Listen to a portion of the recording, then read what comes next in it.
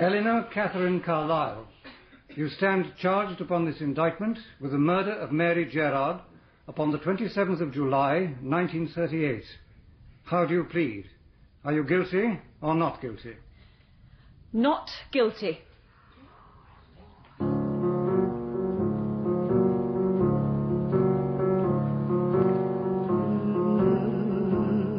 We present Agatha Christie's Sad Cypress, with Emma Fielding as Elinor Carlisle and David McAllister as Dr. Lord.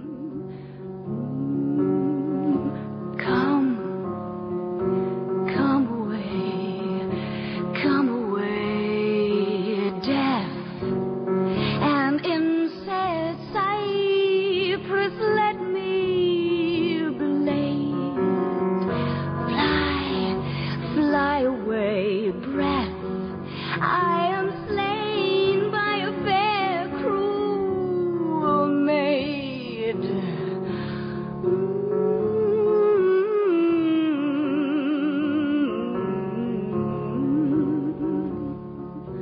This is to warn you, I'm naming no names, but there's someone sucking up to your Aunt Laura. And if you're not careful, you'll get cut out of everything. Girls are very artful, and old ladies is soft when young ones suck up to them and flatter them. I say. What I say is, you'd best come down and see for yourself what's going on. It's not right. You and the young gentleman should be done out of what's yours. And she's very artful, and the old lady might pop off at any time. A well-wisher. When did you get this? It arrived by the morning's post. I was going to tear it up, but I thought you ought to read it first. How extraordinary people are. Whoever could have written it? One of the servants, I suppose. And who do you think the person is, the one mentioned in the letter? I can only suppose that it must be Mary Gerard. Mary Gerard? Who's she? Oh, you must remember her, Roddy. She's the daughter of the people who keep the lodge. Aunt Laura's always been fond of her. She paid for her schooling, arranged for her to have piano lessons, all that sort of thing. Oh, yes, I remember her now. We used to play with her when we were kids. She was scrawny, all legs and arms, with a lot of messy, fair hair. She's not like that now. It's a long time since you've been down at Hunterbury. She's been abroad, au pair in Germany. She's a nice-looking girl now and quite sophisticated. You'd never take her for old Gerard's daughter. And has she really been sucking up to Aunt Laura? I wouldn't say that exactly. I suppose she is up at the house a good deal. She reads aloud to Aunt Laura since she had her stroke. Why can't the nurse read to her? Nurse O'Brien's got a brogue you can cut with a knife. I don't wonder Aunt Laura sends for Mary. You know, Eleanor, I believe we ought to go down. Because of this stupid letter? No, of course not. Well, to be honest, yes. I mean, I know one shouldn't let oneself be influenced by things like this, but you never know. There may be some truth behind it. I mean, the old girl is pretty ill. Yes, she is. And we don't go down there as often as we should. You don't, you mean? And the money does matter. To you and me, Eleanor. Just a drop of milk, is that it? That's it. And no sugar? No sugar. There we are. Thank you. Oh, I don't know what I'd do without you coming round every morning to give me a hand with Mrs. Wellman. Oh. There always seems so much to do, and the girls are worse than useless. It makes such a difference to have another qualified nurse around. Well, I'm not exactly rushed off my feet down in the village. They're a healthy lot round here. Oh, Mr. Wellman and Miss Carlisle are coming down. There was a telegram this morning. I thought the old lady looked excited about something. It'll be nice for her to see her niece and nephew. He isn't her real nephew. Well, her husband's nephew. I always thought it was a pity she never had any children of her own. It must be some time since they were down here. 2 months at least. Such a nice young gentleman, Mr. Wellman, but very proud-looking. I saw Miss Carlisle's picture in the Tatler the other day with some smart society lot at Newmarket. Oh, she always has such lovely clothes. Do you think she's good-looking? Well, difficult to tell what these girls really look like under all their makeup. She hasn't got anything like the looks of Mary Gerard. Oh, well, you may be right. But Mary hasn't got the style. Fine feathers make fine birds. Funny thing happened last night. What? I went in at 2 o'clock to see that Mrs. Wellman was all right, and she was lying there, wide awake. She must have just come out of a dream, because as soon as I came in, she says, "The photograph. I must have the photograph." What? So I said, "Of course, Mrs. Wellman. Do you mean the one of Mr. Roderick?" And she said, "Not Roderick, Lewis." And then what happened? Well, she told me to unlock the second drawer of the tall boy, and there, sure enough, was a big photograph in a silver frame. Oh? Oh, Oh, such a handsome man. It must have been taken years ago. But I took it to her, and she held it there and stared at it for a long time. Oh. She just murmured, Lewis, Lewis. She gave it back to me and told me to put it away in the tall boy. Was it her husband, do you think? But no, it wasn't. Mr. Wellman's first name was Henry. Oh, he must have been a boyfriend a long time ago. I wonder what became of him. Perhaps he was killed in the Great War. Uncle Henry must have been pretty well off when he met your Aunt Laura. And she was an heiress. She's always been very shrewd over money matters.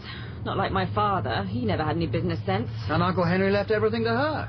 It's tragic his dying so soon. I've always wondered why she never married again. Just as well for our sake that she didn't. She's always been very good to us. If I've been in a hole, she's always helped me out. She's been very generous to me, too. Just as well, considering what your means really are. If it weren't for old Aunt Laura, you'd probably have to work for your living, and you wouldn't like that much. Well, you're not exactly burdened down with work yourself. I'll have you know I put in 3 hours every day at Lewiston home. But I can't say I worry much about the future. Not with our expectations from Aunt Laura. I suppose it must be the Gerard girl the letter refers to. There just isn't anybody else it could be. Nurse Hopkins? Oh, hello. Nurse Hopkins, can you spare me a minute? Of course I can, Mary. What's the trouble? Trouble isn't really the right word. I need a bit of advice. I'll do the best I can. It's just that time is going on, and I'm not doing anything. I ought to get a job, earn my own living. There's time enough for that, surely. That's what Mrs. Wellman's always telling me, but I can't see it like that. She's been wonderfully kind, but I want to make something of myself. I can't bear just sitting around doing nothing. I want to be training for a job. What kind of a job? That's why I want your advice.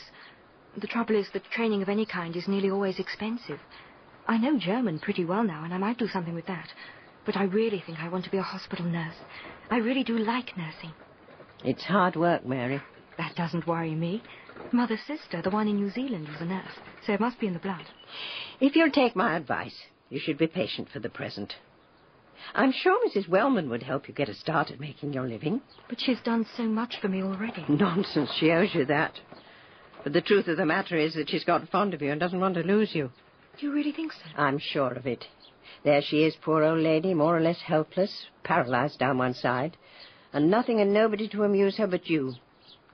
Means a lot to her to have a pretty young thing like you about the house. The best thing you can do is to stay where you are and stop worrying. It won't be for long. What's the matter? My father's coming out of the lodge. He never has a good word to say for me these days. Oh, I wouldn't take any notice. I can't help taking notice. Always going on about me being a fine lady and too good for him. Haven't you got anything better to do with yourself than stand round gossiping? Good morning, Mr. Gerard. Something the matter? Lumbago. That's what's the matter. The warm weather will soon clear that away. I suppose you think that because you're the district nurse, you know the answer to everything. She wants to be a nurse. Did you know that? You'd think she'd want to be something better than that with her French and German and her piano playing. Oh, what use have her languages and all her airs and graces ever been to me? That's what I'd like to know. My. We are in a bad mood this morning, aren't we, Mrs. Gerard? Mary's a good girl and a good daughter to you, and you know it. She's no daughter of mine. You're ashamed of me, aren't you, Mary? That's where your learning and your fine ways have got you. You'd best be off to Mrs. Wellman's. At least you know which side your bread's buttered. You poor soul. Is he always like this? Always. He never liked me, even when I was a little girl. Mum always used to stand up for me. I'm sure he doesn't really mean it, Mary. Oh, he does. All the more reason for your devoting your time to Mrs. Wellman, then. She'll see you're provided for. Aunt Laura's never told us definitely just how she's left her money. It doesn't matter much either way. She's probably divided it between us. But if she's left most of it to you as her own flesh and blood, or left it all to me as the only male representative of the family, it will all come to the same thing once we're married. I suppose it will. You do love me, don't you, Elinor? Yes. Yes. You're adorable. So aloof, untouchable. La Princesse Lointaine. It's that quality of yours that made me love you, I believe. Is it? Well, some women are so possessive. Or they look at you like a sick spaniel with their emotions slopping about all over the place. But with you, I never know. Any minute you might turn round in that cool, detached way of yours and say you'd changed your mind, without batting an eyelid. I think ours will be the perfect marriage. I shall never get tired of you because you're such an elusive creature. I can't imagine myself ever looking at another woman.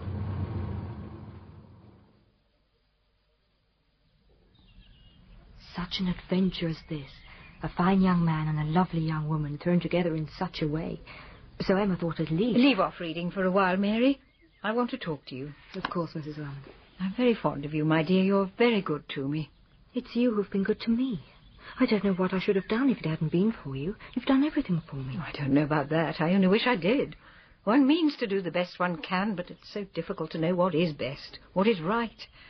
I've been too sure of myself always. I'm sure you've always known what's best and right to do. No, I'm not certain anymore. It worries me. I've had one besetting sin always, Mary. I'm proud. Pride can be the devil. It runs in our family. Elinor has it, too. It will be nice for you to have Miss Elinor and Mr. Roderick down. It'll cheer you up. It's quite a time since they were here. They're young and happy with the world in front of them. No need to bring them near decay and suffering before their time. I'm sure they'd never feel like that, Mrs. Wellman. I always hoped they might marry, but I've never tried to suggest anything of the kind. That would have been sure to put them off. I had an idea long ago when they were children that Elinor had set her heart on Roddy. But I wasn't at all sure about him. He's such a funny creature, very reserved and fastidious. Henry was like that. Your husband? So long ago, so very long ago. We'd only been married for 5 years when he died. We were happy, very happy, but somehow it all seems very unreal, that happiness. I was an odd, solemn, undeveloped girl, my head full of ideas and hero worship. No reality. And afterwards, you must have been very lonely. Oh, yes, terribly lonely. I was only 26, and now I'm over 60. Long time to spend on your own, my dear. A long time. And now this. Your illness. A stroke is the thing I've always dreaded. The indignity of it. Washed and tended like a baby. Helpless to do anything for myself. I can't abide it. Nurse O'Brien is a good soul. She doesn't mind my snapping at her. But it makes a lot of difference to me to have you about, Mary. Does it? Does it really, Mrs. Wellman? You've been worrying, haven't you? What do you mean? About the future. About what's going to happen to you. Yes, I suppose I have. You leave it to me, my dear. I'll see to it that you shall have the means to be independent and take up a profession. But be patient for a little. It means so much to me to have you here. Of course I will. I wouldn't leave you for the world. Not if you want me. I do want you, Mary. You're almost like a daughter to me. I've seen you grow up here at Hunterbury from a little toddling thing.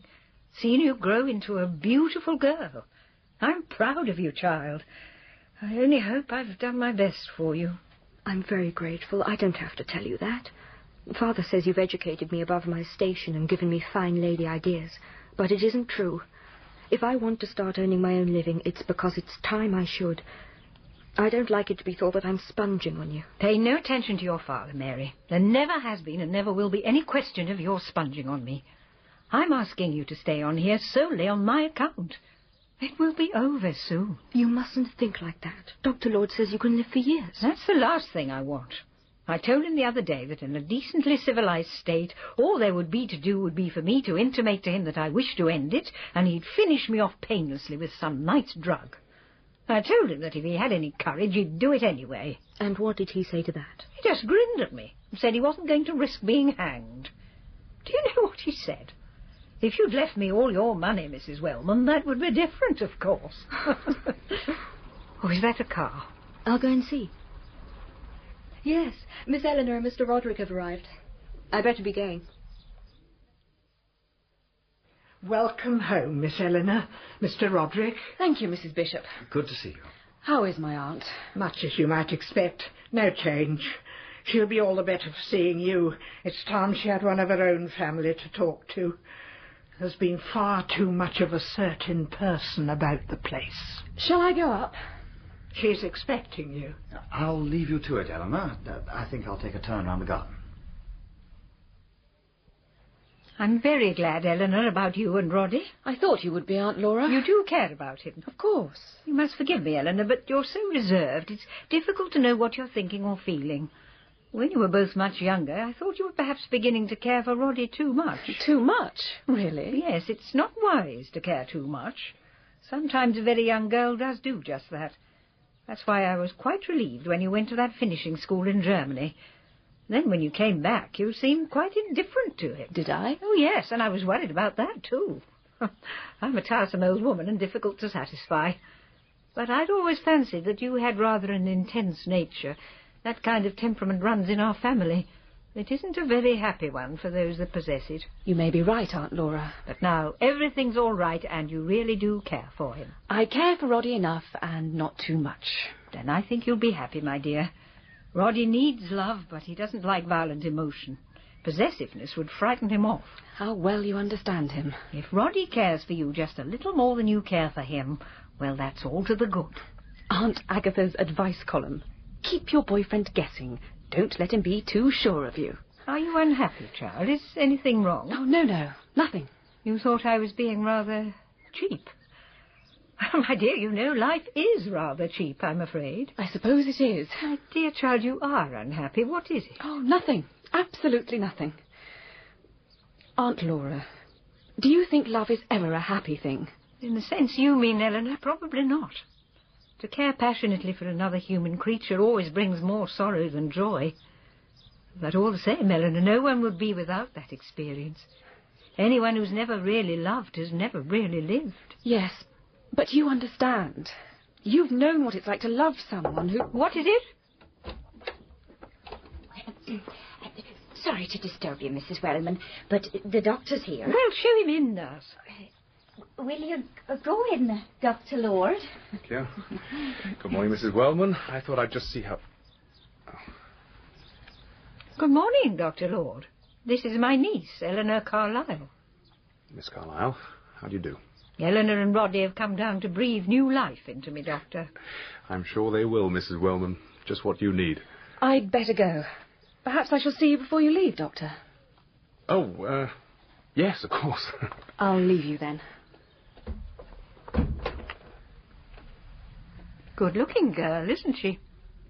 Yes, I suppose so. You suppose so? You haven't looked at me since you came into the room. Let me take your pulse, Mrs. Wellman. You're not fooling anyone, Dr. Lord. But go through your bag of tricks if you must. The trouble with me is that I've never learned the right bedside manner. Rest assured, Doctor, there's nothing wrong with your bedside manner, and you know it. So, what's the verdict? You're coming along splendidly. So I shall be up and walking round the house in a few weeks' time. I wouldn't go that far. What humbugs you doctors are. What's the good lying stretched out on a bed like this and cared for like a baby? Mrs. Wellman, you're one of the people who really want to live, whatever you may say about it. And if your body wants to live, it's no use your brain telling you that it doesn't. And what does your body tell you, Doctor? Do you really want to spend the rest of your life looking after self-centred old ladies in a village miles from anywhere? Don't you want to specialise? The trouble with me, Mrs. Wellman, is that I've got absolutely no ambition. I don't really want to pin down the rare bacillus of an obscure disease. I like measles and chicken pox and all the rest of it. I shall stay here till I grow side whiskers and people begin saying, "Of course, we've always had Dr. Lord, but I suppose he is rather old-fashioned in his methods. Perhaps we'd better call in young so-and-so, who's much more up-to-date." I don't believe a word of it. Now, I must be off on my rounds. Be sure to have a word with my niece before you go. I will, Mrs. Wellman. And perhaps you can get one of the servants to find out where that nephew of mine has gone to. I know he doesn't care for sick beds, but he might at least put his head round the door. Don't you remember me, Mr. Wellman? No, I'm sorry, I don't. Who are you? I'm Mary Gerard from the lodge. You're married, Gerard? It's been a long time since we played together as children. I must have changed a lot since you saw me. I wouldn't have recognised you as the same person. Mary Gerard. Miss Eleanor, it's very nice to see you. I hear you've been doing quite a lot to help my aunt. Not that much. Reading to her every now and then. Nurse O'Brien seems to think you're indispensable. She wants you to help lift my aunt. She says you usually do it with her. I'll go once, Miss Eleanor. And she wants to see you too, Roddy. I just can't believe it. You can't believe what? Well, that's the little girl from the lodge. We used to pull her hair and how? Well, what about her? Well, nothing really. I didn't recognise her, that's all.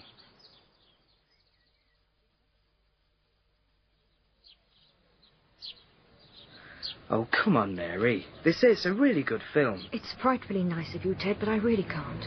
I can't make you out nowadays, Mary. You're different. Altogether different. Ever since you came back from Germany, you don't seem to have time for any of your old friends. That's not true, Ted. And I haven't changed, not really. Oh, yes, you have. You're almost a lady now. Almost isn't good enough, though, is it? No, suppose it isn't. I'm sorry, Ted, but I must go. I'm late. Where are you off to, then? I'm going to have tea with Nurse Hopkins. Rather you than me. That woman's the biggest gossip in the village. She's been very kind to me, always. I'm not saying there's any harm in her, but she talks. Goodbye, Ted. Goodbye, Mary. Was that Ted Bigland you were talking to? He wanted me to go to the pictures with him. Well, of course, he's a nice young fellow in his way, and he's doing quite well at the garage. But I can't help thinking you ought to be setting your sights a bit higher. I've been thinking that myself. You ought to be getting about a bit. You shouldn't be burying yourself down here. Mrs. Wellman doesn't want me to go away just now. Sure she doesn't. Did she say anything about taking care of your future? She told me not to worry. She'd be making provision for me. Well, let's hope she puts it down in black and white. And Miss Elinor and Mr. Roderick didn't stay long, did they? And they won't be back in a hurry. You can be sure of that. Roddy, I've been ringing you for ages. Where have you been? Nowhere in particular. What's the matter? I had a telegram from Dr. Lord this morning. Aunt Laura's had another stroke. Oh, poor old soul. Well, she seemed so perky when we were down there. I do mind so terribly for her. I know how much she hated being ill anyway, and now she'll be more helpless still, and she'll simply loathe that. I can't help feeling that people ought to be set free, if that's what they really want. You put animals out of their pain, why not human beings? Do you think we should go down? Of course, we must. Well, you're not still worrying about the will and Mary Gerard and all that. I'm worrying about Aunt Laura. Good evening, Nurse Hopkins. Good of you to come over. Glad to lend a hand, Doctor. Yes, Nurse O'Brien could do with a break. Tomorrow I'll try and get hold of the second resident nurse. Awkward with this diphtheria outbreak over at Stanford. Well, I'd better see what I can do. I'll leave my case down here. It won't be in the way. No, I'm sure it won't. I'd better go up then. Is she any better, Doctor? I can ensure her a peaceful night, Mary. That's about all that can be done. It seems so unfair, so cruel. Such a kind, caring person. Ah, Miss Carlisle. Sorry we're so late. Trouble with the car, I'm afraid. Oh, hello, Miss Gerard. Good evening, Mr. Wellman. Can I take your coat? Oh, thanks. Is my aunt very bad? You must be prepared for a bit of a shock, Miss Carlisle. She's badly paralyzed. Her speech is almost unrecognizable. And she's definitely worried about something. It seems to be about sending for her lawyer. Do you know who he is? Oh, yes, he's Mr. Seddon. His office is in Bloomsbury Square. But he wouldn't be there at this time of the evening, and I don't know his home address. Oh, tomorrow will be in plenty of time. I'm anxious to set Mrs. Wellman's mind at rest as soon as possible. Could you come up with me, Miss Carlisle? Of course. You don't want me? Not the least need, Mr. Wellman. Better not have too many people in the room. That's all right, then. Shall we go up? Yes, of course. I'm here, Aunt Laura. Dr. Lord says you want me to send for Mr. Seddon. Is that right? Mary? Mary Gerard? Provision. Provision? Is that what you said? You want to make provision for her in your will? You want her to have some money? I'll telephone Mr. Seddon first thing in the morning and get him to come down straight away. Everything shall be arranged exactly as you wish. Come, we'll let her rest now. Good night, Aunt Laura. Dr. Lord, is it all right if I go in and see her for a moment? Yes, of course, Mary. Keep quiet, though, and don't disturb her. I won't. That was exactly what was needed. What? What did you say? That you were everything you should have been. Practical, reassuring. Is something the matter? Oh, no, nothing. It upset me terribly seeing her like that. Well, you didn't show it. You must have great self-control. I've learned not to show my feelings. All the same, the mask's bound to slip once in a while. The mask? The human face is, after all, nothing more nor less than a mask. And underneath? Underneath is the primitive man or woman. She seems to be sleeping peacefully. Thank you for letting me go into her. Good night, Doctor. Good night, Miss Carlisle. Good night. Good night, Mary. I'll be on my way, then. There's nothing more I can do for the moment. I'll look in early tomorrow. Goodbye, Miss Carlisle. Don't worry too much. I'll try not to, Doctor. What's the poor old dear worrying about? She wants to see Seddon. I'll telephone first thing. Does she want to make a new will? Is that it? She didn't say so. Just something about wanting to make provision. For Mary? Yes, for Mary Gerard. Miss Carlisle. Miss Carlisle. What is it? Mrs. Bishop, what's happened? It's your aunt, Miss Elinor. Poor old lady passed away in her sleep. Aunt Laura's dead? Yes. She wouldn't have felt a thing. It was quite painless, Nurse Hopkins says. What a blessing for her. Strange that it should happen so suddenly, though. What were the doctors saying? He'd call again this morning and everything as usual? It wasn't exactly sudden. After all, she'd been ill for some time. I'm just thankful that she was spared more suffering. What is it, nurse? Have you lost something? I can't find a tube of morphine. I could have sworn it was in my case when I left it down here last night. I gave Mrs. Wellman the last tablet of the old tube yesterday evening, and I was sure I had the new tube in here. It must still be in your cupboard at home. It must be. But I did think I could trust my memory better than that. It was a full tube of morphine. Yes, it was. Nobody could have pinched it, could they? Of course not. Who'd do a thing like that?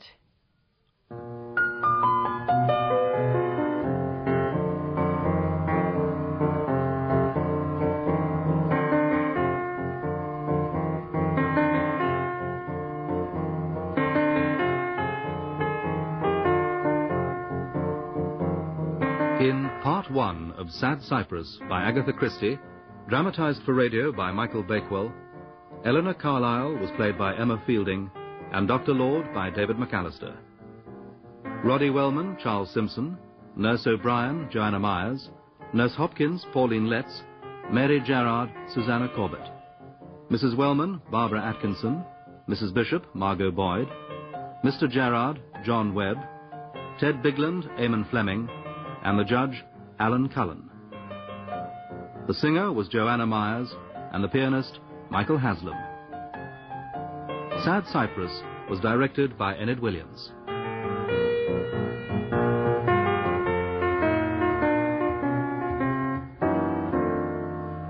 Few revelations on the way, too. There's nothing straightforward in an Agatha Christie tale. You've signed the death certificate then, Doctor? Of course I've signed it, nurse. Is there any reason why I shouldn't? Natural causes. Of course. Natural causes.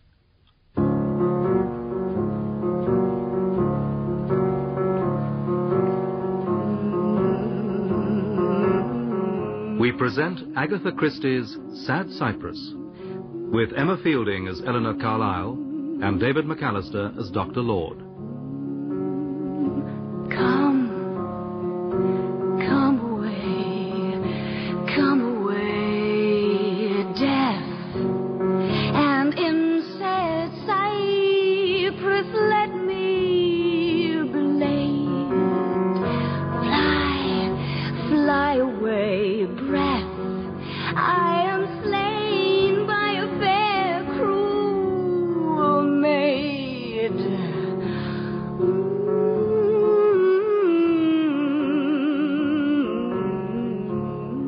Elinor and Roddy's invalid aunt, Mrs. Wellman, has died in her sleep, and a tube of morphine has gone missing.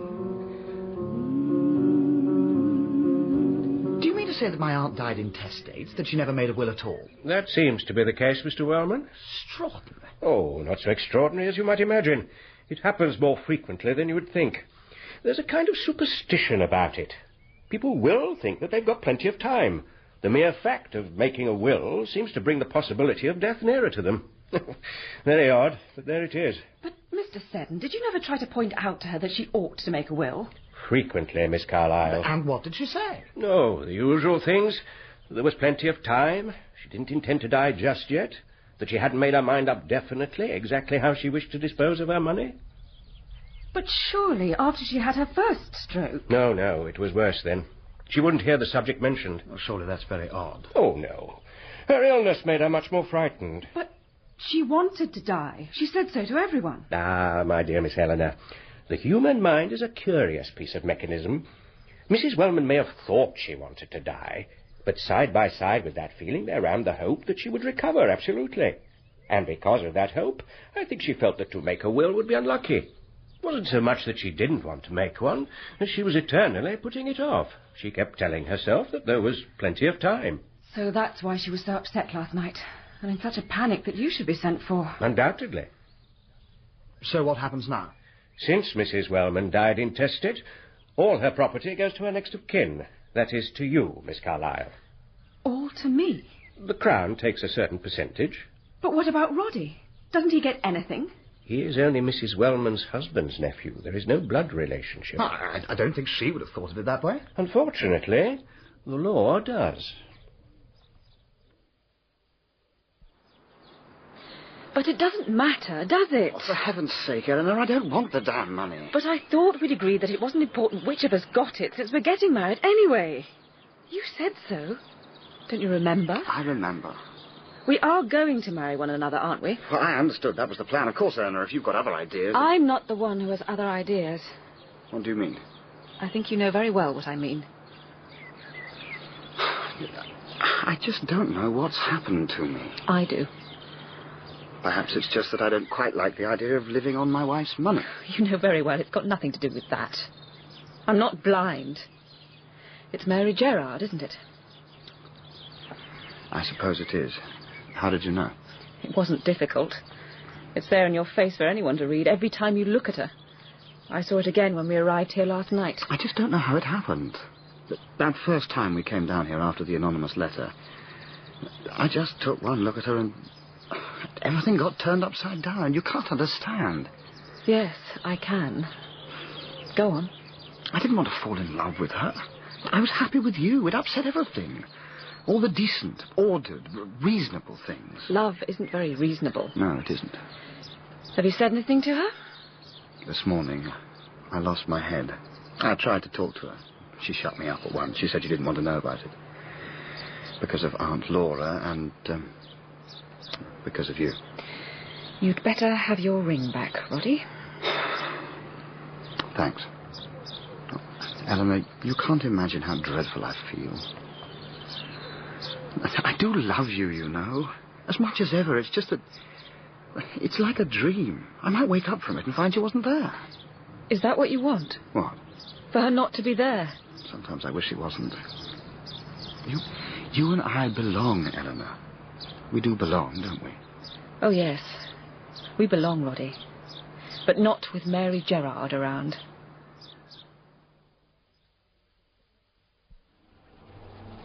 You have to admit it was a lovely funeral. Oh, it was. I never saw such beautiful flowers. Mm-hmm. I'm wondering if Mrs. Wellman had made a will, how she would have left her money. I know one thing. What's that? She'd have left a sum of money to Mary Gerard. A sum of money? I'll tell you this, Miss Hopkins. It's my opinion she'd have left her every single penny she possessed. Oh, I don't think she'd have done that. She'd have looked after her own flesh and blood, anyway. Well, there's flesh and blood. I'm flesh and blood. Now, what on earth do you mean by that? I've said enough. You won't find me blackening the memory of the dead.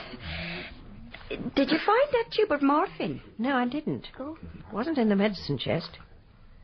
Can't imagine what I could have done with it. And you didn't leave your case anywhere else? No, of course not. Set it down in the hall when I arrived at Hunterbury. There it stayed. It is a mystery. I mean, it's not as if... Not as if what? Well, no one would have taken it, surely. Why should they? That's just what I think. I wouldn't worry about it if I were you. I'm not worrying.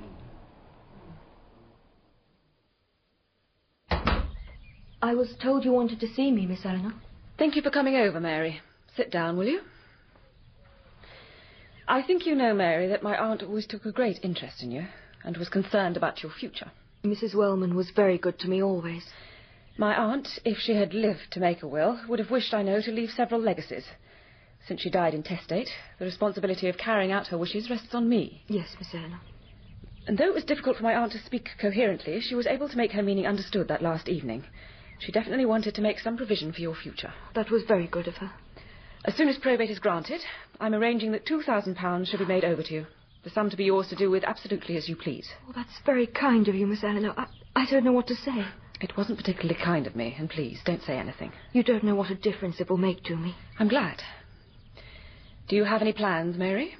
Yes, I do. I want to train for something in nursing. Nurse Hopkins suggested that I take a course in London. That sounds a very good idea. I'll try to arrange with Mr. Seddon that some money be advanced to you as soon as possible. That's very good of you, Miss Elinor. It's got nothing to do with me. I'm merely fulfilling my aunt's wishes.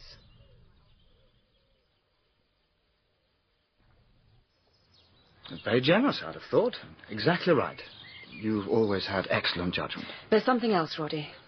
I want you to have your proper share of the money. No, Eleanor, I don't want it. Half the money was your uncle's anyway. Eleanor, do you really want me to feel more of a heel than I already am? I don't want your money. But it isn't mine, don't you see? It's yours by law, and that's all that matters.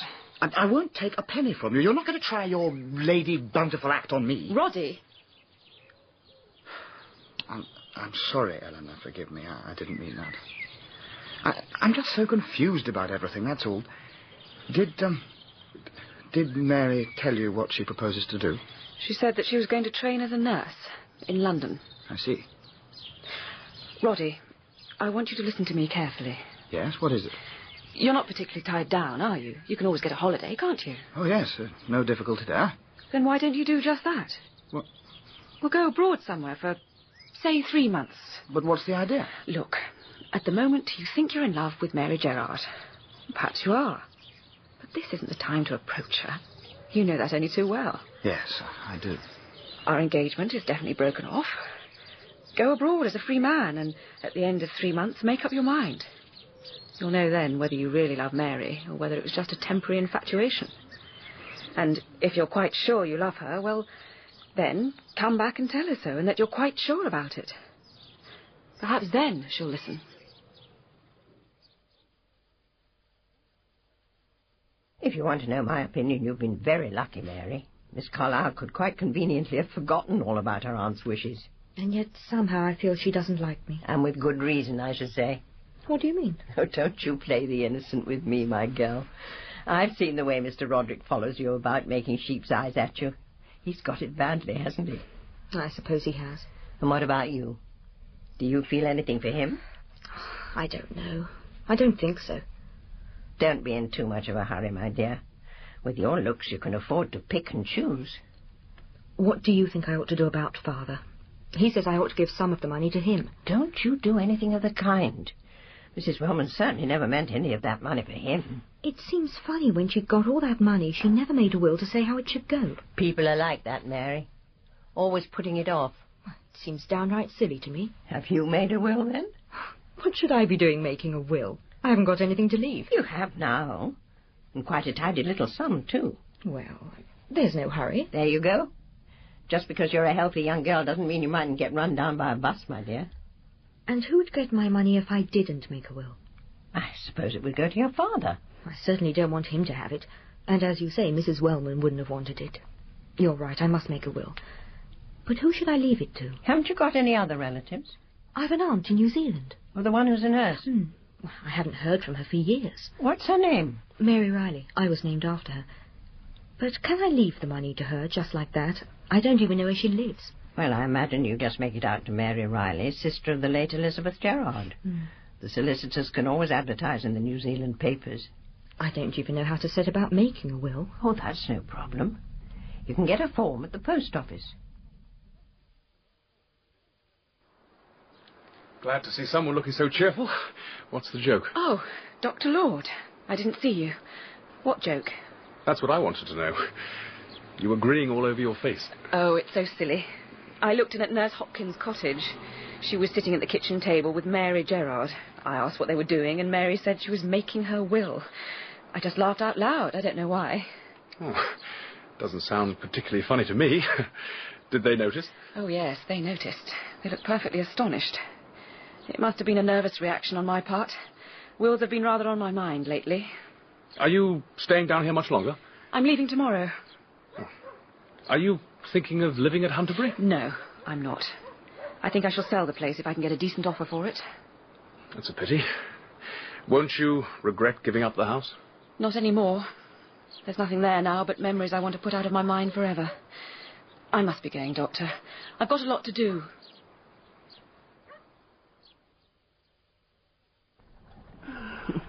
Just like old times. So nice of you to come back and look me up. Now, tell me all the news. How's life at Labrador Court? Oh, well, 'tis fine enough. Oh, but it's not like Hunterbury. It's really out in the wilds. The maids there are a rough and ready lot. And what about your patient? Lord Rattery. Oh, he's no trouble. He had double pneumonia, but he pulled through. Oh, he's a nice, quiet gentleman.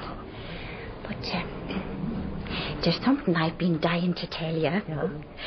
You remember that old photograph Mrs. Wellman made such a fuss about? That old flame of hers? What was his name? Lewis. That was it.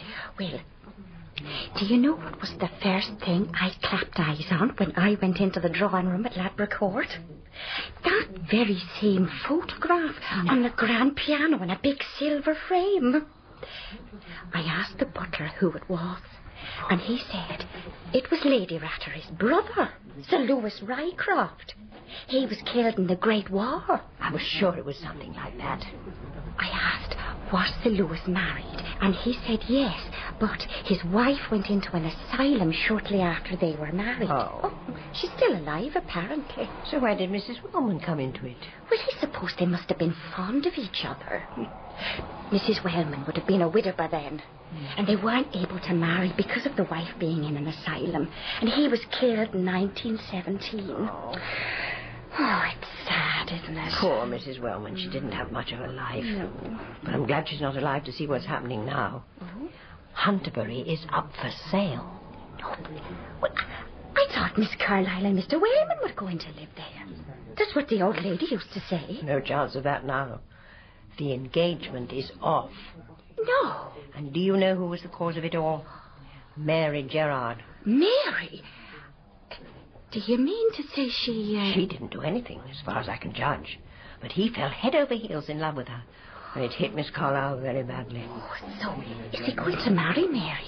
It doesn't look like it. He's gone abroad somewhere now. And what's Mary doing? She's in London, training to be a private nurse.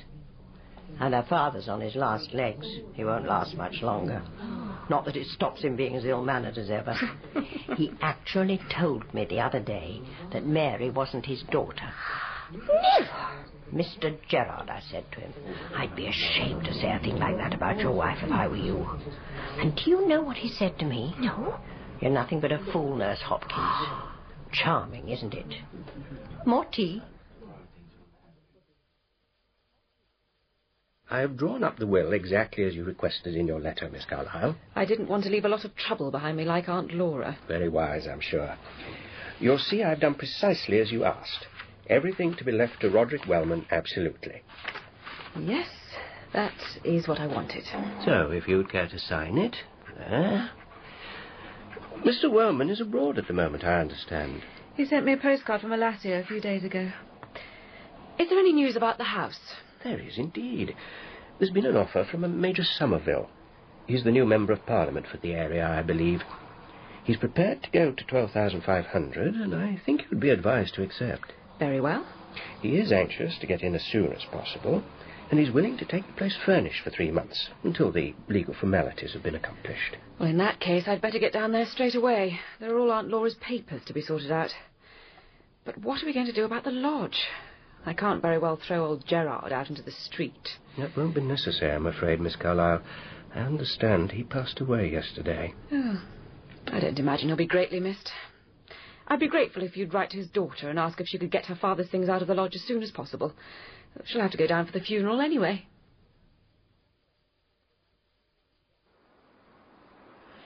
Why, Miss Elinor, this is a surprise. Mrs. Bishop. I'd no notion you were here. If I'd known you were coming to Hunterbury, I'd have been there myself. Who's doing for you there? Have you brought someone down from London? I'm not staying at Hunterbury. I've got a room at the King's Arms. Oh, 'tis possible to stay there, I've heard. But it's hardly what you're accustomed to, Miss Elinor. It's only for a day or two.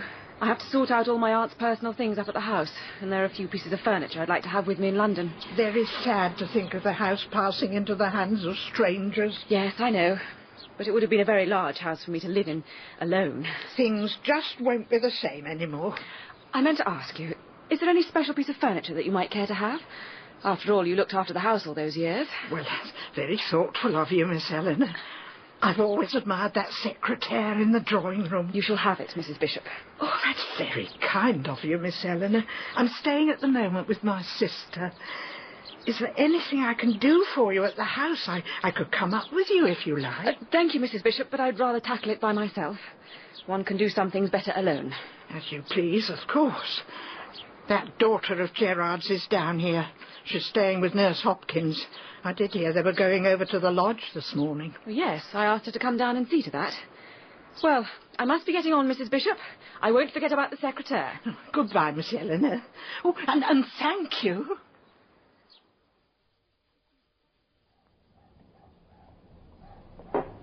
Some pastry sandwiches, Miss Carlisle. What would you like? Salmon and shrimp, turkey and tongue, salmon and sardine, ham and tongue? In spite of their names, I always think they taste much alike. Well, perhaps they are in a way. People always seem to find them very tasty. I used to be rather afraid of eating fish paste. There have been cases of ptomaine poisoning from them, haven't there? I can assure you, Miss Carlisle, that this is an excellent brand, most reliable. We never have any complaints. Well, in that case, Mr. Abbott, I'll have 1 pot of salmon and anchovy and 1 of salmon and shrimp.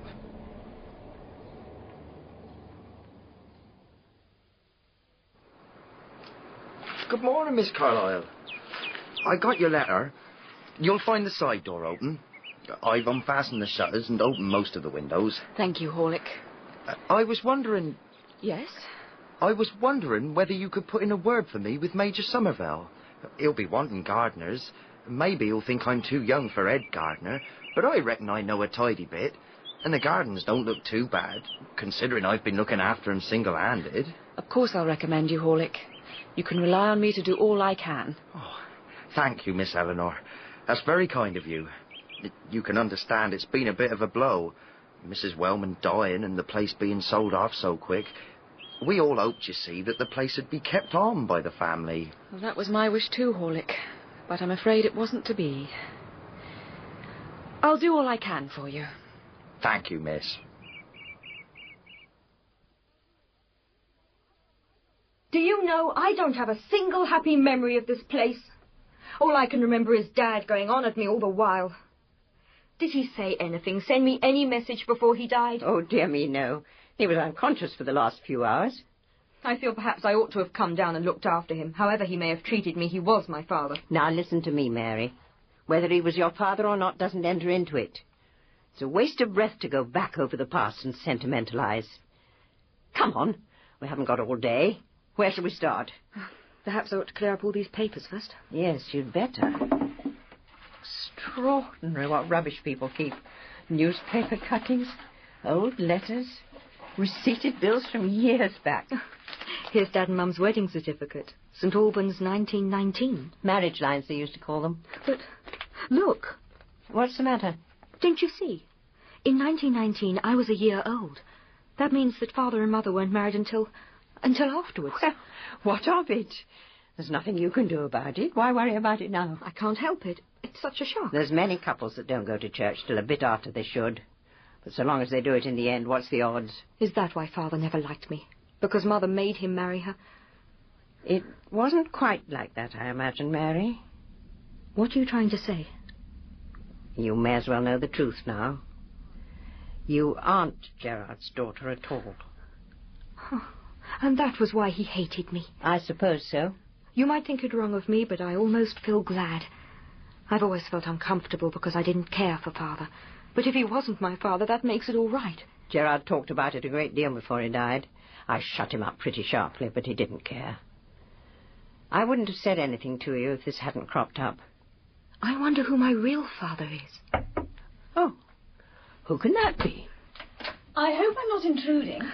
Good morning, Miss Elinor. I wondered if you'd like to come up to the hall and have some lunch.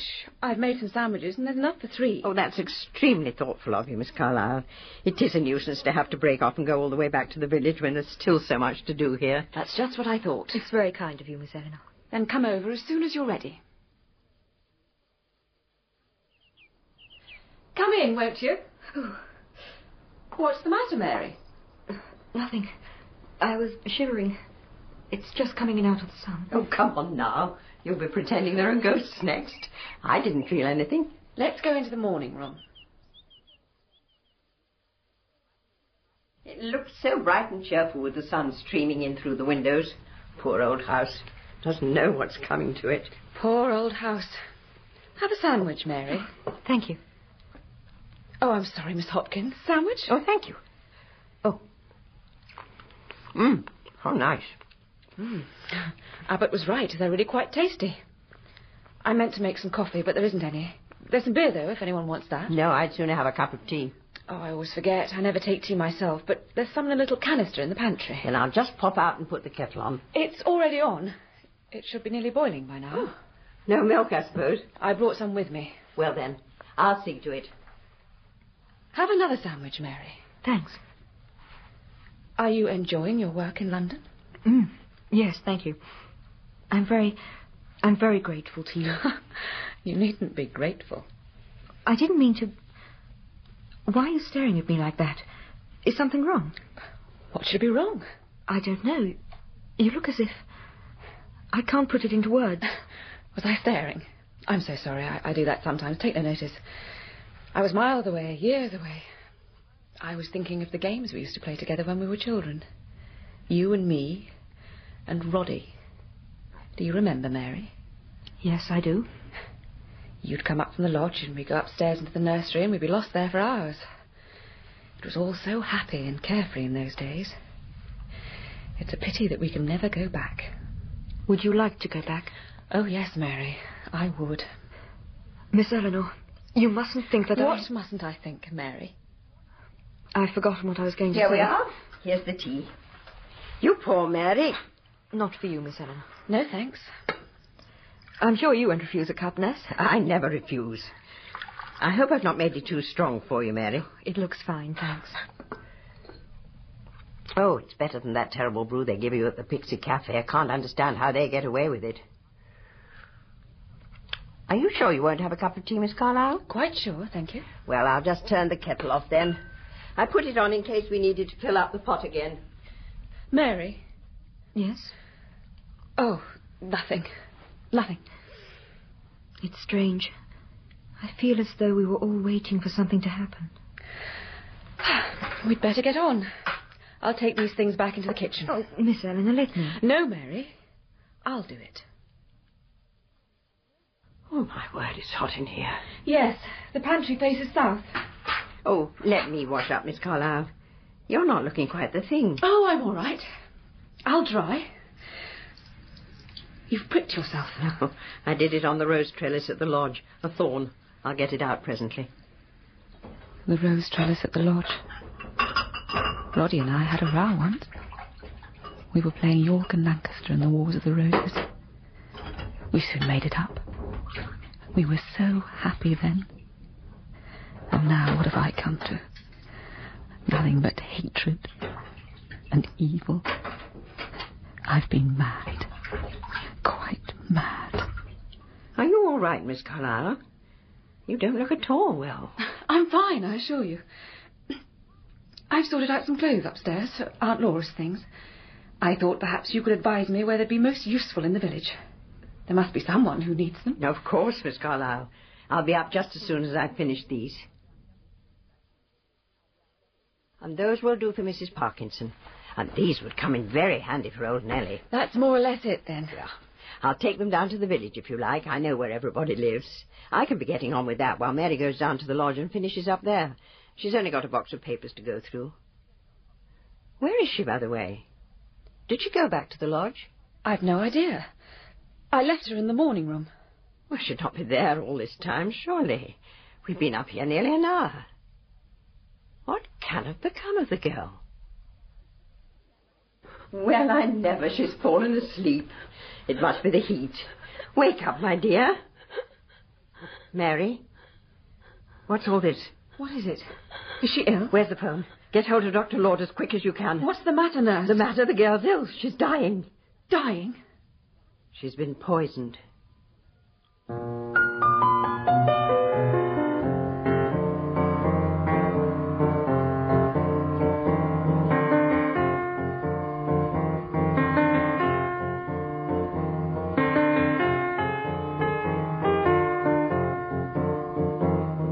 In Part 2 of Sad Cypress by Agatha Christie, dramatized for radio by Michael Bakewell, Elinor Carlisle was played by Emma Fielding and Dr. Lord by David McAllister. Roddy Wellman, Charles Simpson, Nurse O'Brien, Joanna Myers, Nurse Hopkins, Pauline Letts, Mary Gerard, Susanna Corbett, Mrs. Bishop, Margot Boyd. Mr. Seddon, the solicitor, John Evitts, Abbott, the grocer, John Church, and Horlick, the gardener, David Thorpe. The singer was Joanna Myers, and the pianist, Michael Haslam. Sad Cypress was directed by Enid Williams.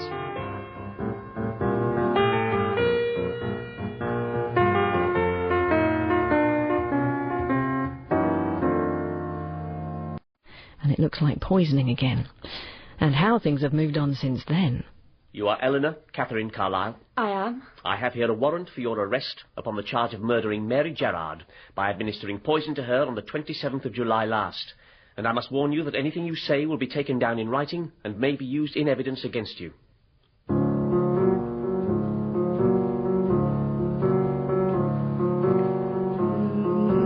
We present Agatha Christie's Sad Cypress, with John Moffatt as Hercule Poirot, Emma Fielding as Elinor Carlisle, and David McAllister as Dr. Lord.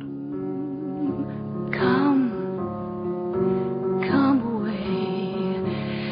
away, death, and in sad cypress let me blade. Fly away, breath, I am slain by a fair, cruel maid.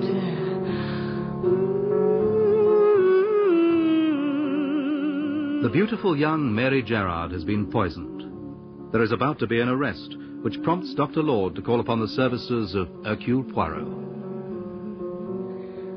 She's been arrested and she's going to be put on trial for murder, Monsieur Poirot. I want you to find evidence that will prove she didn't do it. Now, just a moment, my friend. Not so fast. Who has been arrested? Who is going to be tried for murder? A young woman named Elinor Carlisle. And why have you come to see me, Dr. Lord? I heard about you from a friend, Edward Stillingfleet. The good Mr. Stillingfleet. He told me what you did in the Benedict Farley case. How every mortal soul thought it was suicide, and how you showed it was murder. And now you wish me to achieve the opposite, To prove that this murder was in fact suicide. I don't care what you prove. I just want you to get her off. Tell me, Dr. Lord, you and this young lady, you are in love with one another, You are affianced, perhaps? No such luck, I'm afraid. Eleanor's in love with a long-nosed, supercilious ass. Damn bad taste and totally absurd, but there it is. I fell in love with her the moment I saw her. It's an old romantic cliché, but it's true. She's never given me a second thought. I love her, and I don't want her to be hanged. It's as simple as that. What is the exact charge against her? She's accused of murdering a girl called Mary Gerard by poisoning her with morphine hydrochloride. Haven't you read about it? It's been in all the papers. And what is supposed to be the motive? Jealousy. And in your opinion, she did not do it? No, of course not. She's not capable of it. Almost everyone is capable of murder. It is the one crime for which you need no expertise. Now, what is it exactly that you want me to do? I've told you. I want you to get her off. I am not a defending counsel, my friend. I'll put it more clearly. I want you to find evidence that will enable her counsel to get her off. You put this a little curiously. It seems simple enough to me. I want you to get Elinor Carlisle acquitted. From what I've heard, you're the only man who can do it. You interest me, my friend. I think you had better tell me the exact facts of the case. But surely you've read the newspapers? I never go by what I read in the newspapers. Now come, Doctor, the facts. Your solicitor's here, Miss Carlisle. Oh, thank you. Good morning, Mr. Seddon. Hello, Eleanor. I should like to speak to my client alone, if you please. Of course, Mr. Seddon. I've good news for you, Miss Carlisle. Sir Edwin Bulmer has agreed to take on your case. Bulmer? Isn't he the one they call the forlorn hope? Quite appropriate in my case, I should have thought. But doesn't he specialise in sob stuff about the prisoner's youth and difficult upbringing? It won't wash in my case, Mr. Seddon.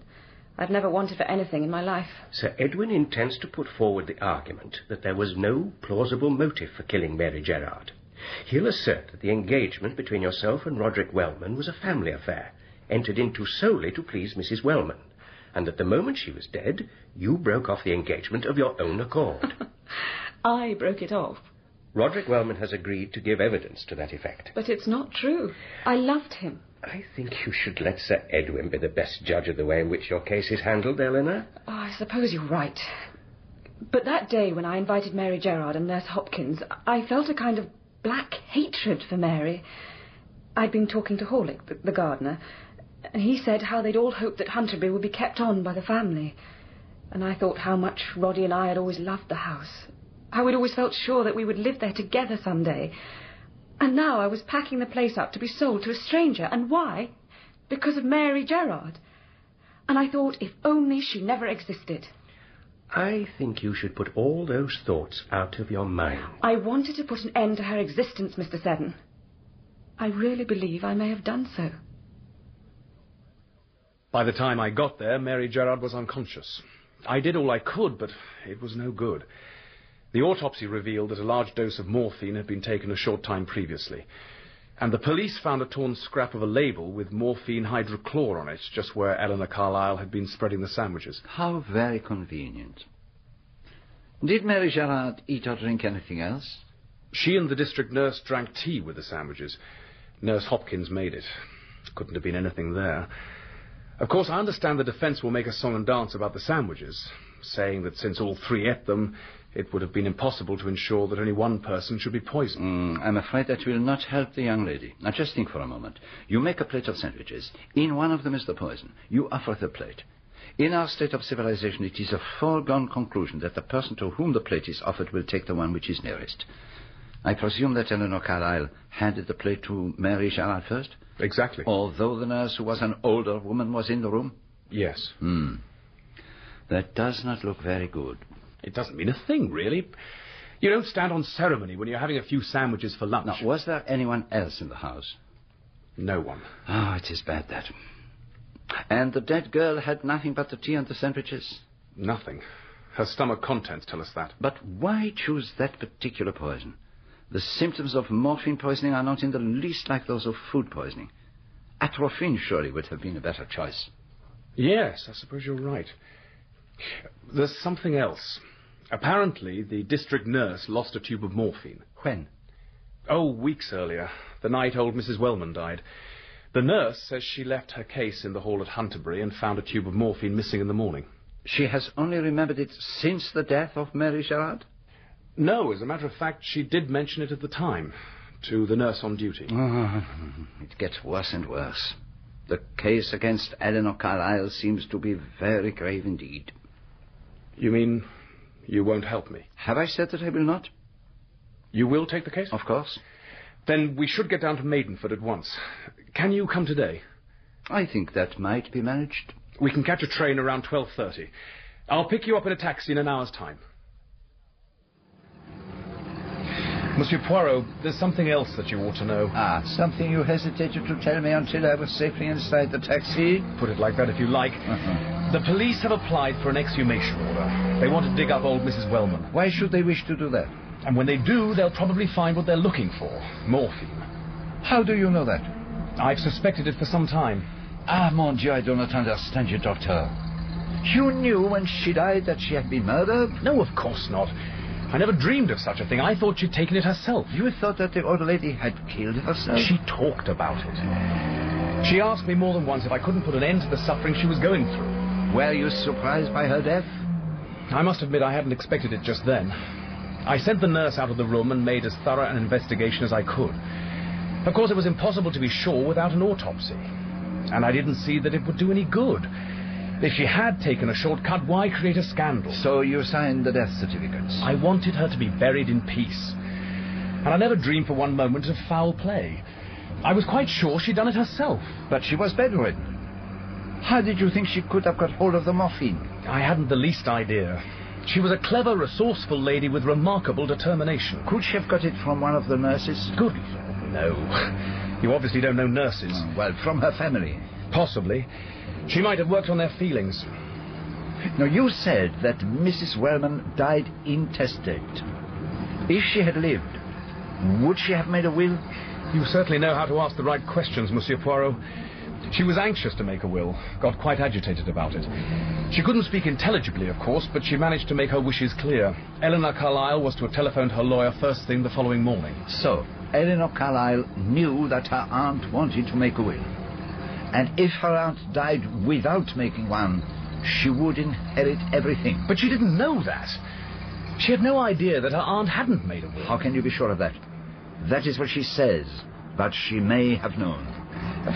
Look here, Poirot, are you the prosecuting counsel? At the moment I am, my friend. If I am to help you, I must know the full strength of the case against Elinor Carlisle.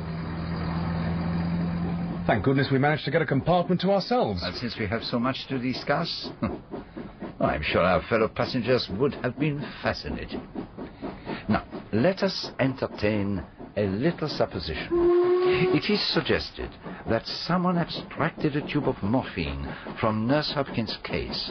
Suppose Mary Gerard saw the person who did it. She would have said so. No, mon cher. No, be reasonable. If Elinor Carlisle or Roderick Wellman or even any of the servants were to open that case and abstract a little glass tube, what would anyone think? Well, simply that the person in question had been sent by the nurse to fetch something from it. The matter would pass straight out of Mary Gerard's mind again.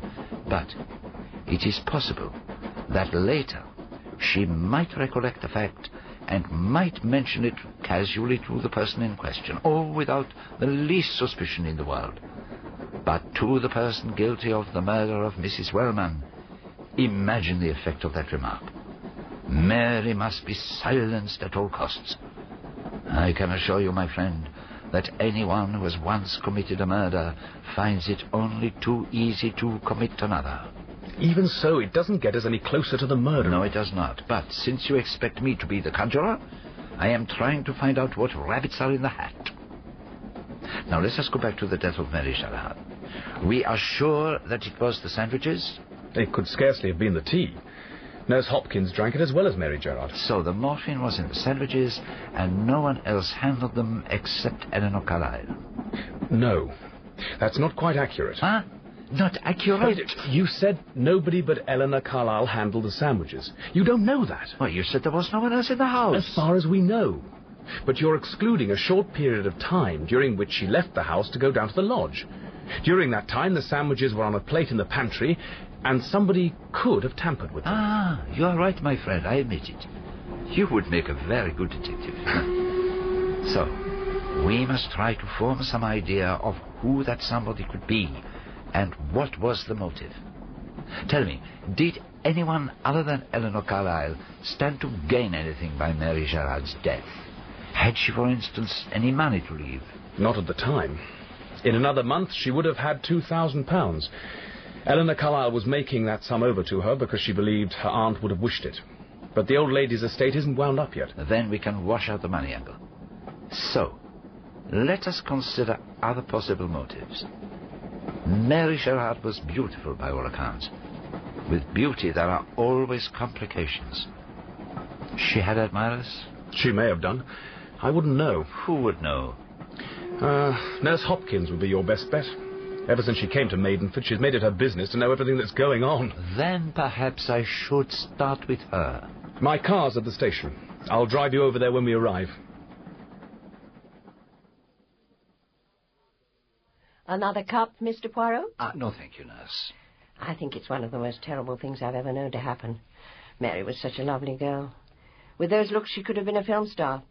And she was a nice, steady girl, too, not stuck up, though she easily could have been with all the notice taken of her. What, you mean the notice taken of her by Mrs. Wellman? That's just what I mean.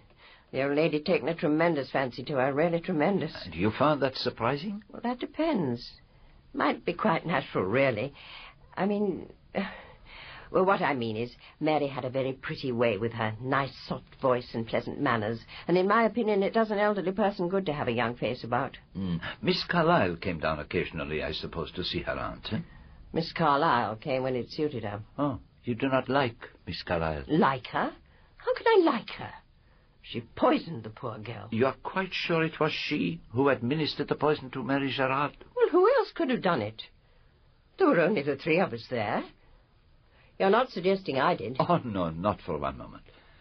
But her guilt has yet to be proved, remember. She did it all right. Apart from anything else, you could see it in her face, the way she kept looking at Mary, and taking me upstairs and keeping me there all that while, delaying as long as possible. And then when I turned on her after finding Mary lying there like that, it was there in her face as plain as could be. She knew I knew. It certainly is difficult to see who else could have done it. Unless, of course, she did it herself. What, do you mean to say that Mary might have committed suicide? One can never tell. The heart of a young girl is very sensitive, very tender. It would have been possible, I suppose. She could have slipped something into her tea without you noticing her. What, slipped it into her cup, do you mean? Yes. You could not have been watching her all the time. Well, I suppose she could have done it. But why should she? What would she want to do a thing like that for? An unhappy love affair, perhaps? Oh, girls don't kill themselves for love affairs nowadays. Not unless they're in the family way. And Mary wasn't that, let me tell you. And she was not in love? Not she. Quite fancy-free. But she was a beautiful girl. She must have had admirers. There was Ted Bigland, of course. Ted Bigland? A local boy, lives on his father's farm. He was very gone on Mary. But she was a cut above him. I told her so myself. He must have been angry when she would not have anything to do with him. He certainly was. Blamed me for it, too. But I'd a perfect right to advise Mary. After all, I know something of the world. I didn't want her to throw herself away. What made you take such an interest in the girl? What? Well, I don't know. There was something, romantic about Mary. She was the lodgekeeper's daughter, was she not? Oh, yes. Yes, of course. At least... You are being very mysterious, nurse.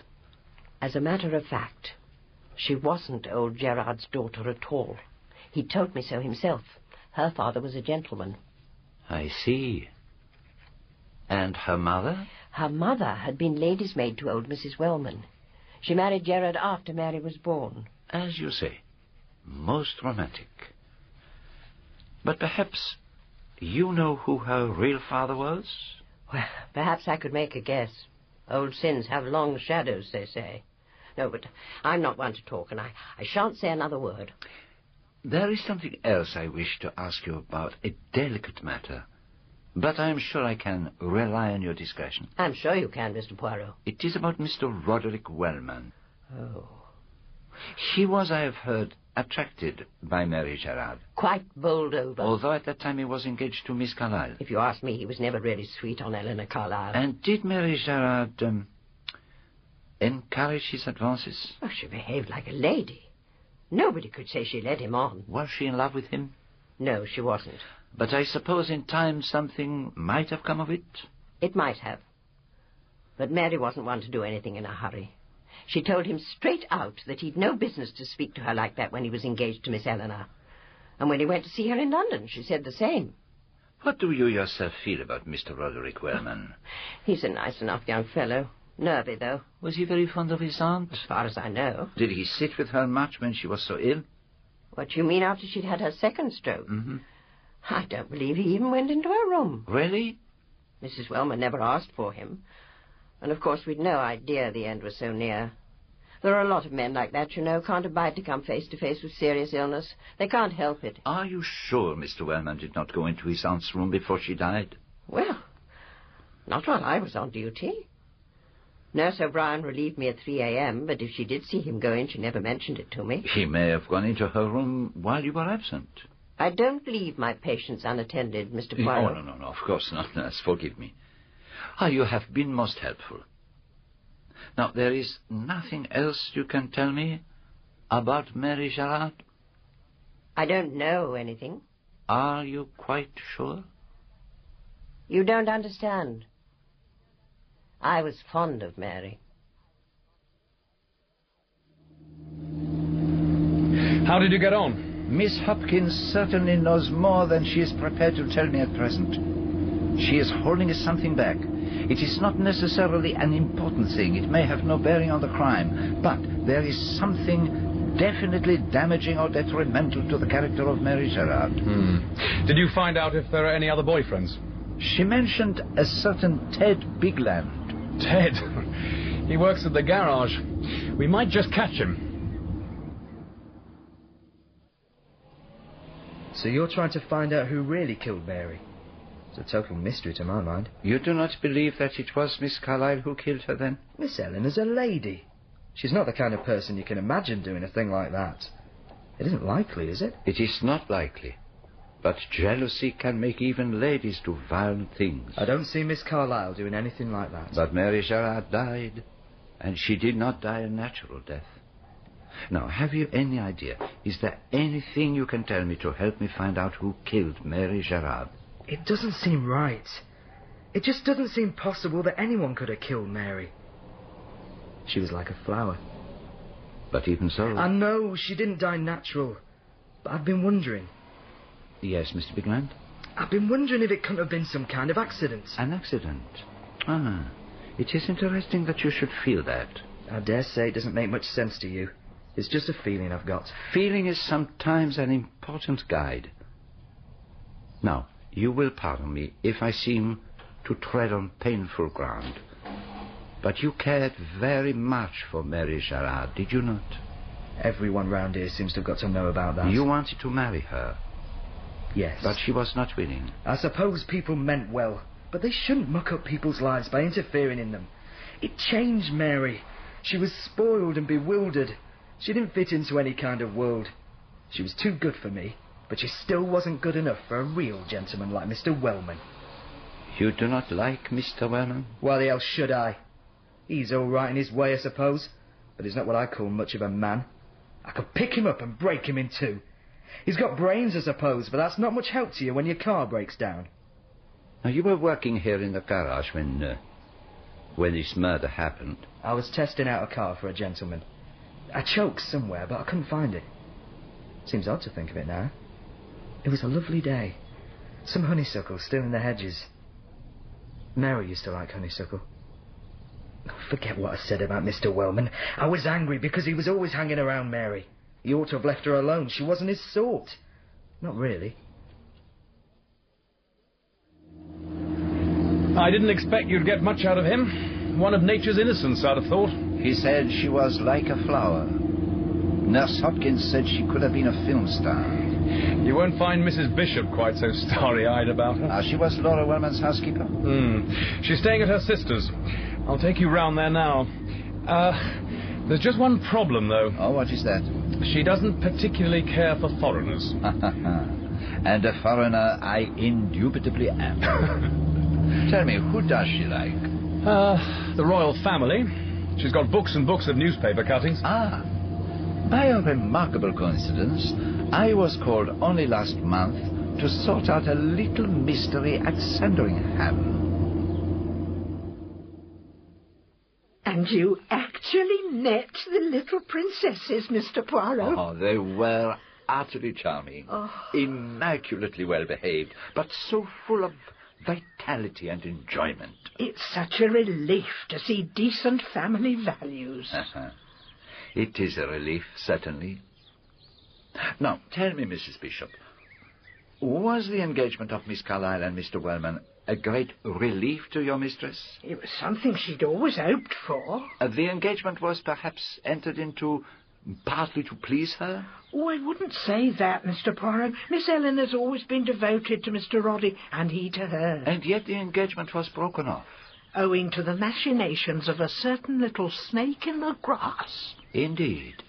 In this country, Mr. Poirot, there's certain decency to be observed when mentioning the dead. But that young woman was underhand in everything she did. But I had been given the impression that she was a simple, unassuming girl. Oh, people were taken in by her, all right. My poor dear mistress above all. Mary Gerard wormed her way into her confidence, always hanging about, reading to her, bringing her little nosegays of flowers. The money she spent on that girl. Expensive schools, sending her abroad.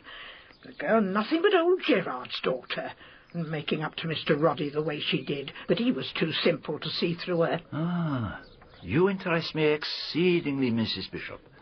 I have at last a clear picture of Mary Gerard. Well, I'm not saying anything against the girl.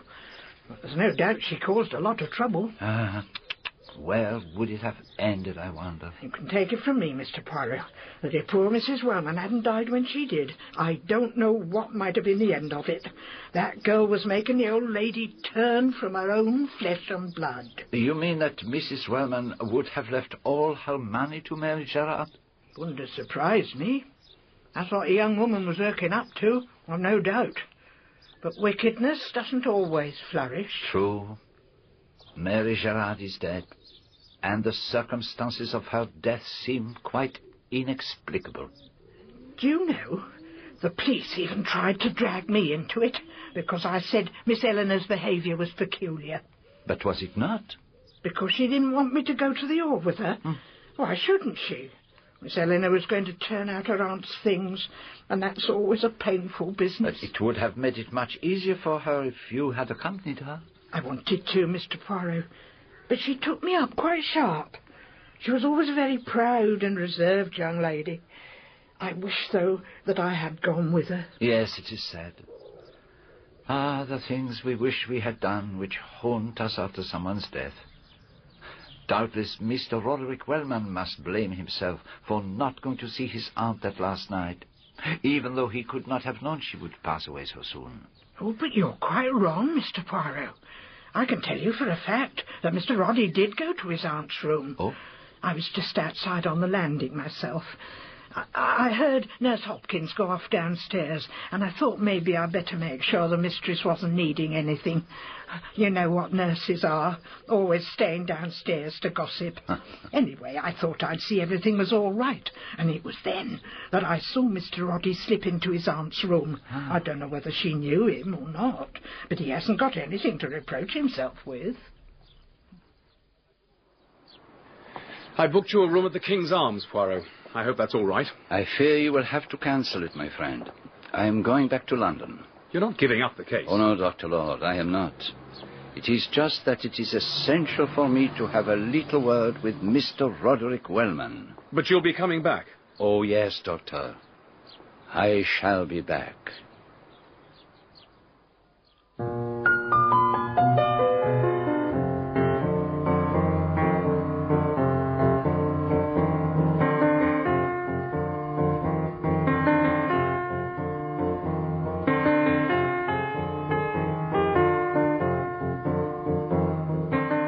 In Part 3 of Sad Cypress by Agatha Christie, dramatized for radio by Michael Bakewell, Hercule Poirot was played by John Moffatt, Elinor Carlisle by Emma Fielding, and Dr. Lord by David McAllister.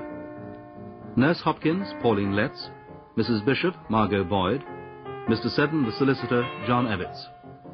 Ted Bigland, Eamon Fleming, the wardress, Gudrun Ewer, the arresting officer, Keith Drinkle. The singer was Joanna Myers, and the pianist, Michael Haslam. Sad Cypress was directed by Enid Williams.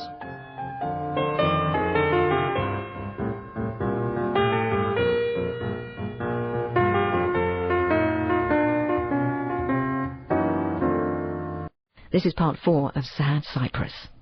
Have you heard what they're saying about Mrs. Wellman? And what would that be? I've heard they've dug the old lady up, and there's traces of morphine in her. Morphine? So it was murder, then? Murder. and little doubt who did it.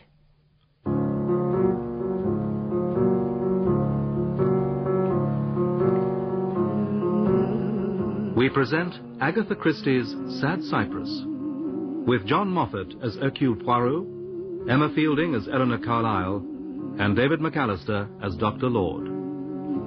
Come away, death, and in sad cypress let me blade. Fly away, breath, I am slain by a fair, cruel maid.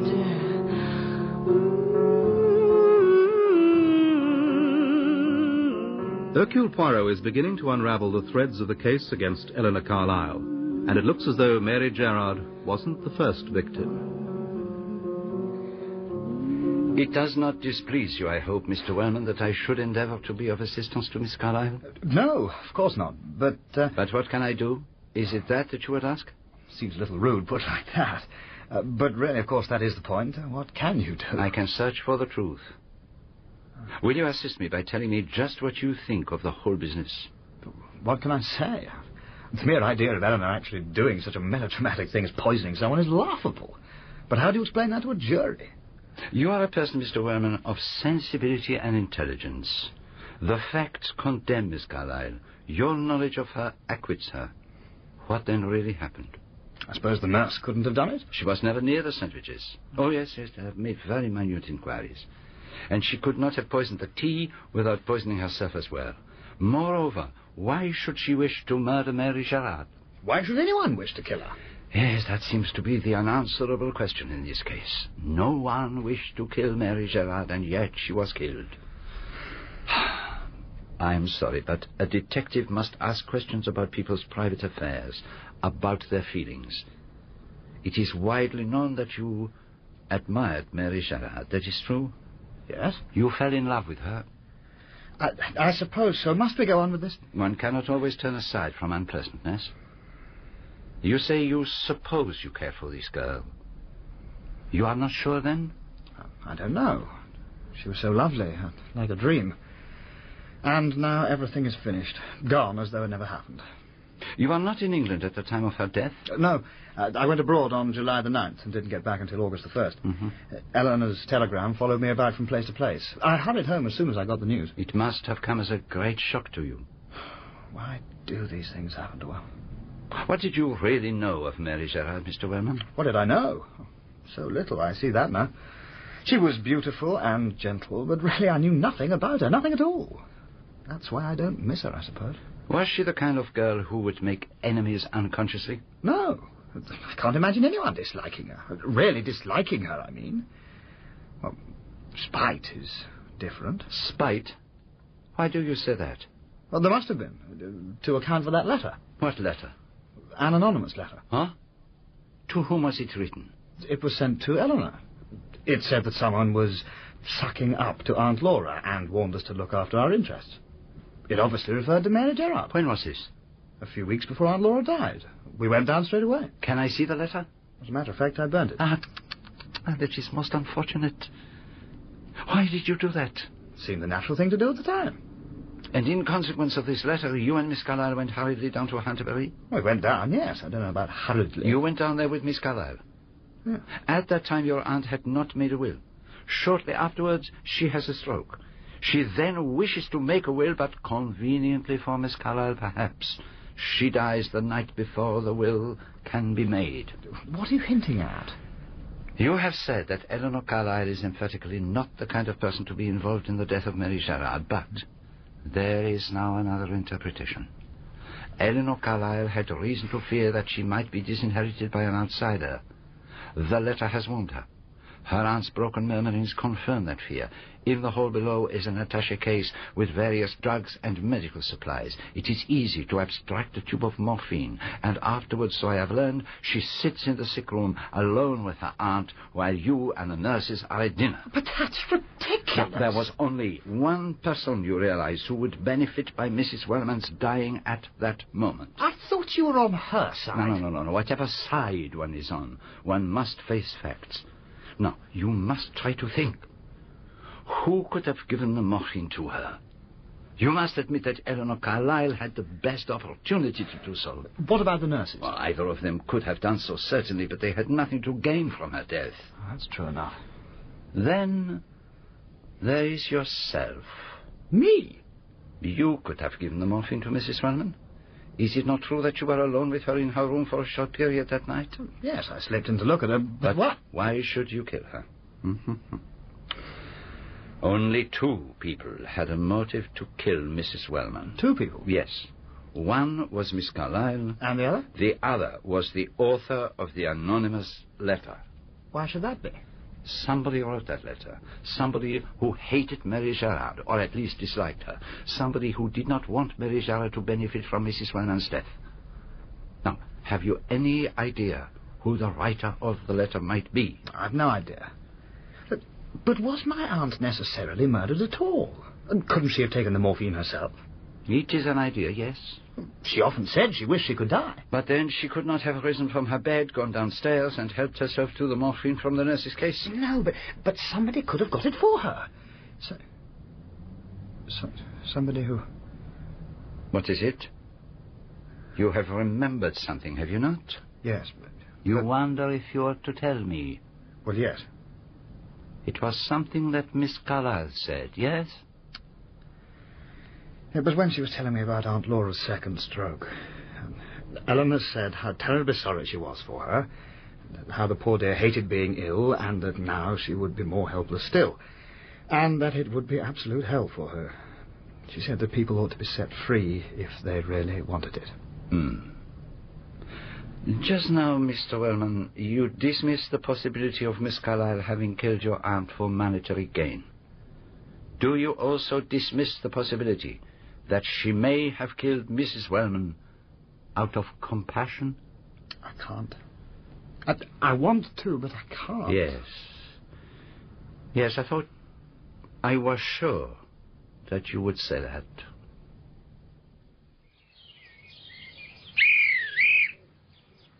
Dr. Law, how kind of you to meet me. Kindness, nothing. I'm desperate for news. Are you staying long? No, I'm afraid not. I have to go up to London again tomorrow. I have a meeting with Miss Carlisle. You're seeing her in prison? Oh, well, they would scarcely allow me to see her anywhere else. And even that was difficult to arrange. Her solicitor was most obstructive and did not want me to see her. The police were unable to give me any assistance. Fortunately, the Home Secretary owes me a little favor. The car's here. Thank you. Well? No, it is not very well. You haven't got hold of anything? Elinor Carlisle killed Mary Gerard out of jealousy. Elinor Carlisle killed her aunt to inherit her money. Elinor Carlisle killed her aunt out of compassion. My friend, you may make your choice. Oh, that's nonsense, Poirot. You really don't think it is possible that Elinor Carlisle was unable to bear the sight of her aunt's suffering and help put an end to it? I can't deny that it's possible, but I don't think she'd be so carried away by pity as to lose sight of the risk. She'd know that she could be accused of murder. You may be right. But isn't there anything? Any chink of light at all? My investigations always lead me back to the same place. No one stood to gain by Mary Gerard's death. No one hated her except Elinor Carlisle. There is one thing, though. A piece of the puzzle that is missing. Have you ever heard of any gossip against Mary Gerard? You're thinking of what Nurse Hopkins told you? Exactly. Or rather what she didn't tell you? She was fond of Mary, and there is something about Mary she does not want known. That is to say, there is something against Mary that she is afraid I will find out. She does not think it has any bearing on the crime, but you see, it is imperative that I should know everything. For it may be that there was a wrong done by Mary to some third person, and in that case, that third person might have a motive for desiring her death. But if Nurse Hopkins won't tell you what it is, how are you going to find it out? There is one other person who might be able to help me. Who is that? Nurse O'Brien. She is a great friend of Nurse Hopkins, and I doubt whether the garrulous Hopkins could refrain from giving at least a hint to her about something that was occupying her mind. Nurse O'Brien may know something.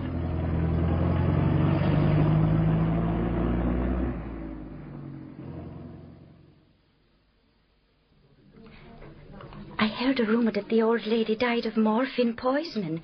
Is it true? Is that why you wanted to talk to me, Mr. Poirot? Did you yourself have any suspicion at the time? Not the least in the world. Though perhaps I should have, with Dr. Lord sending me here, there, and everywhere for things he didn't need. But he signed the certificate for all that. Now, there is a suggestion that Mrs. Wellman might have committed suicide. Suicide? And her lying there, helpless. She could just about manage to lift one hand. Someone might have helped her. Ah, I see what you mean. Miss Carlisle or Mr. Wellman or even Mary Gerard. It would be possible, would it not? They'd not have dared, any of them. No, perhaps not. When was it that Nurse Hopkins missed the tube of morphine? It was that same morning, after the old lady died. I'm sure I had it here, Hopkins said. Very sure she was at first, but you know how it is. After a while, your mind gets confused. And in the end, she decided she must have left it at home. And even then you had no suspicion? It never entered my head for a moment. And what do you think now? Well, if they have found morphine in Mrs. Wellman, there's little doubt who took the tube. You have no doubt at all that Elinor Carlisle killed Mary Gerard? There's no question of it at all, to my mind. Well, who else had the reason and the wish to do it? That is the question. One day, I caught her looking at Mary Gerard. It was black hatred I saw in her face. There was murder in her heart. If Elinor Carlisle killed Mrs. Wellman, why do you think she did it? Why? For the money, of course. £200,000. That's what she got for it, and that's why she did it. She's a bold, clever young lady with no fear in her and plenty of brains. If Mrs. Wellman had lived to make a will, how do you think she would have left her money? Oh, well, that's not for me to say, but it's my opinion that every penny the old lady had would have gone to Mary Gerard. Why? Why? Well, I'd say that would be the way of it. Some people might say that Mary Gerard had managed so to ingratiate herself with the old woman as to make her forget the ties of blood and affection. They might say that. Do you think that Mary Gerard was a clever, scheming girl? I'd never think that of her. Everything she did was natural and honest, with no thought of scheming. She wasn't that kind. There's causes often for things that never get made public. Now, you are, I think, a very discreet woman, Nurse O'Brien. I'm not one to be talking of what doesn't concern me. You and Nurse Hopkins, you have agreed together, have you not, that there are some things which are best not brought out into the light of day? What would you be meaning by that? Oh, nothing to do with the crime, or crimes. No, I mean the other matter. Oh, what would be the use of raking up mud in an old story? And she, a decent elderly woman with never a breath of scandal about her, and dying respected and looked up to by everybody. As you say, Mrs. Wellman was much respected in Maidenford. It's so long ago, too. It's all dead and forgotten. I've a soft spot for romance myself, and 'tis hard for a man who's got a wife in an asylum to be tied all his life with nothing but death that can free him. Yes. Yes, it is hard. Tell me, did Mary Gerard know about this? Well, who'd be telling her? Not I, and not Hopkins. After all, what good would it be to her? What indeed? 15 minutes, Mr. Poirot. That's all you're allowed. Thank you. You'd like to be left alone, I take it. If you please. I have been sent to you by Dr. Lord. He thinks that I may be able to help you. Dr. Lord? How strange. It was very thoughtful of him and very kind of you to come and see me, but I don't think there's anything you can do. Will you answer my questions, Miss Carlisle? Believe me, it would be better not to ask them. I am in very good hands. My defence has been entrusted to a famous counsel. I am quite famous, too, in my way. Oh. And I know your counsel very well. He has a great reputation for defending criminals. I have a great reputation for demonstrating innocence. Do you believe that I'm innocent? Are you? Is that a sample of your questions? It's very easy, isn't it, to answer yes? You are very tired, are you not? Yes, that more than anything. I shall be glad when it is over. You have heard, perhaps, the result of the autopsy on your aunt's body? She died of morphine poisoning. I did not kill her. Did you help her to kill herself? Did I help? Oh, I see. No, I did not. Did you know that your aunt had not made a will? No, I had no idea. And you yourself, have you made a will? Yes. How have you left your fortune, Miss Carlisle? I've left everything to Roddy. To Roderick Wellman. Does he know that? Certainly not. Who else knows the contents of your will? Only my solicitor, Mr. Seddon. And his clerks, I suppose. You sent your instructions to Mr. Seddon in a letter? Well, how else would I do it? Did you post the letter yourself? No, it went in the box from the house with the other letters. You wrote it, put it in an envelope, sealed it and stamped it. You did not pause to reflect, to read it over? I read it over, yes. I'd gone to look for some stamps. When I came back with them, I just reread the letter to be sure I'd put it clearly. Was anyone in the room with you? Only Roddy. Could he have read that letter while you were out of the room? I can assure you that Roddy doesn't read other people's letters. Now, when did the idea of killing Mary Gerard first come to you? When you saw her making her will? Did Dr. Lord tell you about that? It was then, wasn't it? It struck you how funny it would be, and how convenient, if Mary Gerard should happen to die. He knew. He looked at me and he knew. Now, there is not much time. It is necessary that you tell me just what happened that day when Mary Gerard died. Come now, commence. You met your housekeeper, the good Mrs. Bishop. She wanted to come and help you. You would not let her. Why? I wanted to be alone. Why? Why? Why? Because I wanted to think. To think or to imagine. What did you do next? I bought some paste for sandwiches. 2 pots. 2. And you went to Hunterbury. And what did you do there? I went up to my aunt's room and began to go through her things. Continue. I came down to the pantry and I made the sandwiches. And you thought what? I thought of my namesake, Elinor of Aquitaine. I understand perfectly. Do you? Oh, yes. I know the story. She offered fair Rosamond, who was the mistress of her husband, the choice of a dagger or a cup of poison. Rosamond chose the poison. What next? I went down to the lodge and invited Mary and Nurse Hopkins up to the house. We ate the sandwiches in the morning room. And you were still in the dream? Yes. I left Mary standing by the window. I went into the pantry. Nurse Hopkins was doing the washing up. I noticed a mark on her wrist. She said it was a thorn from the rose trellis by the lodge. The roses by the lodge. Roddy and I had a quarrel once about the Wars of the Roses. I was Lancaster and he was York. It all came back to me and something broke. The black hatred went away. I didn't hate Mary anymore. I didn't want her to die. But later, when we went back into the morning room, she was dying. Will you ask me again, did I kill Mary Gerard? I shall ask you nothing. There are some things I do not wish to know.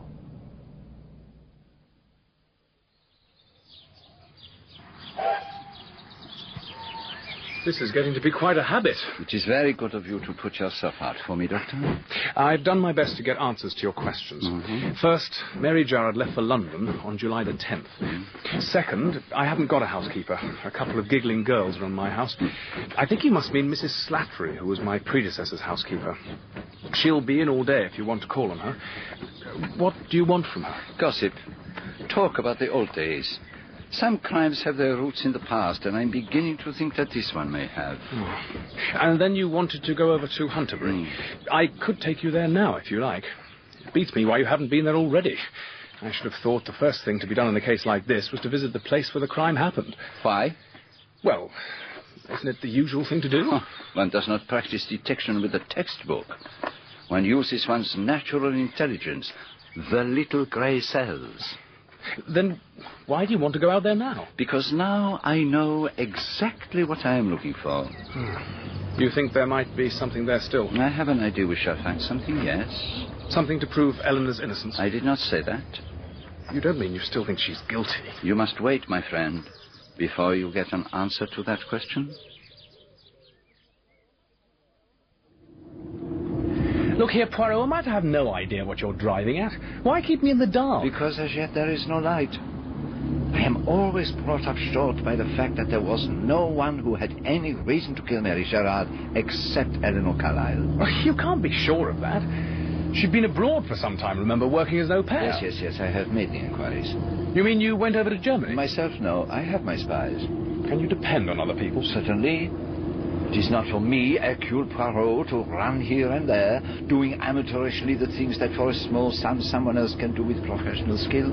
I can assure you, mon cher, I have several irons in the fire. I have some useful assistants. One of them, a former burglar. What do you use him for? Oh, the last thing I used him for was to make a very thorough search of Roderick Wellman's flat. What were you looking for? One always likes to know exactly what lies have been told one. Did Wellman tell you a lie? Definitely.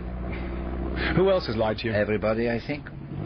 Nurse O'Brien romantically, Nurse Hopkins stubbornly, Mrs. Bishop venomously. You yourself. You surely don't think I've lied to you? Not yet. I thought we'd park the car at the lodge. Do you want to look round it? Why not?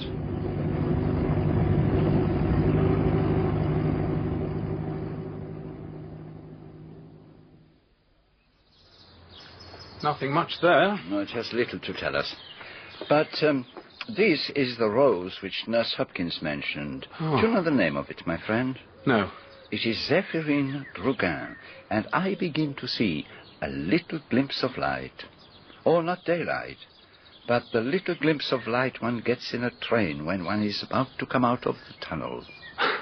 What do you mean? No, Doctor, not yet. Let us walk up to the house. Yes, I'll show you the way. That's the window of the pantry where Elinor Carlisle was cutting the sandwiches. And from here, anyone could see her cutting them. The window was open, if I remember rightly. It was wide open. It was a hot day. Then, if someone wished to watch unseen what was going on, somewhere about here would be a good place. It is concealed from the path, and that opening in the shrubs gives one a good view of the window. Now, what did he do, our friend who stood here? Did he perhaps smoke? Here we are. What is it? A matchbox, my friend. An empty matchbox, trodden heavily into the ground. It's foreign. Good Lord, German matches. And Mary Gerard had recently come from Germany. Well, we've got something now, you can't deny it. Perhaps, but it is not quite so simple as you think. There is one great difficulty. Do you not see it yourself? No. If you do not see it for yourself. But come, let us go into the house.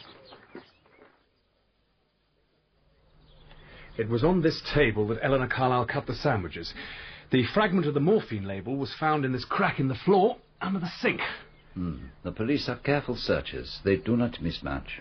There's no evidence that Elinor ever handled that tube. I'm sure that someone was watching her from the shrubbery outside. She went down to the lodge and he saw his chance. He crushed some of the tablets of morphine to powder and put them into the top sandwich. He never noticed that he had torn a bit off the label on the tube. And still you do not see. It is extraordinary how dense and intelligent man can be. What do you mean? It's so simple, really. Do you not see, my friend, the fatal fallacy in your reasoning? No. According to your theory, someone, a man presumably, who had known Mary Gerard in Germany, came here intent on killing her. He stood in the shrubbery. And what did he see? A window. And at that window, a girl cutting sandwiches, Elinor Carlisle. But think for a minute. What on earth was going to tell the watching man that those sandwiches were going to be offered to Mary Gerard?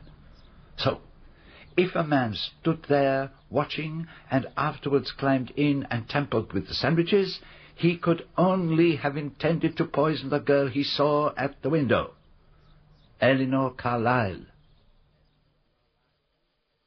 Well, Mr. Poirot, what do you want now? I have come to ask you for the truth. I'd like to know what you mean by that. I spoke up about that missing tube at the inquest, when many a one in my place would have sat tight and said nothing. I did not suggest that there is anything about the crime which you have not told. Then what did you suggest? I asked you to tell the truth, not about the death, but about the life of Mary Gerard. Oh, so that's what you're getting at. But it's got nothing to do with the murder. I did not say it did. But you are withholding knowledge just the same. Well, why shouldn't I, if it had nothing to do with the crime? I can only surmise. You have, I believe, actual knowledge. I don't know what you mean. I will tell you what I have learned. I have had hints from Nurse O'Brien, and I have talked with Mrs. Slattery, who has a very good memory for things that happened over 20 years ago. I have learned of a love affair between two people. One of them was Mrs. Wellman, who had been a widow for some years, and who was a woman capable of a great and passionate love. The other party was Sir Lewis Rycroft, who had the great misfortune to have a wife who was hopelessly insane. The liaison between these two people was, I think, guessed at, but they were both discreet and careful to keep up appearances. Then Sir Lewis was killed in action. Well? I suggest that there was a child born after his death, and that child was Mary Gerard. You seem to know all about it. That is what I think. But it is possible that you have got definite proof that it is so. You're right, Mr. Poirot. I have. I'll tell you how it came into my hands. After Mary died, I finished clearing up the lodge, and amongst old Gerard's things I came across this letter. You can see what is written on it. For Mary, to be sent to her after my death. But this was written years ago. It wasn't Gerard who wrote that. You're not so clever as you think you are, Mr. Poirot. Huh? It didn't happen the way you said. This letter was meant for Mary, but the old man put it away among his things, and so she never saw it, and I'm thankful she didn't. She was able to hold up her head to the end. If I may, I should like to keep this letter. What are you going to do with it? Well, they're all dead now. All this old scandal, it would be cruel. Let the dead rest in peace in their graves, that's what I say. One has to consider the living. But this has got nothing to do with the murder. On the contrary, Nurse Hopkins, I believe it may have everything to do with it.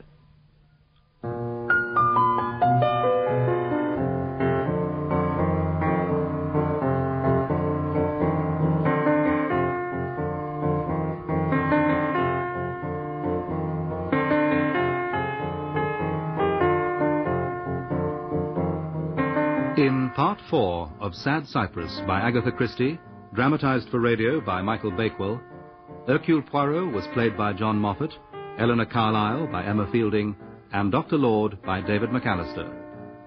Roddy Wellman, Charles Simpson, Nurse Hopkins, Pauline Letts, Nurse O'Brien, Joanna Myers, the wardress, Gudrun Ure. The singer was Joanna Myers, and the pianist, Michael Haslam. Sad Cypress was directed by Enid Williams.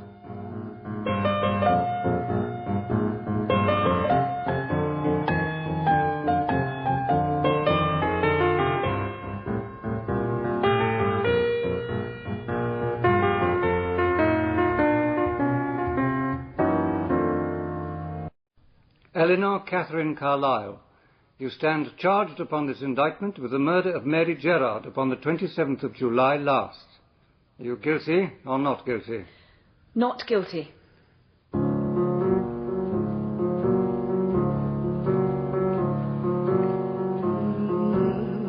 We present Agatha Christie's Sad Cypress, with John Moffatt as Hercule Poirot, Emma Fielding as Elinor Carlisle, and David McAllister as Dr. Lord.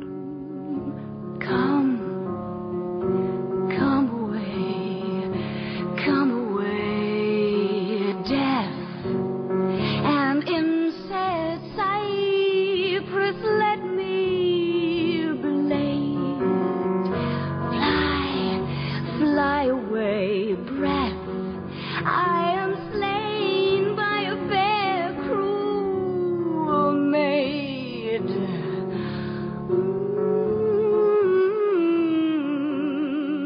A history of greed and deceit is revealed as Elinor Carlisle finally stands trial for murder. If it were anyone but you, Poirot, I'd have shown him the door. I'm not accustomed to be told how to conduct my cases. That is the last thing in the world I wish to do, Sir Edwin. I simply want to make one or two little suggestions.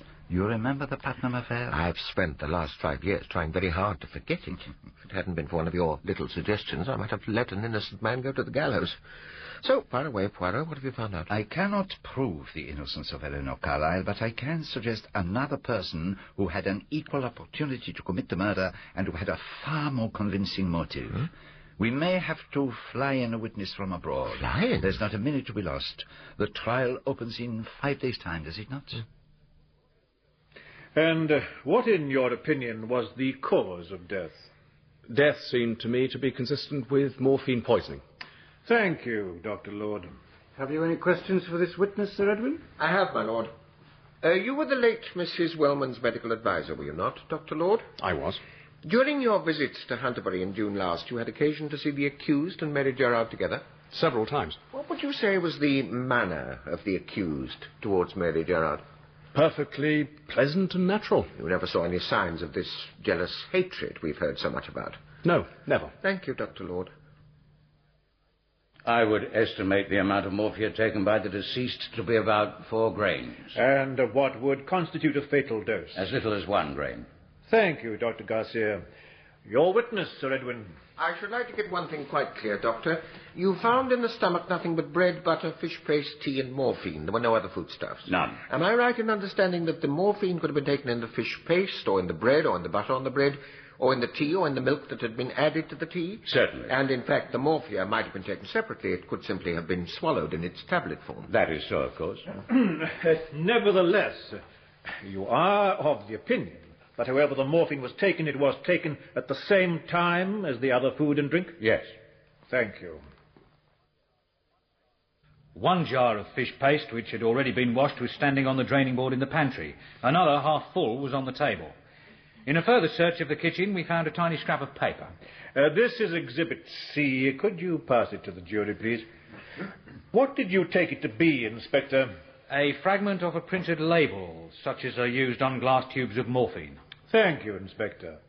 Your witness, Sir Edwin. Inspector Brill, you say you found this scrap in a crack in the flooring? Yes. Did you find the rest of the label? No. What was the state of that scrap of paper when you found it? Was it clean or dirty? There was surface dust on it from the flooring, but it was quite clean otherwise. You would say, then, that it had come there on the actual day you found it, not earlier? Yes, I would. Nurse Hopkins, will you tell us why you carried the morphine in your attaché case? Well, one of the patients in the village needed hypodermic injections of morphine morning and evening. What were the contents of the tube? There were 20 tablets, each containing half-grain morphine hydrochloride. Will you pass the witness Exhibit C? Do you know what that is, Nurse Hopkins? It's a bit of a label. Can you tell the jury what label? Oh, yes. It's part of a label off a tube of hypodermic tablets. Morphine tablets. Half-grain, like the one I lost. You are sure of that? Of course I'm sure. It's off my tube. Is there any special mark on it by which you can identify it as the label of the tube you lost? No, my lord, but it must be the same. Well, actually, all you can say is that it is exactly similar. Well, yes, that's what I mean. And what little suggestions have you for me today, Poirot? You are to cross-examine Nurse Hopkins this morning, is that so? Yes, she's first on. Now, there are 2 matters on which you might perhaps draw her out. The first, of course, is the will. And the second? The second is the rose tree. It is most important that we must establish exactly to which tree she is referring. Wasn't it rather careless to leave the attaché case in the main hall of Hunterbury House and leave it there all night? Yes, I have to admit that it was. And it's a fact, isn't it, that anybody in the house could have got at that morphine if they'd wanted to? I suppose so. I suppose about it. It's true, isn't it? Well, yes. But it wasn't only Miss Carlisle who could have got it, was it? Any of the servants could, or Dr. Lord, or Roderick Wellman, or Nurse O'Brien, or Mary Gerard herself. Well, yes, I suppose so. You told Nurse O'Brien in the morning that the morphine was missing. Yes. I put it to you that what you really said was, I have left the morphine at home, I shall have to go back for it. No, I didn't. You didn't suggest that the morphine had been left on the mantelpiece in your cottage? Well, when I couldn't find it, I thought that's what must have happened. You make rather inaccurate statements sometimes, don't you? No, I don't. I'm very careful about what I say. Did you make a remark about a prick from a rose tree on July the 27th, the day of Mary Gerard's death? I don't see what that's got to do with it. Is it in fact relevant, Sir Edmund? Yes, my lord. It is an essential part of the defence. I intend to demonstrate the unreliability of the witness. Proceed. Do you still assert that you pricked your wrist on a rose tree on July the 27th? Yes, I do. And what rose tree was this? A climbing rose just outside the lodge. It's got pink flowers. You're sure of that? I'm quite sure. And you still persist in saying the morphine was in the attaché case when you came to Hunterbury on the day of Mrs. Wellman's death? I do. I had it with me.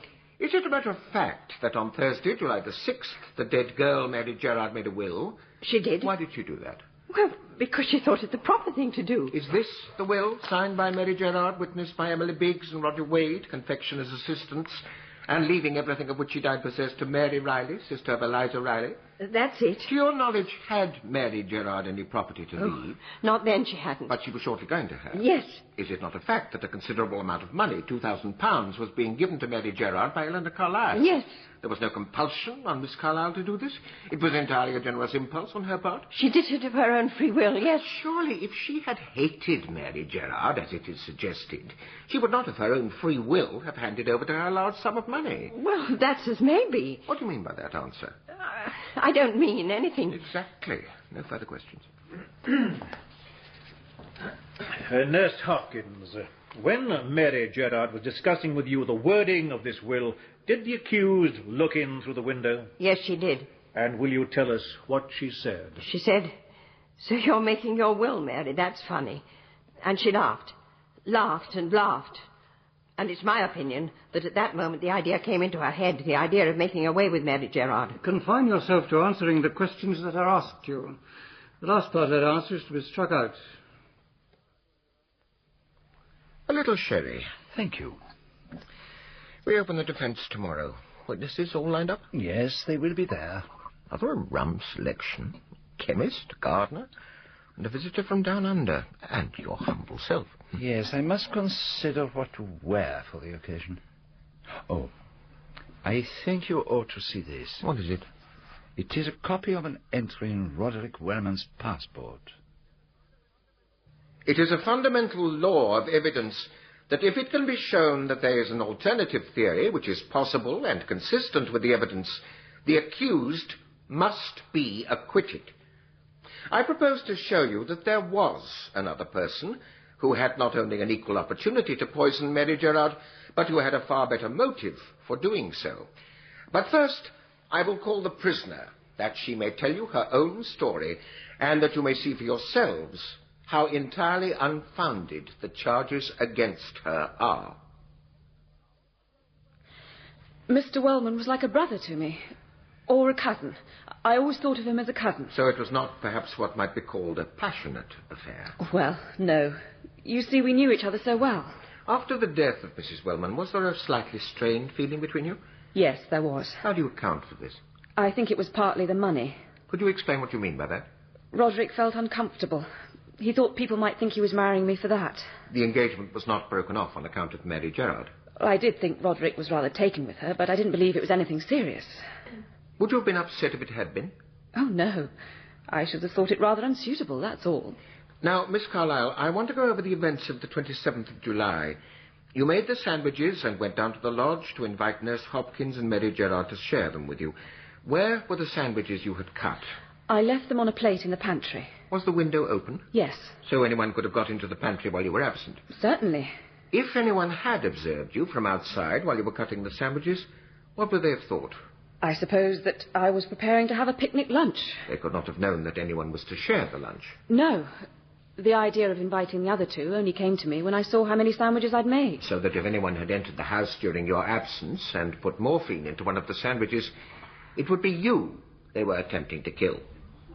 Well, yes, it would. And what happened when you arrived back at the house? We went into the morning room. I fetched the sandwiches and handed them to the other two. Did you drink anything with them? I drank water. Nurse Hopkins and Mary had tea. Who made it? Nurse Hopkins. She went out to the pantry to make it. She brought in the tray and Mary poured it out. Did you have any? No. But Mary Gerard and Nurse Hopkins both drank it? Yes. What happened next? Nurse Hopkins went and turned the gas ring off. Leaving you alone with Mary Gerard? Yes. Well, what happened next? Well, after a few minutes, I picked up the tray and the sandwich plate and carried them into the pantry. Nurse Hopkins was there, and we washed up together.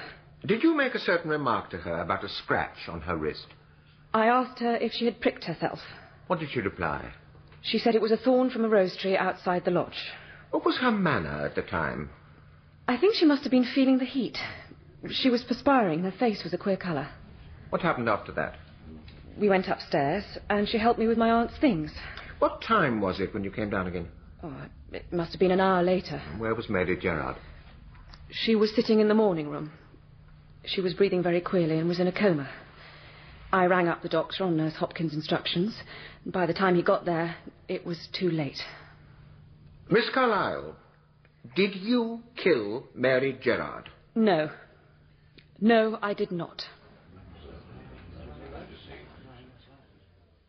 I would say that Elinor was deeply attached to me, but certainly not passionately in love with me. Will you tell the jury, Mr. Wellman, exactly why your engagement was broken off?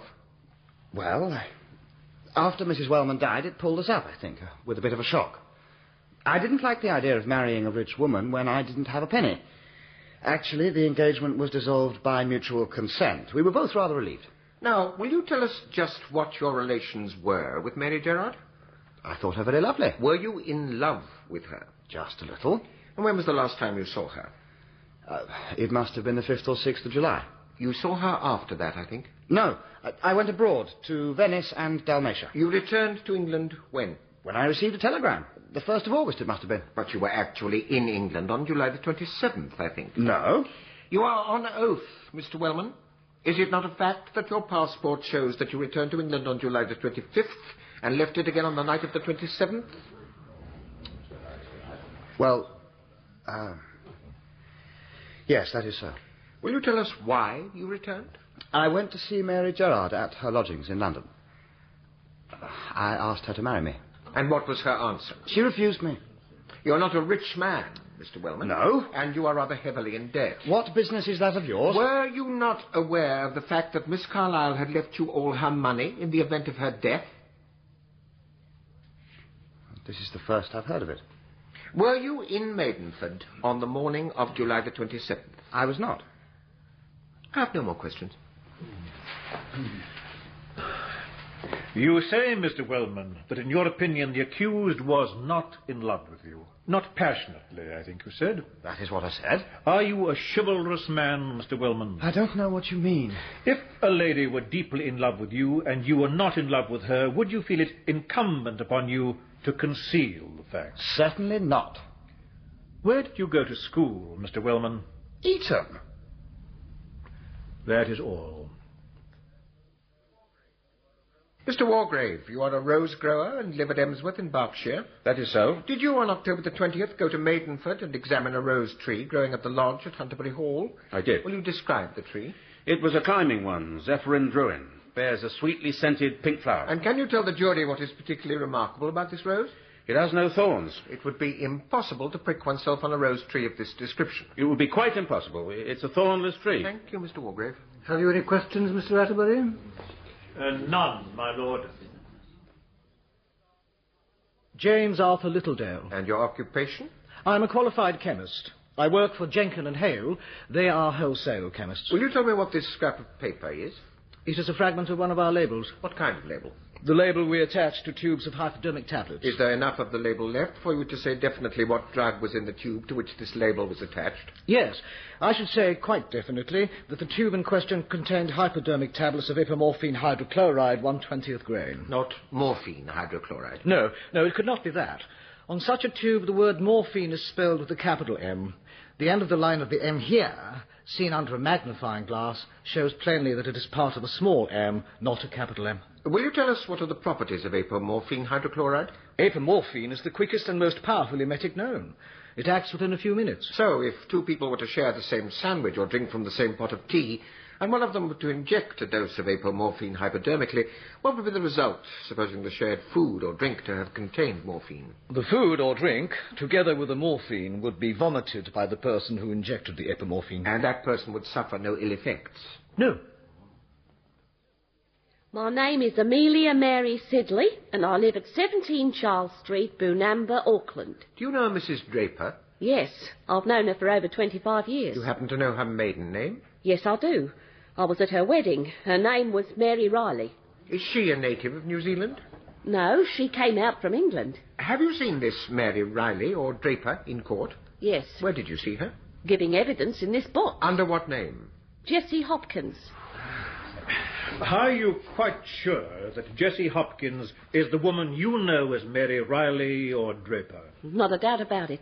I suggest to you, Mrs. Sedley, that you may be mistaken.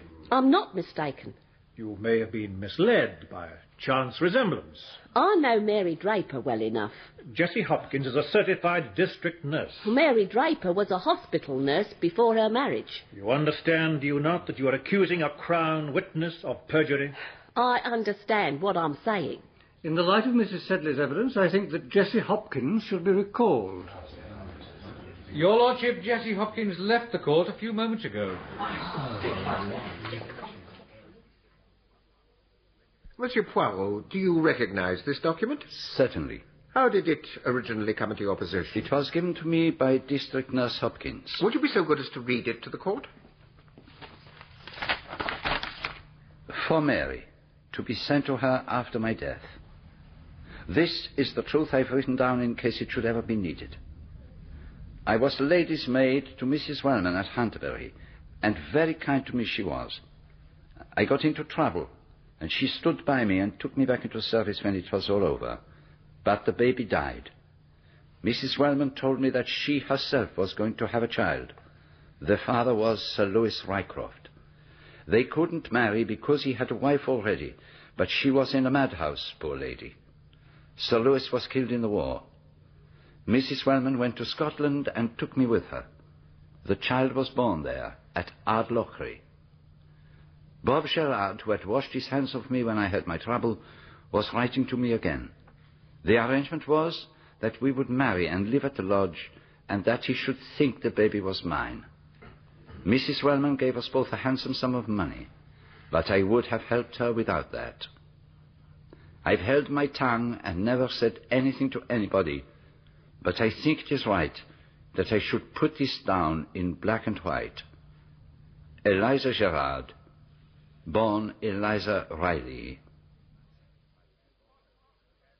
It follows, as his lordship will doubtless instruct you, that Mrs. Wellman's next of kin was not her niece, Elinor Carlisle, but her illegitimate daughter, Mary Gerard, and therefore Mary Gerard, at Mrs. Wellman's death, inherited a vast fortune. But she herself was unaware of the fact. She was also unaware of the true identity of the woman, Hopkins. Now, we know that at Nurse Hopkins' instigation, Mary Gerard made a will, leaving everything she had to Mary Riley, sister of Eliza Gerard. We know that Nurse Hopkins, by reason of her profession, had access to morphine and apomorphine and was well acquainted with their properties. Furthermore, it has been proved that Nurse Hopkins was not speaking the truth when she said that her wrist had been pricked by a rose tree. Why did she lie, if it were not that she wanted hurriedly to account for the mark just made by the hypodermic needle? Remember, too, that the accused has stated on oath that Nurse Hopkins was looking ill, perspiring, and her face was a strange colour, comprehensible enough if she had just been violently sick. I will underline another point. If Mrs. Wellman had lived 24 hours longer, she would have made a will, and in all probability that will would have made a suitable provision for Mary Gerard, but would not have left to her the bulk of her fortune, since it was Mrs. Wellman's belief that her unacknowledged daughter would be happier if she remained in another sphere of life. Looked at from that point of view, gentlemen of the jury, I submit that the case against Elinor Carlisle falls to the ground.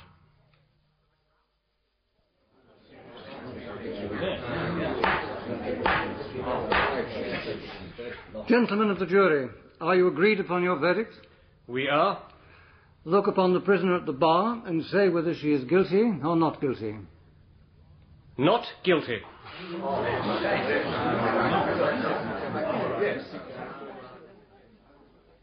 I want to go somewhere quiet for a while. Somewhere where there won't be any staring faces. That's all arranged. I've got you a room in a sanatorium. Quiet place, lovely gardens. No one will bother you or get at you there. Oh, thank you. That's just what I want. And thank you for all you've done. Oh. Without you, I'd probably have ended up with a rope round my neck. It was Hercule Poirot. The fellow's a kind of magician. No, it was you. You got hold of him and made him take the case. Did you know I hadn't done it? Or weren't you sure? I was never quite sure. It seems so queer now. Like a kind of possession. That day I made the sandwiches, I was pretending to myself. I was thinking, I've mixed poison with this, and when she eats, she will die, and then Roddy will come back to me. Is there much difference between thinking and doing murder? All the difference in the world. If you think murder long enough, you suddenly come through the blackness and feel that it's all rather silly. Which is just what happened. You're such a comforting person. You'll come and see me in the sanatorium, won't you? Of course. Often? As often as you want me. It was the moment when we drew up outside the lodge. I saw the rose tree, and I saw that it had no thorns. So, Nurse Hopkins had told a lie, and the lie was so pointless that it focused my attention on her. I began to ask myself certain questions. Who did the morphine that was stolen belong to? Nurse Hopkins. Who could have administered the poison to Mrs. Wellman? Nurse Hopkins. But why did she call attention to the disappearance of the morphine? Because she had already planned the murder of Mary Gerard and decided on her scapegoat. But that scapegoat had to be shown to have had a chance of getting the morphine. Hopkins deliberately left her attaché case in the hall at Hunterbury all night and then told O'Brien that the morphine was missing. It was Hopkins who wrote the anonymous letter. To create bad feelings between Elinor Carlisle and Mary Gerard. But how on earth did you cotton on to her motive? I remembered that I had heard that when Mary Gerard first spoke of becoming a nurse, she told everyone that it was in her blood and that she had an aunt in New Zealand who was a nurse. And then, when I saw the letter written by Mary's mother, the whole pattern of the crime became apparent. But what was it about the letter that gave you the clue? Do you remember the way it began? For Mary to be sent to her after my death. Why sent, not given? And then I saw the real truth. It was written not for Mary Gerard, but for Mary Riley in New Zealand. Old Gerard must have sent a letter on to her in Auckland, and from then on she began to work out how she could put her knowledge of Mary's real birth to her advantage. She came back to England and set to work. And got herself the job of district nurse in the village. She persuaded Nurse O'Brien to let her share the nursing of Mrs. Wellman. She found the opportunity to go through Mrs. Wellman's papers and found a letter from her solicitor urging her to make a will. Hopkins realized that if the old lady were to die intestate, her illegitimate daughter Mary would eventually inherit. So when she heard that the old lady wanted to see her solicitor, she murdered her. Exactly. And then she persuaded Mary to make out a will in favor of Mary Riley, her mother's sister. After that, Mary was doomed. She had to die, but in circumstances that would throw suspicion onto Elinor Carlisle, and Elinor Carlisle provided Hopkins with the opportunity. But all this was supposition. How could you be so sure? I found out through my spies that this was not the first time that Mary Riley had been involved in matters of this kind. The New Zealand police had been watching her for some time. An old lady who had left her a very snug little bequest had died under very suspicious circumstances, and Mr. Draper, her husband, died very suddenly after insuring his life in her favor for a very considerable sum. But how on earth would she have got hold of Mrs. Wellman's inheritance? Oh, she had all that carefully worked out. Nurse Hopkins would quietly disappear after the trial and surface in South Africa as Mary Riley. She would then write to the solicitors saying that she had read about the trial and about her niece's murder, and then, in course of time, she would inherit. You certainly know your job very well indeed, Monsieur Poirot. That is true. But you did not believe I was getting anywhere in my investigations, did you, Doctor? And you were afraid, too, that your Elinor Carlisle might, after all, be guilty. And so, With great impertinence, you lead me up the garden path, literally. But, mon cher, you are not very clever about it. In future, I advise you to stick to the measles and the whooping cough and leave crime detection alone. Did you know all the time? You lead me by the hand to a clearing in the shrubbery, and you assist me to find a German matchbox that you have just put there. C'est l'enfantillage. Oh, well. I suppose Eleanor and Roderick Wellman will live happy ever after. My dear friend, you suppose nothing of the sort. Why not?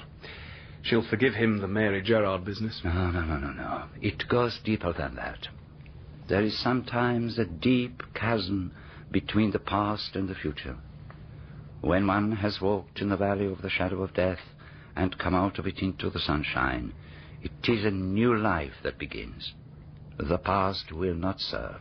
She'll never love me the way she loved him. Perhaps not.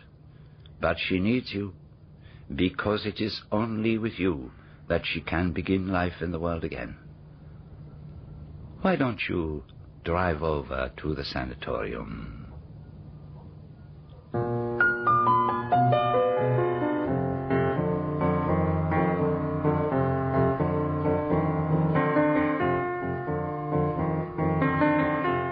In Part 5 of Sad Cypress by Agatha Christie, dramatized for radio by Michael Bakewell, Hercule Poirot was played by John Moffatt, Elinor Carlisle by Emma Fielding, and Dr. Lord by David McAllister. Roddy Wellman, Charles Simpson, Nurse Hopkins, Pauline Letts, Sir Edwin Bulmer, David King, Sir Samuel Atterbury, Peter Penry Jones. Dr. Garcia, John Church, Mr. Wargrave, Jonathan Adams, Mr. Littledale, Gordon Reed, Amelia Sedley, Anne Windsor. Inspector Brill, Eric Allen, and the judge, Alan Cullen. The singer was Joanna Myers, and the pianist, Michael Haslam. Sad Cypress was directed by Enid Williams.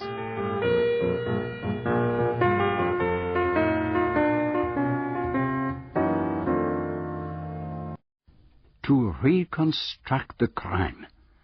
That is the aim of the detective. To reconstruct a crime, you must place one fact upon another, just as you place one card upon another in building a house of cards. If the facts do not fit, if the cards will not balance, you must start your house again, or else it will fall.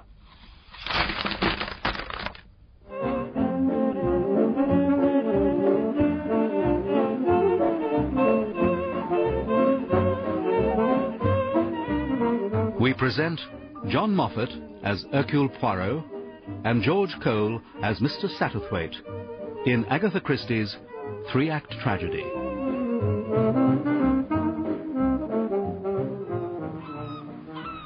The strange story which I came to regard as a three-act tragedy began at Crow's Nest, a large bungalow perched high up on a cliff above Loomuth, where the celebrated actor Sir Charles Cartwright was giving a weekend party. Two of his guests had already arrived and were sitting on the terrace overlooking the sea. Just look at him, stumping his way up the fisherman's path. Old grey flannel trousers, white sweater, peaked cap. The very model of a retired naval man. He's even got the rolling nautical gait.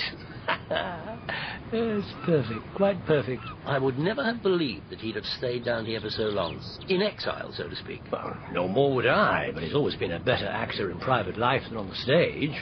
Well, I've known him since he was a boy. We went up to Oxford together. He's never stopped acting. Not for a moment. Second nature, I suppose, Sir Bartholomew? Yes, Charles doesn't go out of a room. He makes an exit, and he usually gives himself a good line to make it on. All the same, he likes a change of part. Yes, but to bury himself down here for 2 years. To lead a simple life, close to the sea. That's what he said he wanted. Well, that was like you, Satterthwaite. I didn't think he'd stick it for a week. After all, Charles is only human. He needs his audience. 2 or 3 retired captains, a bunch of old women, and a parson. That's not much of a house to play to. Yes, but it seems we were wrong.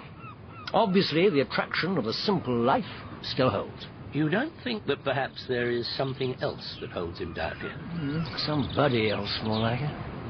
Oh, but here he comes. The last thing we want is for him to think we've been talking about him. You two landlubbers shouldn't be wasting a glorious morning like this sitting on your backsides. You should have been out on the sea with me. Mirabelle really surpassed herself. I was watching you from my bedroom window when you set out, and I heartily thanked heaven that I was on dry land. Well, you ought to have come, Tolly. Don't you spend half your life in Harley Street telling your patients how much fitter they'd feel if they were out on the ocean wave? The great merit of being a doctor is that you're not obliged to follow your own advice. Did you go out by yourself? No, I had a hand. Egg, to be exact. Egg? Hermione Lytton Gore, usually known for some obscure reason as Egg. She knows quite a bit about sailing, I fancy. She succeeds in making me feel a complete beginner. But I'm coming on. Thanks to Egg. Yes. Thanks to her. Good morning, gentlemen. Good morning, Miss Murray. Good morning. This is the menu for dinner.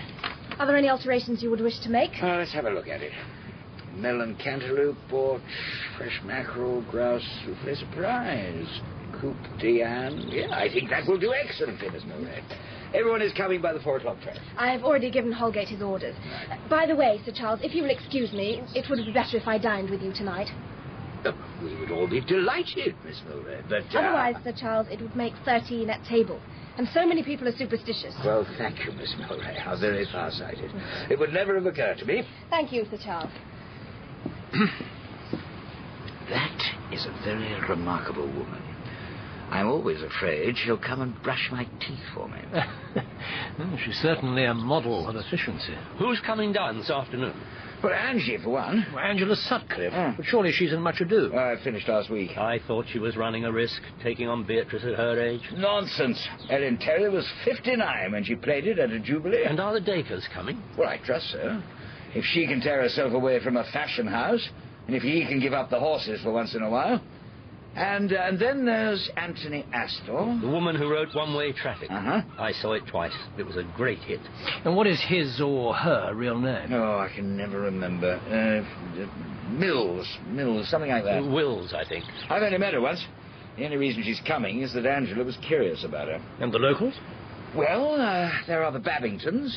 He's the parson. Quite a good fellow. Not too personified. And his wife's a really nice woman. Lectures me on gardening.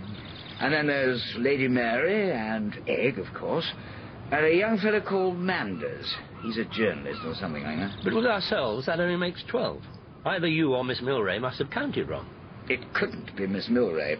That woman's never wrong. And you're right. I have missed one guest. Hercule Poirot. Slipped my mind completely. And he wouldn't care for that. He's a very high opinion of himself. Do you know him, Satterthwaite? Yes, I am acquainted with him. Rather a remarkable character. I've heard about him, of course. I hope we don't have a murder this weekend. Because we've got Poirot in the house? Isn't that rather putting the cart before the horse, eh? No, it's my way of being a theory of mine. And what exactly is that theory? That events come to people, not people to events. How do you mean? Well, why do some people have exciting lives and other people dull ones? Well, because of their surroundings? No, not at all, not at all. One man may travel to the ends of the earth and nothing will happen to him. There'll be a massacre a week before he arrives, an earthquake the day after he leaves, and the boat that he missed will be shipwrecked. But another man may live at Balham and travel to the city every day, and the most extraordinary things will happen to him. He'll be mixed up with blackmailing gangs and beautiful girls and motor bandits. There are people with a tendency to shipwrecks. Even if they take out a boat to an ornamental lake, something will happen to him. In the same way, characters like your Hercule Poirot don't have to go out of their way to look for crime. It comes to them. Oh, in that case, perhaps it's just as well that Miss Milray is joining us for dinner, and that we're not going to sit down at a table for 13. Well, you can have your murder, Tolly, if you're so keen on it.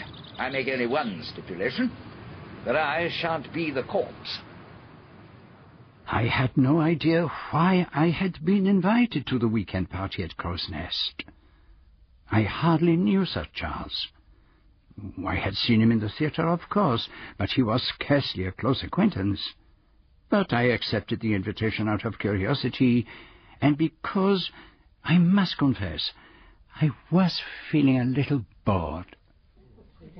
But I felt ill at ease with the company. They all appeared to know one another so well. Yes. And I settled down in a quiet corner with the only person I could claim as an acquaintance, Mr. Satterthwaite, an amateur detective of some talent and a shrewd observer of things and people. It really is quite impossible to tell what Mrs. Dacres actually looks like. The greenish bronze hair, that perfect tan, and surely her lips can't possibly really be that shape. My dear, it wasn't possible. I mean, things either are possible or they are not. This wasn't. It was simply penetrating. Penetrating, that is the word of the moment. Everything is penetrating. And the man who looks like the rather scruffy fox, that is the lady's husband, I take it. Captain Dacres, yes. Oh, no, I went to Cap Ferrat. Everyone said I should go there. And who is the lady with the receding chin, dressed in excessively limp green chiffon? But I didn't enjoy it at all. Not what you might call a friendly place. That is Miss Wills, the playwright, Anthony Astor. But, of course, it's terribly useful to me in my work to see all the goings-on, you know. Alas, she is not at all like her plays. Anthony Astor gives the impression of being a man of the world. Whereas she looks as though she'd be more at home in a boarding house in Boscombe. Mary, at last. Oh, dear. I do hope we're not late. No. That is Lady Mary Lytton Gore. Such a very charming person, but rather fallen upon hard times. You're looking very dapper tonight, Charles. Oh. And that is her daughter, Hermione, known as Egg. Egg? How very curious. And who is that exceedingly sleek young man to whom she is talking? Sailing? I gave that up ages ago. Oliver Manders. A rather aggressive young man, I believe. It's also damn childish, all that messing about in boats. I would have thought you would have grown out of it by now. Good evening, Sir Charles. What a great pleasure. Oh, Lord, here's Babington. Keep talking to me, I can't stand him. Country parsons ought to be put down. Cocktails at last. I'm simply dying for a drink. Cocktail, madam? Well, I think I just might. Thank you. Do you care for a cocktail, sir? Thank you. And you, sir? Thank you. I do not care for the cocktail, but I can hardly demand a syrup. Here you are, Egg. Thank you, Charles. You can have one, Mums. Just one. Thank you, dear. I'll get you a sherry, Tolly. I know you can't bear cocktails. How very considerate, Charles. Do you care for a cocktail, Mr. Babington? Thank you. I think my wife would allow me to have one. I trust the effect will have worn off by the time I have to deliver my sermon tomorrow. A little stronger than I expected. Mr. Babington, are you all right? Help me get him over to the sofa. I suppose the poor old chap's never had a cocktail before. No, it cannot be that. Some kind of seizure, perhaps. Well, what's happened? What's the matter with Babington? I'm sorry to have to tell you. He's dead. For a while, all was confusion. But Miss Milroy showed her customary efficiency on the telephone. Dr. McDougall, I think you'd better come up to Crow's Nest immediately. One of Sir Charles's guests appears to have been taken seriously ill. Lady Mary had led the weeping Mrs. Babington out of the room and had finally gone home with her to the vicarage. I think that under the circumstances, Sir Charles, it might be better if we were to serve a simplified form of dinner. Of course, Miss Milroy. Whatever you think best. Oliver Manders drove Egg back home to her mother's house, and by mutual consent the rest of the house party retired to their rooms when dinner was over. Charles doesn't like it. Poor old Babington's death, it was very distressing. Very distressing indeed. I have an idea. He thinks it was rather more than that. He wants us to join him for a conference in the ship room. Ever see anyone die quite like that before, Tolly? No, I can't say I have. But I haven't really seen as many deaths as you might suppose. A nerve specialist doesn't kill off great quantities of his patients. He keeps them alive and makes his money out of them. What does Dr. McDougall think? Well, he said it was some kind of seizure. The Babington was elderly and his health none too good. But he didn't see the man die. It doesn't satisfy me. Probably didn't satisfy him, but a doctor has to say something.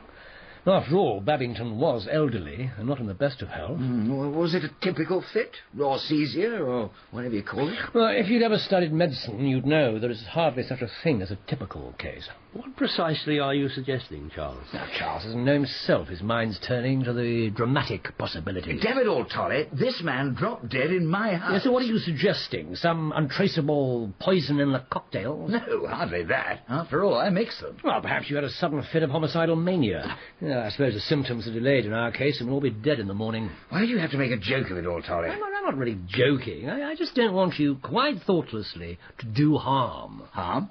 Don't you see the danger these vague suspicions of yours might cause? A suggestion of foul play, totally unfounded, might cause serious trouble and pain to Mrs. Babington. Rumours flying about all over the place that no one can stop. I must admit I hadn't thought of it like that, Tolly. But it wasn't just my dramatic instinct taking over. I really do have a hunch that something is wrong. May I make a suggestion? Yes. Nothing has been touched in here since Mr. Babington's death. The cocktail glasses are exactly where they were. This one here is Mr. Babington's. I saw him put it down on the table just before he collapsed. I suggest that Sir Bartholomew should get the contents analysed. That can be done quietly and without causing any talk. Oh, very well. Will that satisfy you, Charles? Well, of course. But you know, Tolly, you are partly responsible for my flight of fancy. What do you mean by that? Because of what you said this morning about Hercule Poirot. That he was a kind of stormy petrel, and where he went, sudden death followed. No sooner does he arrive than somebody drops dead on the carpet. Are you surprised if my thoughts fly immediately off to murder? I wonder whether we could... Yes, I had thought of that. Could we ask him what he thinks of it all? You mean, is it etiquette? Well, I do know that you can't ask a professional singer to sing. Can one ask a professional detective to detect? Come in. I hope I am not intruding, Sir Charles. Not at all. Do come in. Take a seat. We were just talking about you. May I offer you a drink? Oh, thank you, but no, I do not touch the whiskey. Very well. I'm not going to beat about the bush. We've been talking about what happened this evening. Do you think there's anything wrong about it? Wrong? Oh, what exactly do you mean, Mother? Our friend's got it into his head that Mr. Babington was murdered. And you do not think so? We'd like to know what you think. Well, and she was, of course, taken ill very suddenly. We have the glass from which Mr. Babington drank, and there's still some liquid remaining in it. Should we at least get it analysed? Well, that at any rate can do no harm. As a judge of human nature, it seems to me unlikely in the extreme that anyone would wish to do away with a charming old clergyman. However, the cocktail glass will tell us one way or another. And the result of the analysis will be what? You are asking me to guess the result of the analysis? Yes. Oh, then I can only predict they will find nothing but the remains of an excellent rye martini. To poison a man with a cocktail, one of many handed round on a tray, would be very difficult. How could one be certain he would take the right glass? True. And that, since you ask me, gentlemen, is my opinion. It seems to me most unlikely that anyone could be murdered under those circumstances. But let us await the results of the analysis. So what did you make of the inquest, Mr. Satterthwaite? I suppose it was rather what I anticipated. But did you really go along with what Dr. McDougall said? Well, Didn't you think that behind all that frightful technical stuff he was just hedging? What he said was there was nothing to show that death hadn't arisen from natural causes. He didn't say that it was the result of natural causes. Well, aren't you rather splitting hairs, my dear? After all, nothing was found in Mr. Babington's glass but a gin and vermouth. But the only thing wrong with Mr. Babington was that he had a touch of rheumatoid arthritis. That doesn't make you fall down in a fit. He was the sort of creaking gait that would have lived to be 90. But, my dear, who on earth would want to murder him? That's what Oliver keeps on saying. Oliver Manders. Isn't he rather a particular friend of yours? He used to be. Now we scrap all the time. He's gone into his uncle's office in the city and he's getting, well, a bit oily, if you know what I mean. He's obsessed with getting rich. I think everybody is rather disgusting about money, don't you, Mr. Satterthwaite? My dear, so many people are disgusting about so many things. Poor Mr. Babington. He really was rather a pet. He prepared me for confirmation and all that. It's all bunkum, of course, but he really was very sweet about it. That's why I feel I can't go along with all that natural causes stuff. What if someone jammed him with a hypodermic? Containing the untraceable poison of a lost tribe of Amazonian Indians? You may laugh, but someday perhaps you'll find we're right. We? Sir Charles and I. Why hasn't he ever married? Sir Charles? Well, I have no idea. That girl who died of consumption. It was some actress or other. Her name began with M. Wasn't he supposed to be in love with her? Well, I hardly think... I suppose he's had lots of affairs. Yes, probably. I like men to have affairs. It shows they're not queer or anything. You know, Sir Charles is really much cleverer than you think. He dramatises himself a bit, but behind all that he's got brains. He's far better at sailing a boat than you'd ever believe to hear him talk.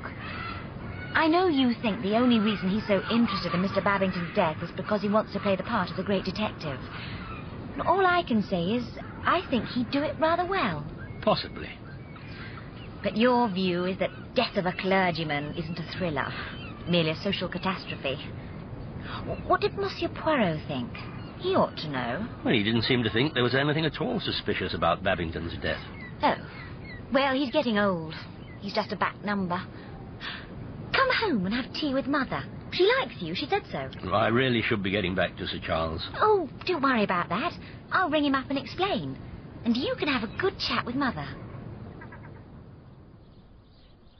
I like Sir Charles very much. Success hasn't spoiled him. In many ways, he's a child still, and such charm. I feel it as well as Egg. I suppose you've noticed she's suffering badly from hero worship. Well, I could hardly She's help... seen so little of the world. We're so badly off. One of my cousins presented her and took her to a few things in town, but most of the time she's been stuck down here. Sir Charles, coming to Loomuth, has done a lot for her. There are so few young people here, especially men. I've always been afraid that Egg might marry someone simply because he was the only person around. Are you by any chance thinking of Oliver Manders? How very perceptive of you, Mr. Satterthwaite. He and Egg were always together at one time. I know I'm old-fashioned, but I really do not care for some of his advanced ideas. Youth must have its fling. It would be quite a suitable match, of course. Mander's uncle has recently taken him into the firm, and he's a very rich man. Still, I suppose it's very silly of me, but... All the same, Lady Mary, you wouldn't like Egg to marry a man twice her age. It might be safer, you know. At that age, a man's follies and sins is definitely behind him. I'm sorry I've been such ages, but I've been talking to Sir Charles. He's all alone up there. You didn't tell me the house party had flitted. Oh, yes. Most of them went back yesterday. All but Sir Bartholomew Strange. Oh.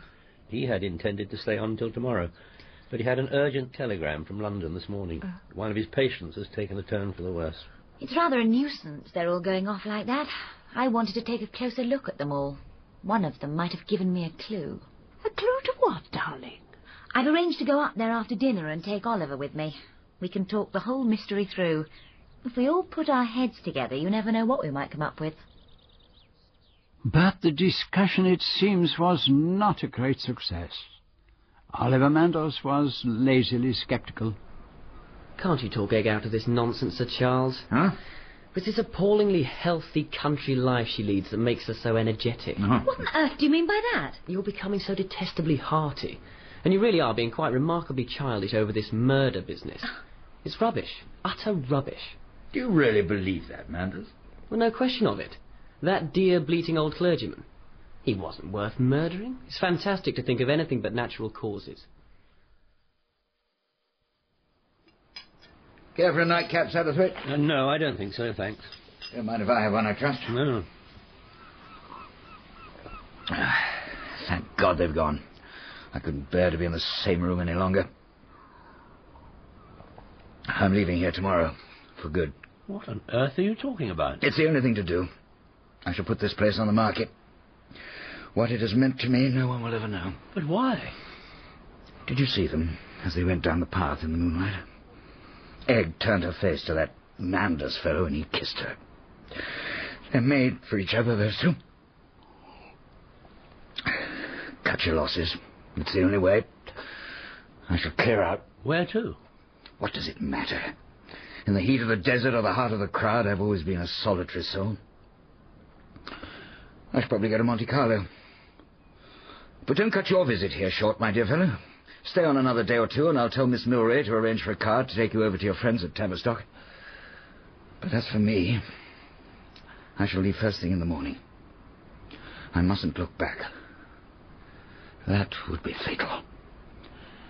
Never look back. Sir Charles was as good as his word. He departed the following morning by the first train, leaving the capable Miss Milray to telephone estate agents and to dispatch cables abroad. He told no one.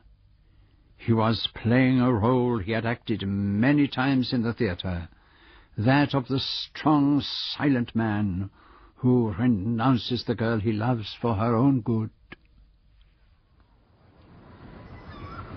But where's he gone? Abroad. To the south of France, I think.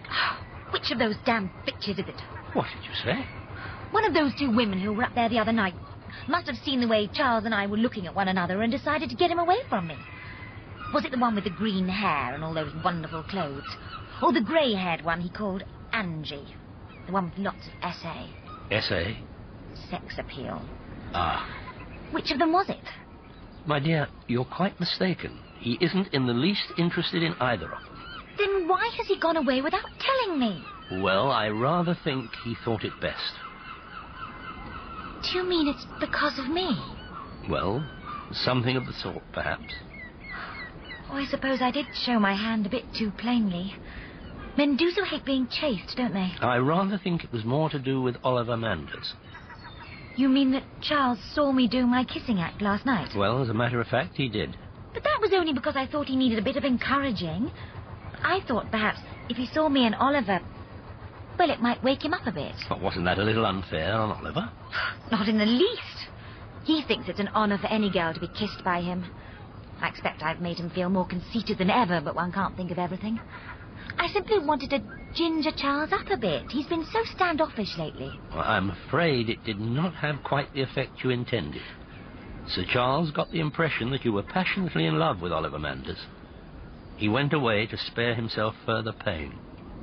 Is that really true? Oh, the idiot. The sainted idiot. But if that is really why he went away, he'll come back. And if he doesn't... If he doesn't? I'll get him back somehow. You see if I don't. And so, as Sir Charles sped southwards across France on the Train Bleu, the first act of our tragedy came to an end. But fool that I was, I did not see it as a tragedy at all.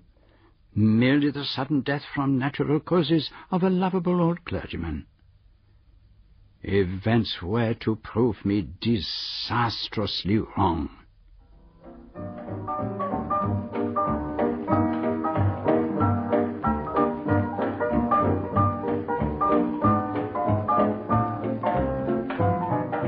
In Part 1 of Agatha Christie's three-act tragedy, Hercule Poirot was played by John Moffatt, Mr. Satterthwaite by George Cole, Sir Charles Cartwright, Michael Cochrane, Sir Bartholomew Strange, Clive Medicine, Lady Mary Lytton Gore, Pauline Jameson, Egg Lytton Gore, Beth Chalmers, Cynthia Dacres, Paula Jacobs, Muriel Wills, Elizabeth Proud, Oliver Manders, Carl Prekop, Miss Milray, Helen Longworth, the Reverend Babington, Peter Marinka. Three-act tragedy is dramatized for radio by Michael Bakewell and directed by Enid Williams.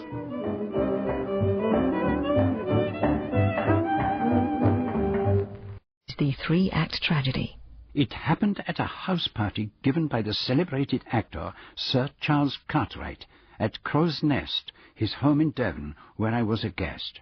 A charming old clergyman, the Reverend Babington, had suddenly dropped dead while drinking a cocktail. I myself saw nothing suspicious, and upon examination it was found that the glass had contained only gin and vermouth. But Sir Charles was not satisfied. He was convinced that murder had been committed.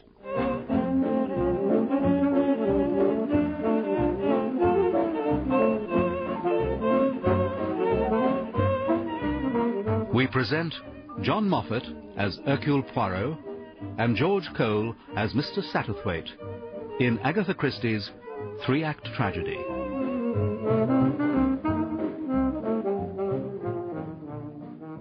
The second act of our tragedy began peacefully enough.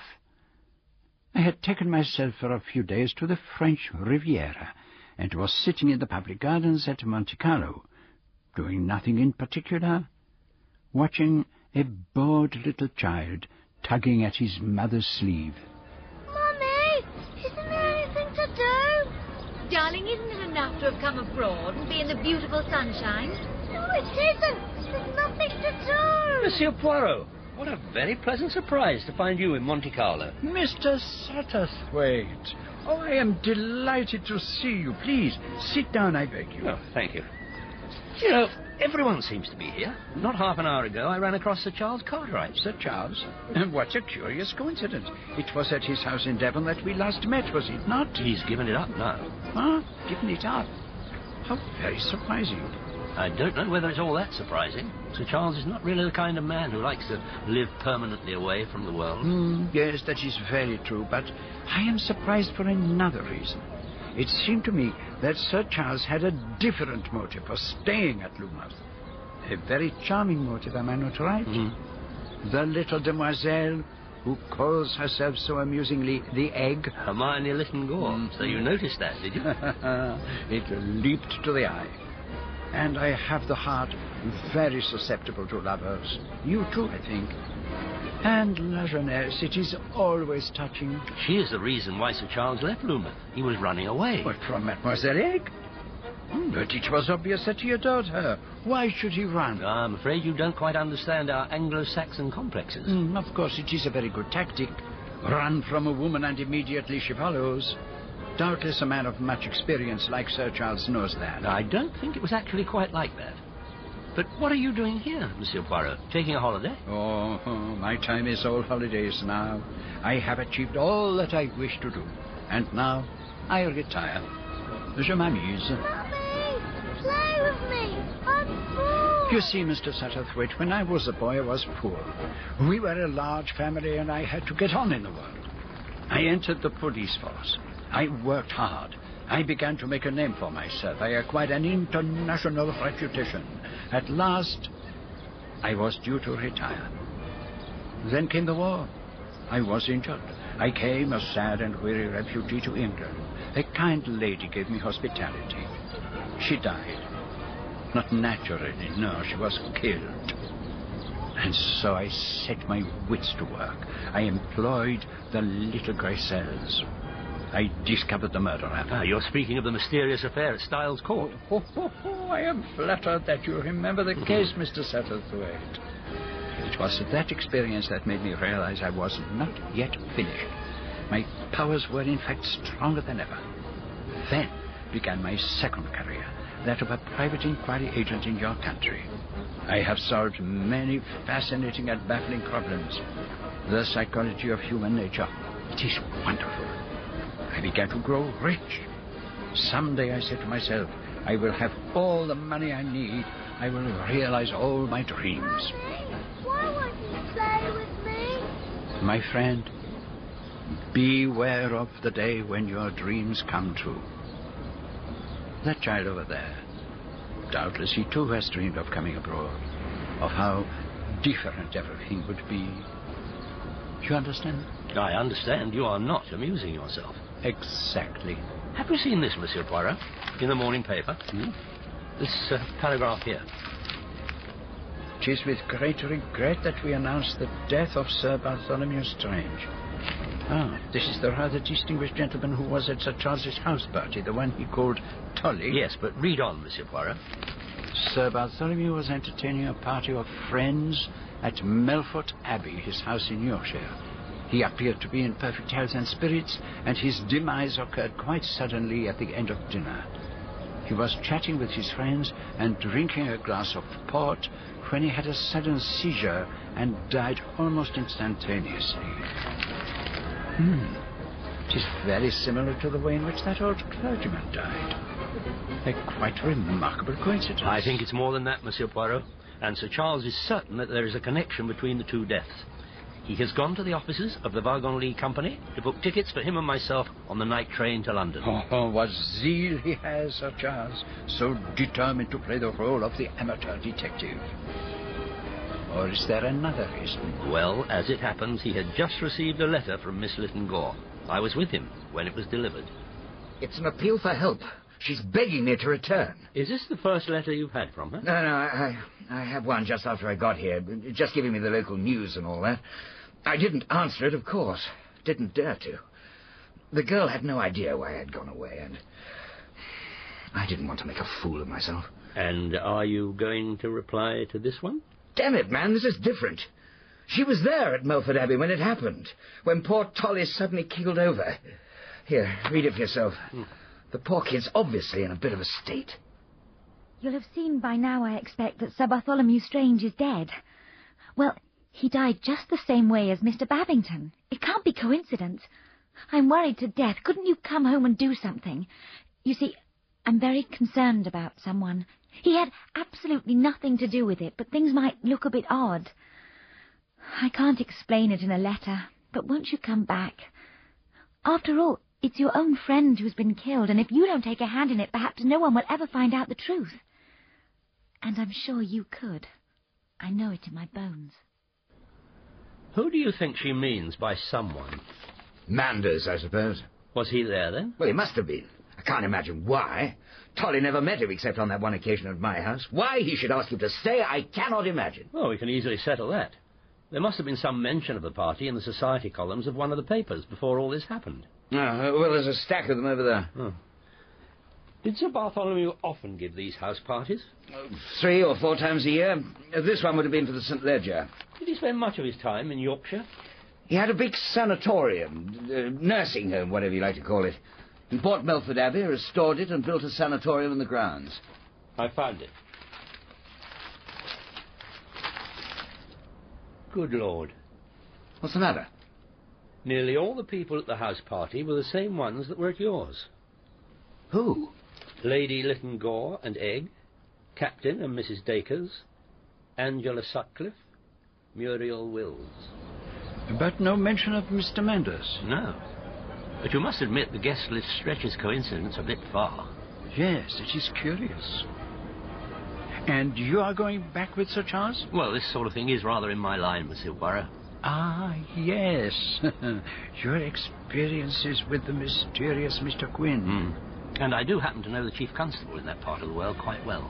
Tell me, Mr. Satterthwaite, why did you not mention the matter of Sir Bartholomew's death as soon as you sat down here? Oh, it didn't seem quite the moment at first. And then I had no wish to disturb your fascinating reminiscences. You yourself are not tempted to come back and take an interest in the case? Oh, I think not. I am too old to rush backwards and forwards. And the Mediterranean, it is such a beautiful blue. Then I will leave you to enjoy it. But should you wish to call on me in London, here is my card to remind you of my address. I remained where I was for a quarter of an hour or so. But it seemed that the Mediterranean was no longer as blue as it had been. I've done that, Mummy. What shall I do next? It was a good question.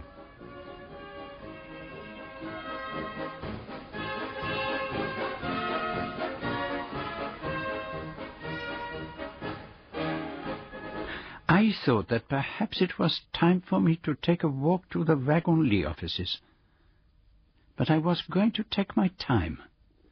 I had no wish to interfere in the investigation of the admirable Sir Charles and the meticulous Mr. Satterthwaite. Delighted to meet you, Sir Charles. My wife is a very keen playgoer. She's one of your greatest fans, as the Americans say. Well, I'm very honoured, Colonel. I gather that Sir Bartholomew Strange was by way of being a friend of yours. A very old friend. He was very popular around here, of course. Last man in the world you'd expect to be murdered, but murder is what it looks like. Sir Charles and I have only just come back from abroad. We've only seen snippets here and there in the papers. Well, let me tell you exactly how the matter stands. There's little doubt that the butler's the man we're after, a chap by the name of Ellis. He was a new man. Strange had only had him a fortnight. And the moment after the murder, he disappears, vanishes into thin air. Looks a bit fishy, huh? You've no notion where he went? Negligence on our part, you think? Well, I admit it damn well looks like it. The fella answered all our questions quite satisfactorily. Gave the name of the London agency, which obtained him the place. All very civil-spoken, no signs of panic. Next thing, he'd gone, and the house was still under observation. Quite extraordinary. Apart from anything else, it seems a damn fool thing to do. I mean, why do a bolt and draw attention to himself if he wasn't suspected? No, lost his nerve, got the wind up. Have you verified the account he gave of himself? Naturally. London agency confirms his story. He had a reference from Sir Horace Bird recommending him warmly. Trouble is, Sir Horace is in South Africa at the moment. So the reference could have been forged, huh? Exactly. We've wired to Horace, but it may be some time before we get a reply. Apparently he's on safari. When exactly did the butler disappear? Sometime during the night after the murder. He went to his room after we'd talked to him, and the following morning he was missing. His bed hadn't been slept in. One of the ladies staying at the Abbey, Miss Sutcliffe, the actress, well, you know her, I expect, Sir Charles? No, very well indeed, yeah. Well, she suggested that the man had left the house by way of a secret passage. Sounds a bit Edgar Wallace, but it seems there really was such a thing. Strange was rather proud of it. I understand that Sir Bartholomew died of nicotine poisoning. That's right. Most unusual stuff to use. Though I understand that if a man's a heavy smoker, such as Strange was, it would tend to complicate matters. I mean, he might have died of nicotine poisoning in a natural way. Only, of course, this business was too sudden for that. How was it administered? We don't know that yet. According to the medical evidence, it could only have been swallowed a few minutes previous to death. I understand they were drinking port. And you'd expect the stuff to be in the port, but it wasn't. That glass contained nothing but port. You see, Satterthwaite, it's the same. Exactly the same as before. Now, you're talking about the old clergyman who dropped dead at your house, Sir Charles. How the devil did you get to hear of that? Well, from a very charming young lady, Miss Lytton Gore. She's gone back to Devon now. She was adamant there was some kind of link between the two cases, but I don't believe there's anything in it. It doesn't explain the flight of the butler, and you can depend on it, he is our man.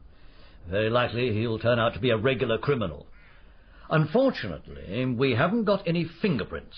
We had an expert go over his bedroom and the butler's pantry, but had no luck. But if it was the butler, what motive could he have had? That, of course, is one of our difficulties. Strange might have caught him stealing or something of the sort. Was anything actually missing from the house? Silver, jewellery, anything like that? No, nothing. At least not as far as we know. Who actually was staying in the house? We'll get Superintendent Crossfield in. He's the chap to give you all the details. Very reliable and most methodical. It's a very odd case indeed.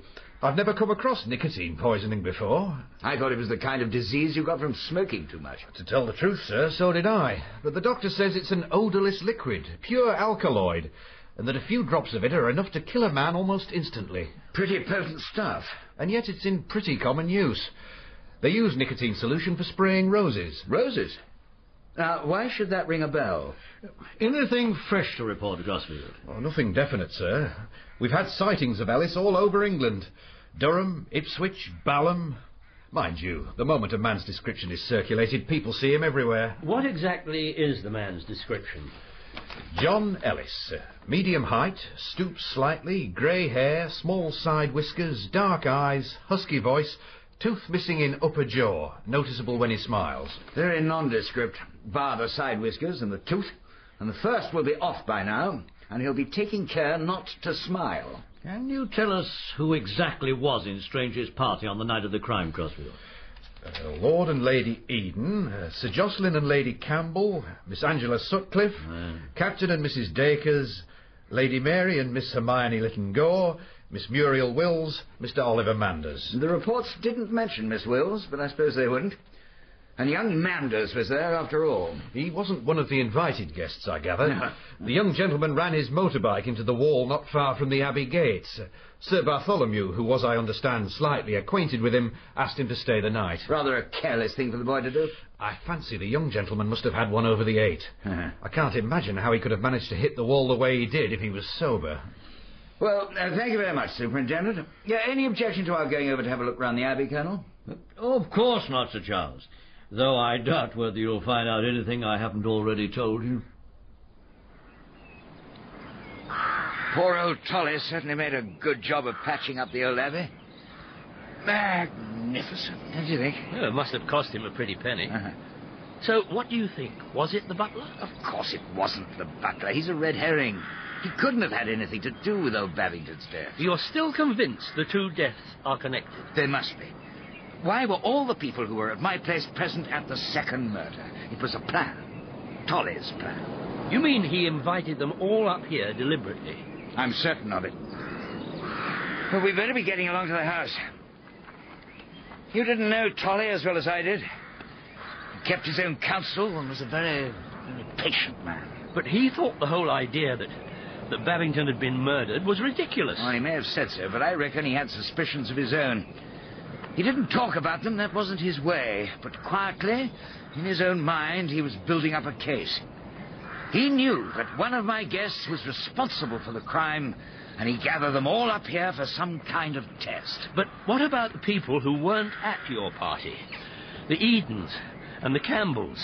Camouflage, Satterthwaite, to make the whole thing less obvious. Well, what do you think his plan was? Well, how can we know? I'm not a magician. But there was a plan, and it went wrong. Because the murderer was 1 degree cleverer than Tolly reckoned, and he struck first. He? Or she. Poison is as much a woman's weapon as it is a man's, more so. But there were certain people who weren't invited. Well, I was in France, so were you. And he could hardly have invited poor old Babington's widow. And I suppose young Manders is out of it, too. He only arrived by accident. If that's what it was. And I can't really believe that the Lytton-Gores had anything to do with Babington's death. What about Angela Sutcliffe? Angela? She's been a friend of Tolly's for years. So that leaves us with the Dacres. Well, I suppose they're more possible than anyone else. But for the life of me, I can't see why Freddie Dacres, who spends his life on the racecourse, or Cynthia, who makes a packet designing fabulously expensive clothes for women with more money than sense, should have any desire to remove a dear, insignificant old clergyman. We've forgotten someone else. Huh? That writer woman who calls herself Anthony Astor. Miss Muriel Wills of Tooting. What is there about her that continually makes one forget her? She's the most damnably nondescript woman I've ever met. I fancy she might embody that line of Robert Burns. A chield's among ye, taking notes. I imagine Miss Wills spends much of her time taking notes. There are sharp eyes behind those unflattering glasses of hers. I think you'll find that anything worth noticing in this affair has already been noticed by Miss Wills. Really? Well, while we're here, we'd better have a word with the housekeeper. What did Crossfield say her name was? Lecky. Mrs. Lecky. Oh, that I should ever have lived to see such a thing. Such a proud day it was for all of us when the doctor was made Sir Bartholomew. And the questions the policeman asked about all the maids in the house. Good girls they are, every one of them. And no police superintendent shall make me say otherwise. When as to having anything to do with murder... This man Ellis, did you find anything unusual about him? Well, I did and I didn't. See, for one thing, he was standoffish. He kept himself to himself. Spent a lot of time in his own room, and he was... Well, there was something. You did not suspect that he was not really a butler? Oh, no, sir, he'd been in service all right. The things he knew. And about the best people in society, too. But he wasn't like any butler I've ever worked with before. He arranged the work differently. And what did Sir Bartholomew think of him? Oh, he was pleased enough. He even had a bit of a joke with him. Well, what did he say? Well, Mr. Ellis come up with a telephone message, and Sir Bartholomew asked him if he'd got the name right. And Mr. Ellis said, quite sure. Oh, speaking respectful, of course. Go on, Mrs. Leckie. Well, Sir Bartholomew laughed and said, you're a good fellow, Ellis. A first-class butler. Don't you agree, Mrs. Leckie? And I was so surprised, sir, at the master speaking like that, well, I didn't know what to think. What was the telephone message? Can you remember? It was from the sanatorium, about a patient who had just arrived there and who'd stood the journey well. Do you remember the name? Yeah, it was a queer name, sir. A Mrs. de Rushbridger. Well, something like that. Yes, not an easy name to get right on the telephone. And what about the guests? Did you notice anything unusual about their behaviour? Oh, well, sir, that Miss Wills, she wasn't quite the class of the others. Well, she did things a real lady wouldn't have done. Poked and pried about. That's not a nice thing to do, not after somebody's dead. And poor Miss Sutcliffe, she quite broke down. Very warm-hearted lady. And Mrs. Dacres? I don't think anything would upset her much. She was just anxious to get away. Said her business would suffer. What about her husband? Steadied his nerves with brandy. Or unsteadied them, some would say. And do you have any views on who might have poisoned your master, Mrs. Leckie? Well, I suppose it must have been Mr. Ellis, seeing the way he just vanished overnight. But I don't see how he could have done it. They're saying it was something in the port. But all the gentlemen had port, and some of the ladies. And in any case, they couldn't find anything in the glass. Thank you, Mrs. Leckie. You've been very helpful. Now, would you mind if we took a look at Mr. Ellis's room? Oh, no, sir, I've no objection. Of course, the police have been all over it, but they couldn't find a thing. So what do you think, Satterthwaite? Well, the only thing... Yeah? Go on, man. It struck me as a little odd the way Sir Bartholomew joked with his butler. It seemed somehow so uncharacteristic. It was uncharacteristic.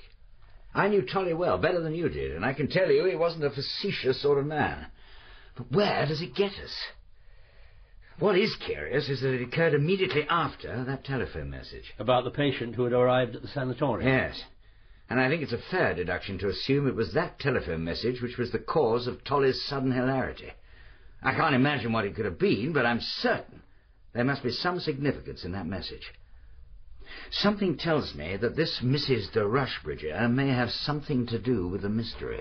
Well, I can't say I think it's very likely. But this must be Ellis's room. We'll find something here that the police passed over. Of course, they were looking for evidence of Ellis's guilt. We're looking for evidence of his innocence, a very different matter. There doesn't seem to be much in the way of evidence of any kind.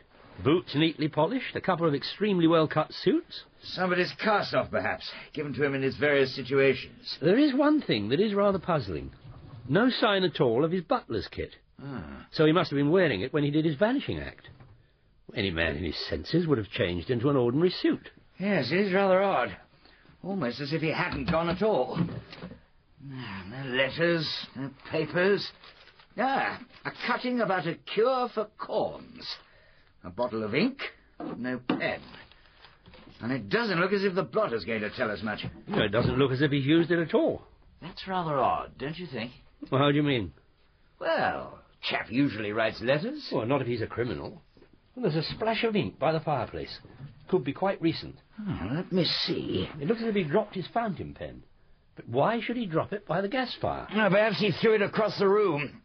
Fountain pens can be damned irritating. What if... Eh? What if he was burning papers? Something like that. Well, you don't burn papers on a gas fire. But he might have been writing something at the table. And suddenly heard somebody coming. The police, perhaps? Yes. And he rushes over and shoves the papers under the gas fire and drops the fountain pen while he's doing it. Sounds a bit far-fetched. Well, why don't we see if there's anything behind the fire? Right, I'll give it a try. Yes, there is something there, I think. Something white. But I can't get at it. We want something like a woman's hatpin. Well, we're not likely to find one in here. Well, there's a paper knife on the table. Here, see if we can get it with that. Ah, thanks. Yep. It's coming. Got it. Looks as though you were right, Satterthwaite. Sheets of crumpled writing paper. Here. Oh, they seem to be drafts of the same letter. Listen to this. This is to say that the writer of this letter does not wish to cause unpleasantness about what he saw tonight. Now, he gave that up and tried again. John Ellis, butler, has certain facts concerning Sir Bartholomew's death in his possession. He has not yet given these facts to the police. And yet again. I know how Sir Bartholomew died. I haven't said anything to the police. If you will meet me... And it breaks off there. Presumably that was when he heard somebody coming. Well, it doesn't get us very far. If the fellow had only headed his effusions Sir or Madam, it would have helped a bit. At least one thing is clear. Ellis may have been a scoundrel, but he didn't murder Sir Bartholomew. Was that why he slipped out in his butler's clothes? To meet the murderer? I imagine he was paid to disappear. I'm beginning to have a nasty suspicion that poor Ellis may well have disappeared for good. The man he went out to meet had already killed, twice. And will probably have no compunction about doing so again. So we may now be faced with a third murder. Come on, Satterthwaite. Let's get out of this room. It's beginning to give me the shivers.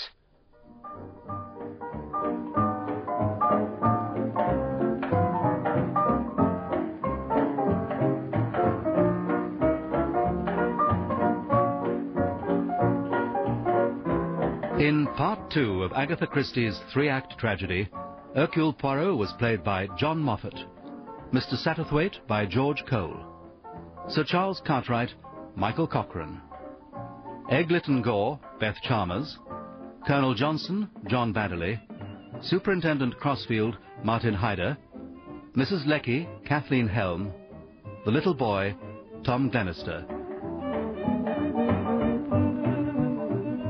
Three-act tragedy is dramatized for radio by Michael Bakewell and directed by Enid Williams.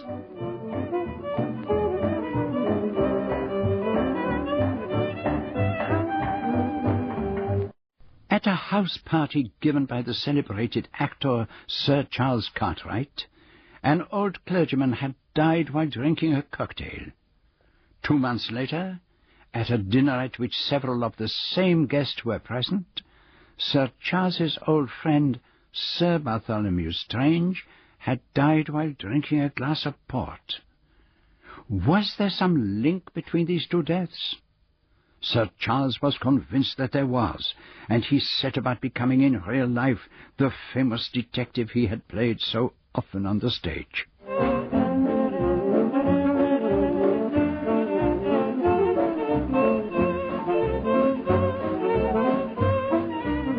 We present John Moffatt as Hercule Poirot and George Cole as Mr. Satterthwaite in Agatha Christie's three-act tragedy.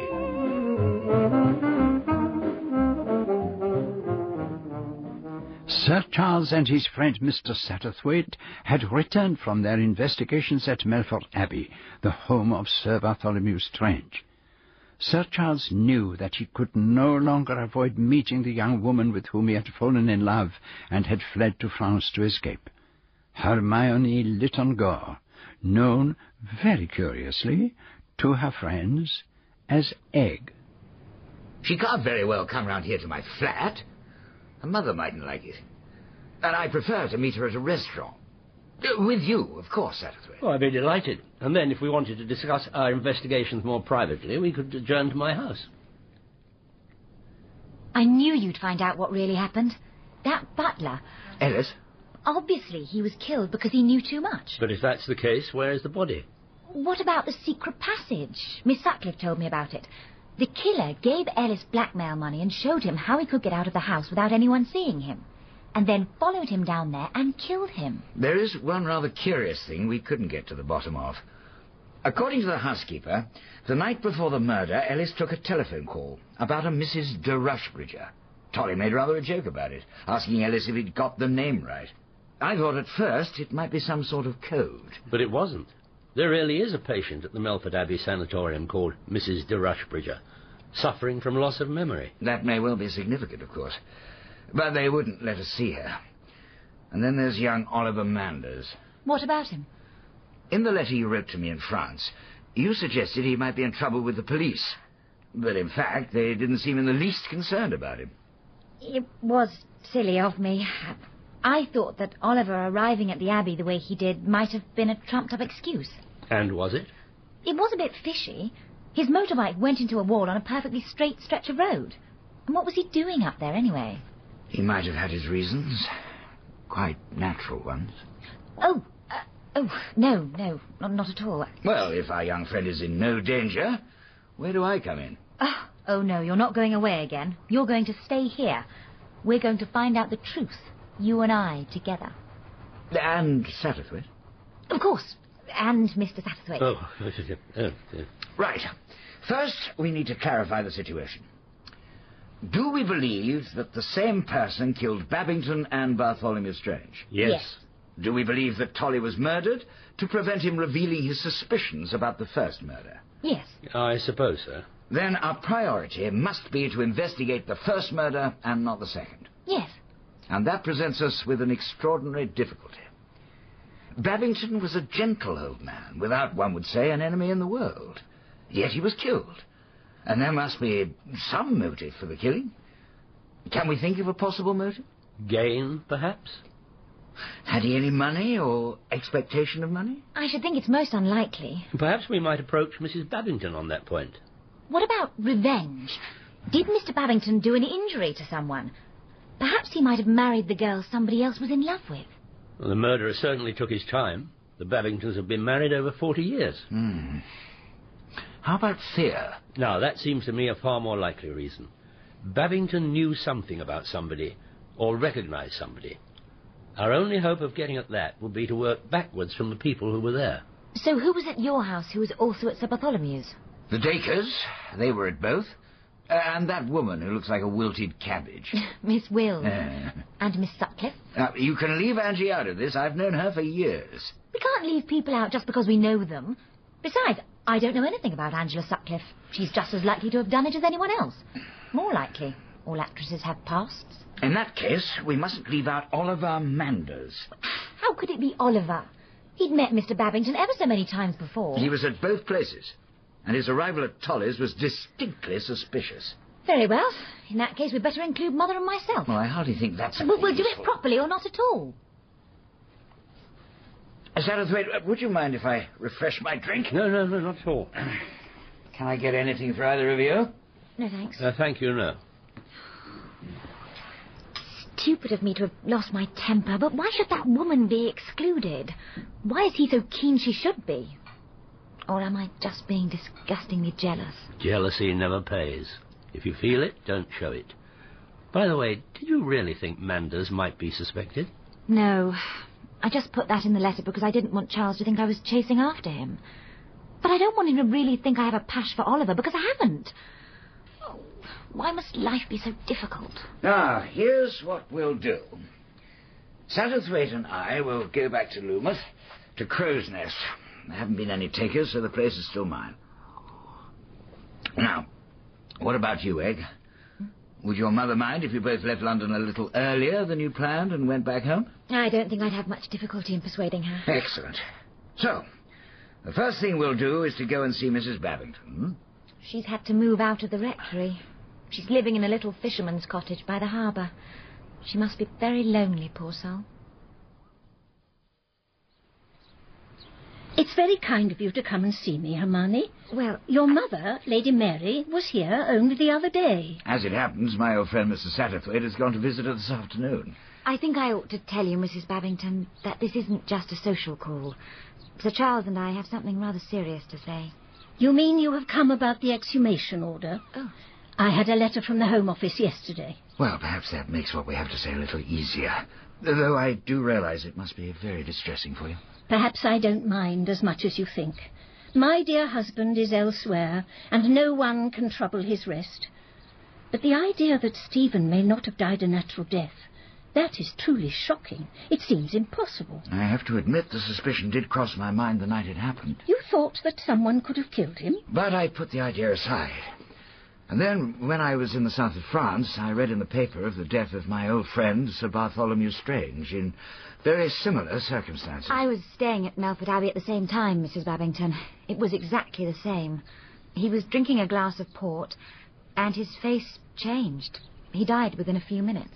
But who could possibly want to harm either of them?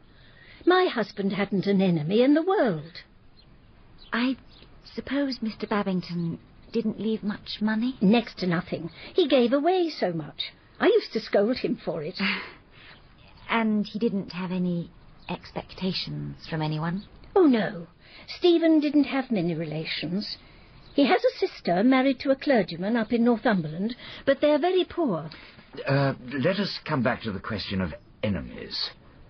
Could Mr. Babington have antagonized someone when he was a young man? When he got engaged to you, for instance. There wasn't some disappointed suitor in the offing? Stephen was my father's curate. He was the first young man I saw when I came home from my boarding school. I fell in love with him, and he with me. Ours was a very simple love story, Sir Charles. And do you know whether your husband had met any of the guests at Sir Charles's party before? Well, there was you and your mother, and Oliver Manders. Yes, but any of the others? We had seen Angela Sutcliffe in a play in London. We were both rather excited. We were actually going to meet her. And had you met Captain and Mrs. Dacres? Was that the rather foxy-looking man and the woman with such wonderful clothes? Yes. No, we didn't know them. Nor that woman who wrote plays. She seemed rather out of it. And Mr. Babington didn't say anything to you about the people you were going to meet? Not beforehand, no. Oh. And when we got there, well, there wasn't much time. You must forgive us badgering you like this. But you see, we feel there must be something. If only we could get at it. But do you really think that one of those people... Well, there can't be any other explanation. I think Sir Bartholomew saw something or guessed something, and he died in the same way. And seven of the people who were there when your husband died were present at Sir Bartholomew's party. One of them must be guilty. And we're not going to rest until we find out which of them it is. Egg is so headstrong. She flings herself into a thing, heart and soul. You know, Mr. Satterthwaite, I don't like the way she's mixing herself up in this distressing business. I only accepted that cursed invitation to Melford Abbey because I thought she needed cheering up. She looked so down in the mouth. I gather that Oliver Manders made a somewhat unexpected arrival there. Tell me something about him, Lady Mary. The young fellow interests me. Well, he's clever, of course. But things have been very difficult for him. In what way? Well, you see, his father wasn't married to his mother. Really? Everyone knows about it down here, otherwise I wouldn't have mentioned it. His mother had an affair with a married man. His wife refused to divorce him, and the poor girl died shortly after Oliver was born. He was brought up by his uncle in London, but he always came down here in the holidays to stay with his grandmother. And how did you get on with Mr. Babington? Well, I'm afraid they didn't hit it off very well. The Babingtons were sorry for Oliver, and he used to go round to the vicarage to play with their boys, but he rather looked down his nose at them and boasted about how much pocket money he got. And more recently? As a matter of fact, he was quite rude to Mr. Babington here in this house. It was about 2 years ago. What happened? Oliver made a rather ill-bred attack on Christianity. Mr. Babington was very courteous and patient with him. That only seemed to make matters worse. You just look down your nose at me because I'm a bastard. Well, I'm proud of what my mother did. At least she had the courage of her convictions. I don't care what a bunch of self-righteous parsons think. I hate everything the church stands for. Smugness and hypocrisy. Its ecclesiasticism and superstition have got the world into the mess it is. I'd like to get rid of the whole canting tribe and all the churches with it. And Mr. Babington simply smiled and said, "My dear boy, Even if you swept away all the churches ever built, you would still have to reckon with God. You don't like Manders, do you, Lady Mary? I'm sorry for him. But you wouldn't like him to marry Egg? Oh, no. Why exactly? Because he isn't kind.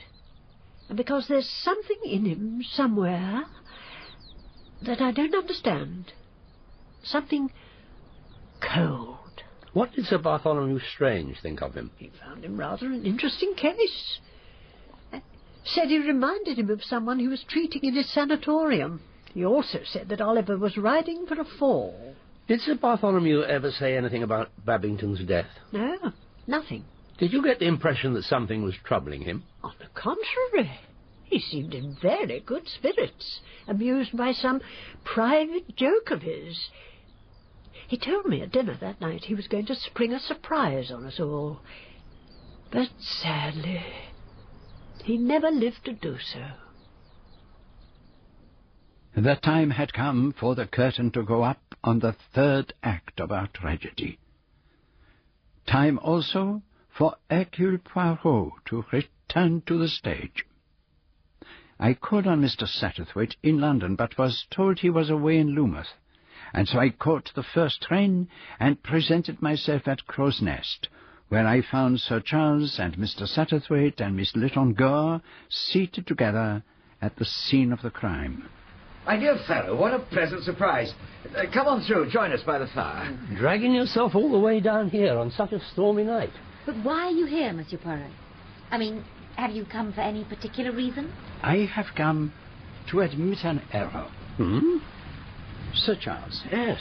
It was in this very room that you declared you were not satisfied that Mr. Babington had died a natural death. And I thought it was simply your instinct for drama. It seemed to me incredible that such a harmless old gentleman should have been murdered. Even now, I cannot guess at any motive. But since there has been another death under similar circumstances, which I cannot attribute to coincidence, there must be a link between the two. And so, I have come to apologize. I was wrong, and I request you to admit me to your counsels. Oh, well, this is extraordinarily handsome of you, Monsieur Poirot, giving up your time like this. It's certainly very good of you. No, my friend, it is not good of me. It is curiosity. And I must admit, the hurt to my pride. But of course, if I am not welcome, if you feel that I am intruding... No, of course not, Monsieur Poirot. Indeed, no. And mademoiselle? I'm sure we'd love to have you, Monsieur Poirot. Good. We are colleagues. And now, if you please, put me au courant of the situation. We would be very pleased to do so, and we would welcome your expertise. But so far, we've made very little positive progress at all, except for one significant discovery. But let me take you through the course of our investigations. Mais c'est magnifique. The discovery of the letters written by the butler puts an entirely new aspect on the case. I congratulate you both, gentlemen. So now you know everything we know. How does it all strike you? Can you remember, mademoiselle, what type of port glass Sir Bartholomew had on his table? No, I didn't really notice them at all. No, I can tell you. They were like these glasses of mine. These are sherry glasses, of course. His were the proper port shape. He got a set of table glasses at a sale, and as there were more than he needed, he gave some of them to me. Rather good, aren't they? Yes, they are fine specimens. I rather thought something of the kind had been used. Why? The death of Sir Bartholomew Strange could be explained easily enough, but the death of the Reverend Stephen Babington is more difficult. If only it had been the other way about. What on earth do you mean by that? Oh, consider, mademoiselle, Sir Bartholomew is a celebrated doctor. A doctor knows secrets, important secrets. A doctor may have suspicions about the sudden death of one of his patients.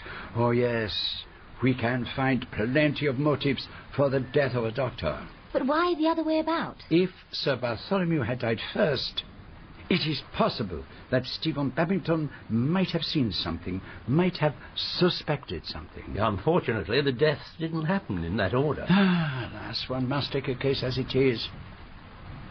Just one little idea I would like to suggest. I suppose it is not possible that Stephen Babington's death was an accident, that the poison was intended for Sir Bartholomew and the glass was picked up by the wrong man? Oh, it's an ingenious idea, Monsieur Poirot, but you see, nobody who knew Tolle would have tried poisoning him with a cocktail. Why not? Because he had a particular aversion to it. Oh, this business. It goes all wrong. It does not make sense. Besides, I don't see how any one glass could have been mistaken for another. Temple carried them round on a tray, and everyone helped themselves to any glass they fancied. True. One cannot force a cocktail as one forces a card. It's instinctive to take the one next to you. Tell me, Mr. Satterthwaite, did Mr. Babington put his cocktail down, or did he retain it in his hand? He put it down on the table. And did anyone come near the glass after he had done so? No. I was nearest to him, and I assure you I didn't tamper with it in any way, even if I could have done so unobserved. No, my friend, I am not making an accusation, but I want to be sure of my facts. According to the analysis, there was nothing out of the way in that cocktail. But Mr. Babington ate and drank nothing else. You see where that leads us? Nowhere, damn it. No, I would not say that. It suggests a very monstrous idea, which I hope and trust cannot be true. What are you going on about? No, Mrs. Babington was not at Melfort Abbey, therefore Mrs. Babington is cleared of suspicion. But no one has ever dreamed of suspecting her. No? But if the poor gentleman was not poisoned by a cocktail, then he must have been poisoned a few minutes before entering the house. Perhaps by a tablet to prevent indigestion. And who then could have tampered with that? But they were devoted to each other. Oh, you don't understand a bit. Now, let me tell you something, mademoiselle. In the course of my experience, I have known 5 cases of wives murdered by devoted husbands, and 25 of husbands murdered by devoted wives. Les femmes, they obviously keep up appearances better. I think you're perfectly horrid. The Babingtons were not like that. It's monstrous. Murder is monstrous, mademoiselle. But I, who see only the facts, agree that Mrs. Babington did not do this thing. The killer could only have been one of the people who were present on both occasions, one of the 7 on your list. So, how do you advise us to act? You have doubtless agreed on a plan? Well, the only way forward seems to be a process of elimination. My idea was to take each name on that list and consider them guilty until they're proved innocent. If we suspect there is a connection between that person and Stephen Babington, we use all our ingenuity to find out what that connection may be. If we find no connection, we move on to the next name on the list. It is good psychology, that. And what are your methods? We've not yet had time to discuss that, but perhaps you yourself? No. Do not ask me to do anything of an active nature. It is my lifelong conviction that problems are best solved by thought, by the application of the little grey cells. Let me hold what is called, I believe, a watching brief. You will perhaps from time to time wish to turn to me for counsel's opinion. Does that make sense to you, mademoiselle? Excellent sense. I'm sure your experience will be very useful to us. But I must be off. Mother will have a fit. Oh, you'll get soaked to the skin. I'll drive you back. That would be very kind. Good night, Mr. Satterthwaite. Good night. Good night, mademoiselle. Good night. Good night.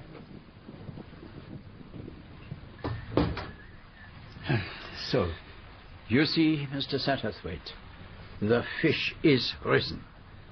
You have achieved what you wished on that morning in Monte Carlo. You knew that, like the little child who was playing close by us, I was bored. I had nothing to do. And now I must admit that I find this strange mystery most intriguing. But I must take care. It is of the greatest importance that I do not play the part of what you call the spoil sport.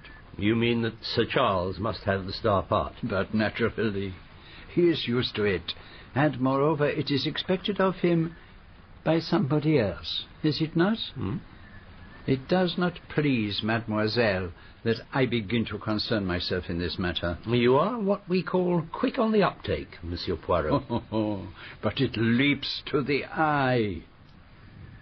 And speaking of mademoiselle, tell me, if the question does not appear too frivolous, why is she, with such a beautiful name as Hermione, always called Egg? I asked Lady Mary that.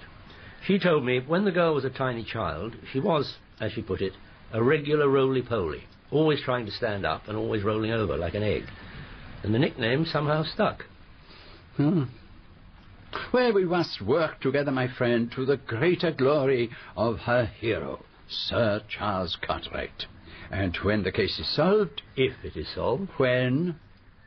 I do not permit myself to fail. You have never failed? Since you ask. Eh bien, once, long ago, in Belgium. We will not talk about it. Of course. You were saying that when this case is solved... Sir Charles will have solved it. I shall merely have been a little cog in the wheel. I desire no honour, no renown. I have all the renown I need. Now tell me, who figures on this list of names Sir Charles mentioned? I drew it up myself. Here. Mrs. Dacres, Captain Dacres, Miss Wills, Miss Sutcliffe, Lady Mary Littengore, Hermione Littengore, Oliver Manders. Suggestive, is it not?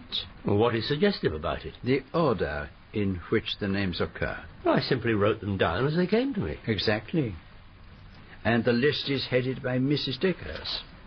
I deduce from that she is considered the most likely person to have committed the crime. The least unlikely would express it better. I think perhaps she is the person you would all prefer to have committed the crime. Unconsciously, that may be true. And the last name on your list, Oliver Manders. He intrigues you, does he not? You may hope that Cynthia Dacres committed the crime, but you think that Oliver Manders did. That is why you kept him till the last. And I, too, am interested in that young man. I was watching him carefully on the night of Stephen Babington's death, and I saw... What did you see? I saw that there were two people at least who were playing a part. One was Sir Charles. Well, that is quite natural. A great actor does not cease to act because he is not on the stage. And the other? Manders was playing the part of a bored and blasé young man, but in reality he was keenly alive and not a little excited. And I think that you noticed him too, and you put him at the bottom of the list because you wanted to keep him for yourself. Dear me. Am I really that sort of man? Oh, yes. And when you come to talk to Mr. Manders, there is one question I would like you to ask him. What is that? Ask him why he faked that motorcycle accident outside Melfort Abbey. Tell him the police are suspicious. But they didn't seem in the least interested. It does not matter. You see, Mr. Satterthwaite, I am beginning to understand the mind of the murderer. He is cunning. He reveals to us only what he wishes us to see. If we could find out the reason for Amanda's unexpected arrival at the Abbey on the night of Sir Bartholomew's death, it might help us to lift part of the curtain that is concealing what lies behind our intriguing little tragedy.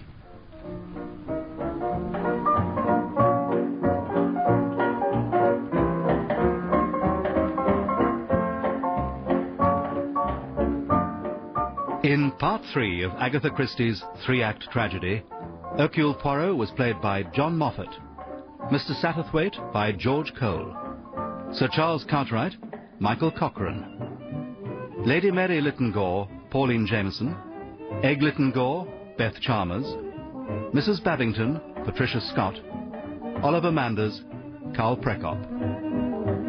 Three-act tragedy is dramatized for radio by Michael Bakewell and directed by Enid Williams.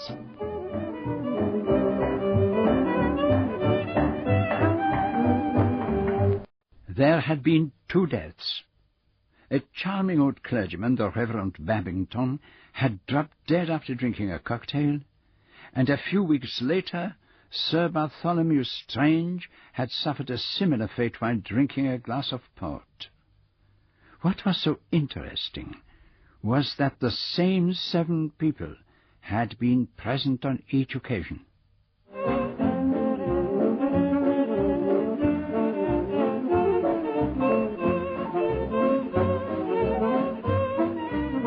We present John Moffatt as Hercule Poirot and George Cole as Mr. Satterthwaite in Agatha Christie's Three-Act Tragedy.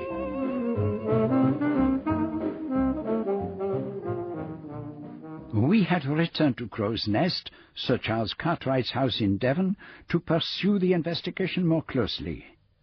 But I was content to remain in the background and leave it to him to play one of his favourite roles, that of the master detective. Let's take another look at that list, Satterthwaite. Oh, yes. Here you are. Ah, thanks. Now, Lady Mary and Egg don't count, of course. There's no question of them being involved. So, that leaves us with Cynthia and Captain Dacres, Miss Wills, Angie Sutcliffe, and Oliver Manders. Why don't we divide them up, It would certainly seem to be the most effective way to deal with the problem. Let's start with Cynthia Dacres. Well, don't look at me. The world of fashion is definitely not my cup of tea. Well, Egg seems rather keen to take her on. She has an idea that anyone so perfectly turned out won't get impartial treatment from mere males. What we need to establish, of course, is whether there is any possible link between the people on this list and poor old Babington. Yes. It's occurred to me that we ought to find out if any of them spent any time in Gilling. That's where the old boy was vicar before he came to Loomuth. Well, hardly sounds the kind of place for Captain Dacres. Too far from Newmarket. I rather thought I might tackle him myself. I know some of his racing cronies. I dare say I could pick up something that way. And which of you is to talk to Miss Sutcliffe? Well, Sir Charles knows her pretty well. That's precisely why I'd rather someone else took her on. For one thing, I should be accused of not putting my back into the job. And because she is an old friend, you feel the natural delicacy. Yeah. It is perfectly understandable. Why not leave her to the good Mr. Satterthwaite? Right. Now, what about Oliver Manders? I know he only turned up on the night of Tolly's death as the result of some sort of accident, but we ought to take a look at him, and he certainly knew Babington. Mr. Satterthwaite will look after Mr. Manders also. But you have missed out a name. Huh? Miss Muriel Wills, who writes plays under the name of, what does she call herself? Anthony Astor. Well, if Satterthwaite's going to deal with Angie and Manders, I'd better take a look at her. So, if we're all agreed, I'll go and tell Egg what we've decided. And then we better set off back to London.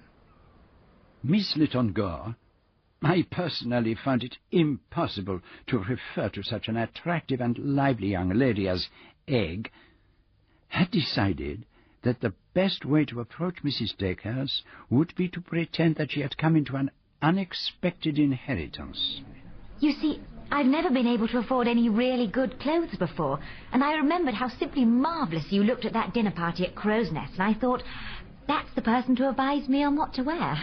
My dear, how utterly charming of you. I simply adore dressing a young gal. And you've got so much personality. You mustn't have anything at all ordinary. Your clothes must be simple and penetrating and just faintly visible, if you understand me.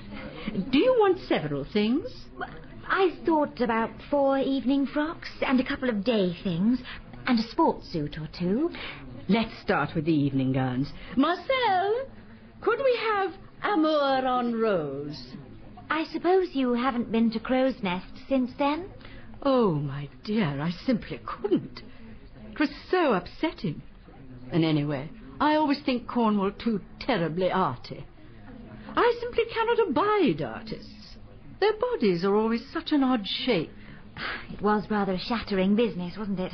And poor Mr. Babington was such a pet. Quite a period piece in his way. You'd met him somewhere before, hadn't you? That dear old dugout. Oh, I thought I remembered him saying so. At a place called Gilling? Marcel, could we have Petite Scandale now? And after that, the Blue Patou. Wasn't it extraordinary, Sir Bartholomew keeling over like that? My dear, it was too penetrating for words. It's done me a world of good. All sorts of dreadful women come and order frocks from me, on the off chance I might have murdered him. I rather played up to that. Now, just take a look at this positively provocative frill. Doesn't it make the whole thing quite adorable?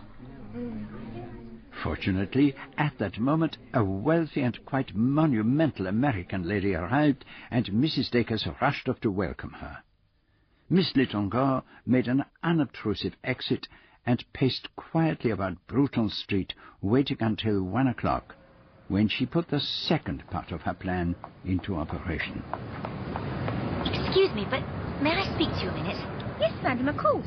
You're one of the mannequins at Ambrosine's, aren't you? I noticed you this morning. I hope you won't be frightfully offended, but I'm writing an article about working in the fashion business. Oh. And I wonder whether you'd like to have lunch with me at the Berkeley or somewhere and tell me all about it. Oh, yes, of course, madam. Oh, but I mustn't be too long. We're only allowed an hour for lunch.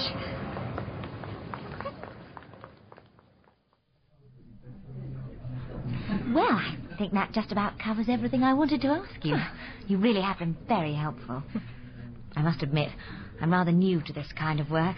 I'm frightfully badly off at the moment, so I'm counting on these journalism jobs to keep the wolf from the door. From the way you were behaving in the showroom, I thought you... Oh, no, that was just play acting. I haven't got a bean.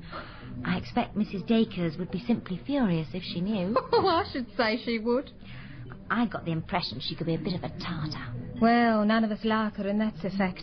She's clever, but she's hard as nails. I suppose she makes lots of money. Well, it's not for me to tell tales. Oh, of course not. But if you ask me, the firm's not far off Queer Street. It's my belief that Mrs. Dacres has been borrowing heavily just to keep going, in the hopes that the business will brighten up, and that she's got in really deep. Oh. Honestly, she looks terrible sometimes, though she's still got an eye for the young men. Really? There's been a lot of talk amongst the girls of a fella, very rich, but a bit soft, if you know what I mean. Apparently, Madam has been running him for all he was worth. He might have been able to put things right, but his specialist, or whatever he was, ordered him on a sea voyage. Said he couldn't answer for the consequences if he didn't. They said the specialist was that same chap that got murdered in Yorkshire. Madam was there when it happened, and the girls were having such a laugh, saying she'd done him in because he sent her young man away. Of course, it was just fun. Oh, naturally, I quite understand. But Mrs. Dacres really is my idea of a murderess. So hard and remorseless. Oh, and she's got such a wicked temper. When she lets go, there's not one of us dares go near her. And they say her husband's scared stiff of her, no wonder.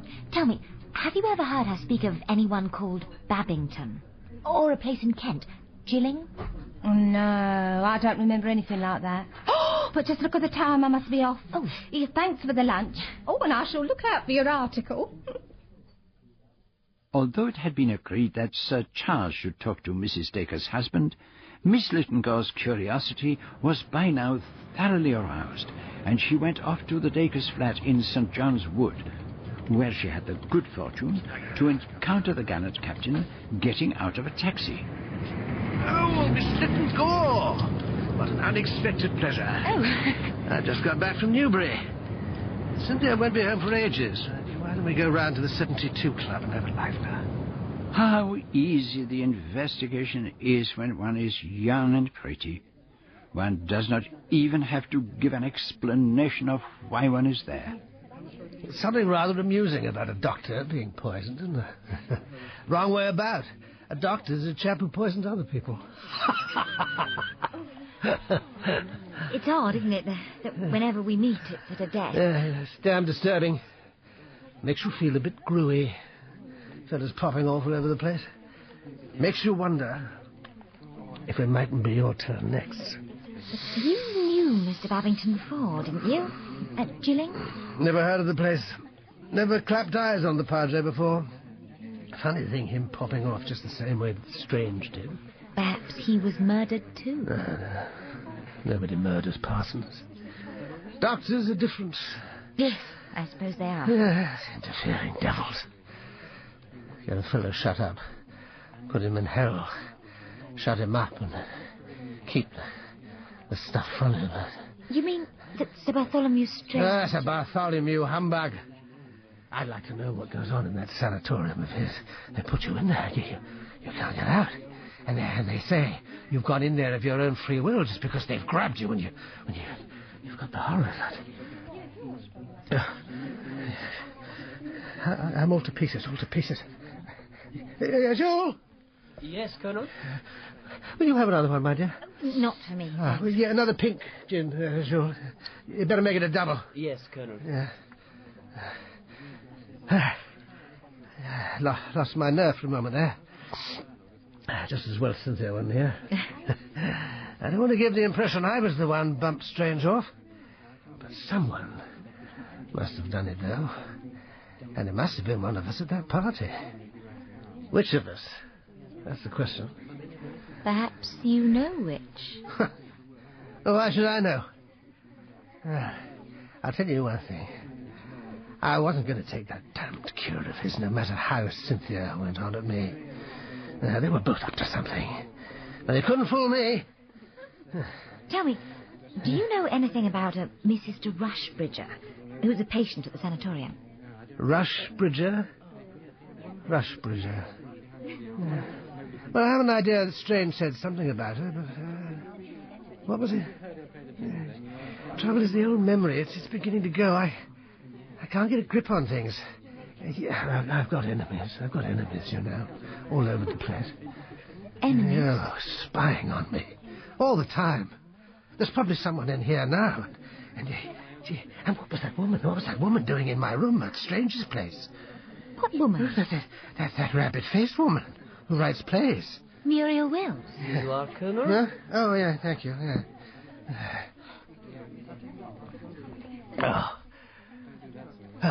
That's better. Yeah. Yes, it was the morning after Strange died. I'd just come up from breakfast. I saw her come out of my room and go through the baize door at the end of the landing. Well, why did she want to go messing about in my room? Or do you think it's true what Cynthia says? What did she say? Well, she said that I was seeing things. Mind you, I won't deny that I do see things now and again when I get the old, you know. But I mean, seeing a woman is different. And I did see her. It's nasty. Sort of eyes she's got. Goes through you. I must be going. Thank you so much for the drink, Captain Dacre. No, don't thank me, my dear. I'm delighted. Absolutely delighted. And while Miss Lytton Gore was stealing out through the smoke-laden 72 Club, the good Mr. Satterthwaite was taking tea with Angela Sutcliffe. Tell me, Mr. Satterthwaite, am I to regard you as a friend or as a sleuth? Have you come here for the sake of my beautiful eyes, as the French say so charmingly? Or are you here just to pump me about the murder? Can you doubt that the first alternative is the right one? I can and do. The only thing I can't make up my mind about is whether it is an insult or a compliment to be considered a potential murderess. On the whole, I think it's a compliment. Tell me one thing. Is there anything in what that girl said? What girl? And what did she say? Oh, don't be so tiresome. The Lytton Gore girl, the one who's so infatuated with Charles. She thinks that nice old clergyman was murdered, too. What do you think? Well, it certainly happened in just the same way, and she's an intelligent girl. Is Charles serious? I expect your views on that subject are likely to be more valuable than mine. How appallingly discreet you are. I know Charles pretty well. He seems to me to display all the signs of wanting to settle down. How dull men are when they start to do that. I've often wondered why Sir Charles has never married. My dear, he never showed any signs of wanting to. He and I were... well, it was very pleasant while it lasted, and we're still the best of friends. I suppose that's why the Lytton Gore child gives me such ferocious looks. I'm not at all sure. I'm not just a little jealous of her. Why didn't Charles come and catechize me himself? Too much nice feeling, I suppose. Or does he think me guilty? Do you think I'm a murderess, Mr. Satterthwaite? There would seem to me to be a certain lack of motive. Well, I also happen to like Bartholomew Strange. And because we were friends, I'd rather like to help track down who killed him. I suppose you didn't see or hear anything that might have a bearing on the case? Nothing I haven't already told the police. And that didn't amount to much. What about the butler? I hardly noticed him. Any peculiar behaviour on the part of any of the guests? No, apart from that boy. What was his name? Oliver Manders. He turned up very unexpectedly and seemed terribly nervous. Did Sir Bartholomew seem surprised? He said he thought it was a very odd business. A new method of gate crashing, he called it. Only he said, "It's my wall he has crashed, not my gate." I gather he told you something about a secret passage. Yes. He promised to show it to me. But he never had the chance. He didn't happen to mention a patient of his, a Mrs. de Rushbridger? No, never heard of her. Do you know a place called Gilling in Kent? I don't think so. Why? I understood you knew Mr. Babington when he was there. Who's he? The old clergyman who died at Crow's Nest. Oh, that was his name. Who told you I knew him? Someone who ought to know. Did they think I had an affair with him or something? Clergymen do get up to some very naughty things, like that man in the barrel, but there's nothing doing with your Mr. Babington. I'd never seen him before in my life. Sir Charles had taken it upon himself to interview Muriel Wills, or Anthony Astor, as the admirers of her moderately entertaining place called her. She lived, somewhat incongruously, with her budgerigars in Tooting, in a house cluttered with porcelain dogs, occasional tables, and Chinese brasses, from Birmingham. Fancy you tracking me down here, Sir Charles. My mother will be so excited. She just adores the theatre, especially anything romantic. She loved that play where you were a prince at a university. She goes to matinees, you know, and eats chocolates. Well, I'm very flattered. It is so encouraging to be remembered. Miss Sutcliffe was here only the other day, and Mother's talked of nothing else since. Angela was here? Yes, she's putting on a play of mine. Little Dog Laughs. Oh, of course. I was reading about it in the stage. Rather an intriguing title. I'm so glad you think so. It's a lot of froth and nonsense. It all revolves round Miss Sutcliffe, of course. Everyone dances to her fiddling. That's the idea. Fascinating. I wonder if you can guess what has brought me here. Well, I don't suppose it was just to see little me. It was really Satterthwaite who put the idea into my head. Oh. He fancies himself as being a good judge of character. He's very clever about people. Seems to be rather his hobby. And he's strongly of the opinion that if there were anything worth noticing on the night of Sir Bartholomew's death, you would have noticed it. Is that what he said? Yes. I was very interested, I must admit. You see, I've never seen a murder at close hand before, so I tried to notice everything I could. And what exactly did you notice? Oh, nothing that you'd call interesting, Sir Charles, just little odds and ends. Though there was one thing, something I ought to have told the police about, but I forgot. What was that? The butler. He had a kind of strawberry mark on his left wrist. I noticed it when he was handing me vegetables. Where exactly was the mark? What size was it? If you just stretch out your own wrist. Thank you. It was just here, about the size of a sixpence, and rather the shape of Australia. A very precise observation. You think I ought to write to the police and tell them? Certainly. It might be of the greatest value in tracing the man. Positive marks of identification are not always that easy to come by. And some people are so indeterminate that there's nothing about them to take hold of. Old Babington, for instance. He had a curiously undefined personality. His hands were very characteristic. Huh? What I would call scholar's hands. A little crippled with arthritis, but very refined fingers and beautiful nails. What an observer you are. But, of course, you knew him before. No, not me. That was the first time I met him. But I'm sure he said he'd known you at Gilling. No. You must have been mixing me up with somebody else, or he was. Ah. Did it ever occur to you he might have been murdered too? I know that you and Miss Lytton Gore think so. And what do you think? It doesn't seem likely. So, there's nothing else you can tell me about any of the guests? No. Nothing about Mrs. Dacres, or Captain Dacres, or Oliver Manders? Nothing. Well, poor Satterthwaite will be most disappointed. I am so sorry.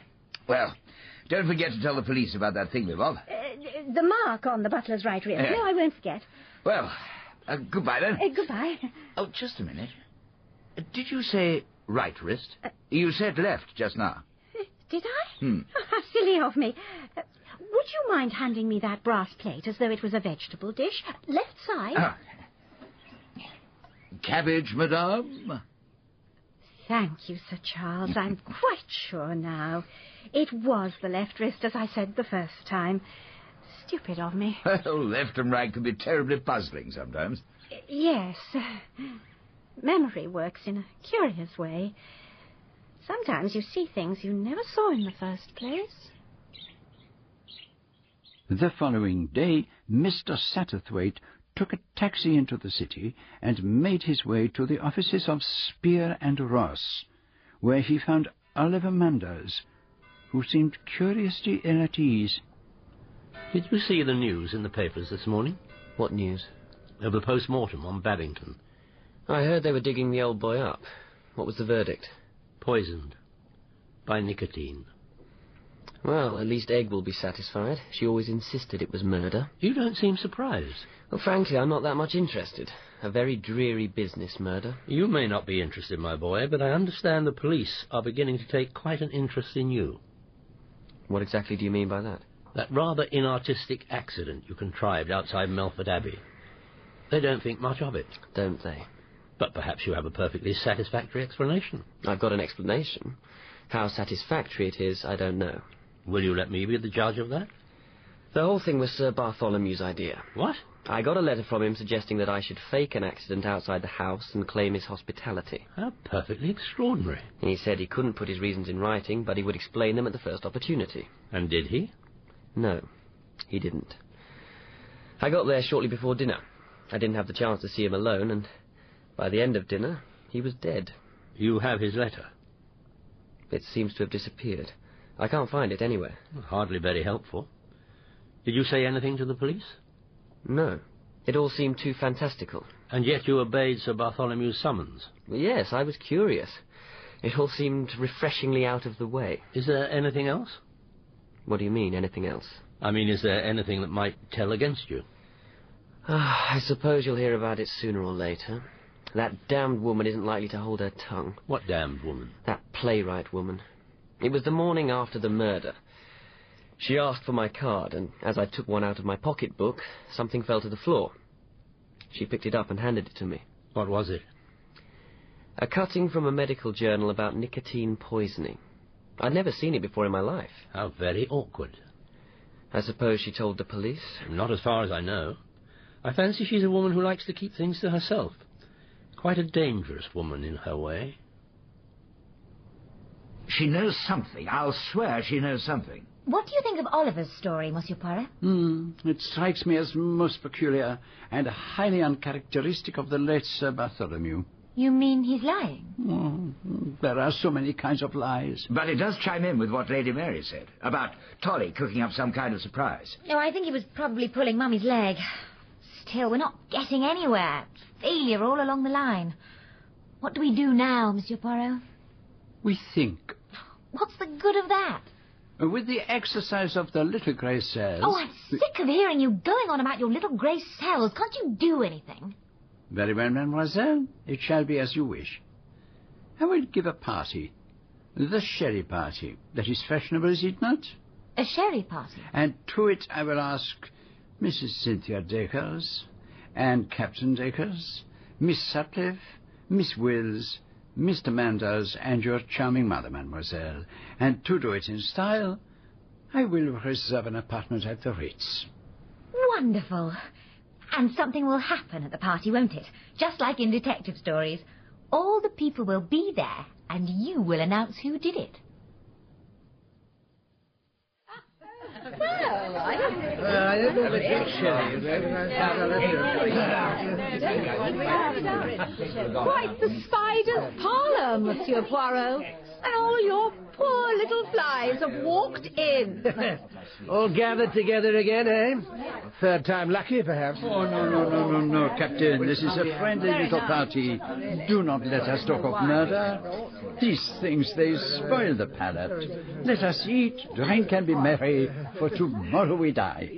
Not as soon as all that, I hope. Oh, my lord, I have mentioned death. Forgive me, Mrs. Dacres. And allow me to congratulate you on a very charming gown. Your health, madame. Your health, Lady Mary? Here's to you, Egg. Cheerio. It is an excellent drink, the sherry. I prefer it to the cocktail, and 1,000 times to the whiskey. By drinking the whiskey, you ruin the palate. To appreciate the delicate wines of France... Oh, God. Not another one. The child's been poisoned, too. It's quite unbelievable. The poor devil's dead. My friends, do not... You fool! Pretending to be God and know all about everything, and you let this happen. Another murder, Monsieur Poirot, and under your very nose. If you let the whole thing alone, this would never have happened. It's you who's murdered Charles. You! You!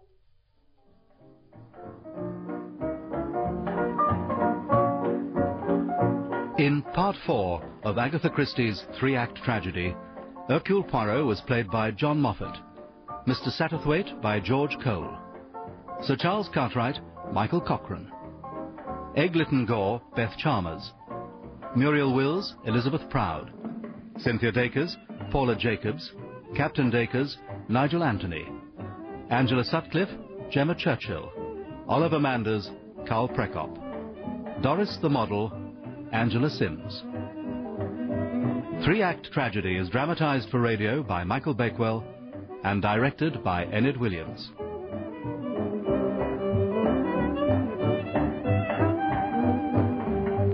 Here's the man himself. At a party given by Sir Charles Cartwright, an old clergyman dropped dead while drinking a cocktail. A few weeks later, Sir Charles's old friend, Sir Bartholomew Strange, suffered the same fate while drinking a glass of port. And then, at a little sherry party I was giving for those who had been present on both occasions, Sir Charles suddenly choked and fell to the ground.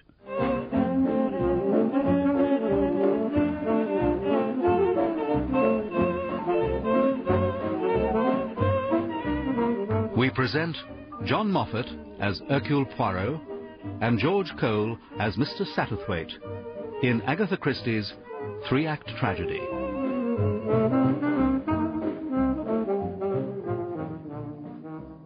Another murder! And under your very nose, Monsieur Poirot. If you'd let the whole thing alone, this wouldn't have happened. It's you who murdered Charles. It is true, mademoiselle, I confess. I murdered Sir Charles. But I am a very special kind of murderer. I can kill, and I can restore the dead to life. A magnificent performance, Sir Charles.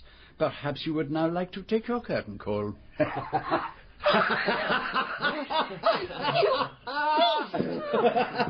Mesdames, Messieurs, I demand pardon of you all. This little farce was necessary to prove to you all, and incidentally to prove to myself, a fact which my reason already told me was true. What? In one of the glasses on this tray, I placed a teaspoonful of water. That water represented pure nicotine. These glasses are of the same kind as those used by Sir Bartholomew Strange. Owing to the heavily cut glass, a small quantity of colourless liquid is quite undetectable. Imagine then the port glass of Sir Bartholomew. After it was put out on the dining table, somebody introduced into it a sufficient quantity of pure nicotine. That could have been done by anyone, the butler, the parlour maid, or one of the guests who might have slipped into the dining room on their way downstairs. Dessert arrives, and the port glass is filled. Sir Bartholomew drinks and dies. So simple when you come to think of it. Now, suppose that tonight was not a farce, but a tragedy. Sir Charles is dead. What will be the first step taken by the police? Why? To find the glass, of course. It's here, where Charles let it fall. And you are of the opinion that if the glass had contained nicotine, traces of it would be found by the police? Yes, I suppose so. You would have supposed wrong. No nicotine would have been found, for that is not the glass from which Sir Charles drank. The real glass I have been hiding behind the tail of my coat. Voila. What? 'Tis like the conjuring trick. The attention cannot be in two places at once. The conjurer waits for the psychological moment. When Charles did his spectacular collapse. Everyone crowds round the body, and no one at all looks at Hercule Poirot. And it is then that I make the exchange of the glasses. And that's what happened at Crow's Nest and at Moffatt Abbey. And why nobody found any trace of nicotine in the cocktail glass or the port glass? So who changed them? That still has to be revealed. You don't know? Perhaps. Perhaps not. Well, I think that's quite enough excitement for one evening, Monsieur Poirot. It's time I was off. Yes, I agree. One little moment, I beg you. Tonight we have played the comedy, but that comedy may so easily have become a tragedy. Under certain conditions, the murderer may strike a third time. Now, if any one of you knows anything that may bear in any way on these crimes, I implore that person to speak out now. To keep any knowledge to oneself may be dangerous. No one? Be it so, then. I have given you warning.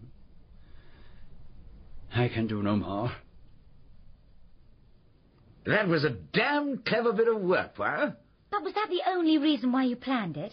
To see if you could switch the glasses? No, mademoiselle, I had one other aim. What was that? I wanted to watch the expression on one person's face when Sir Charles fell dead. Which person? That is my secret. Well, won't you tell us what you saw? No, this is not the time, mademoiselle. Does that mean you know who the murderer is? You may put it that way if you wish. A telegram for Monsieur Poirot. Oh, thank you. Thank you, sir.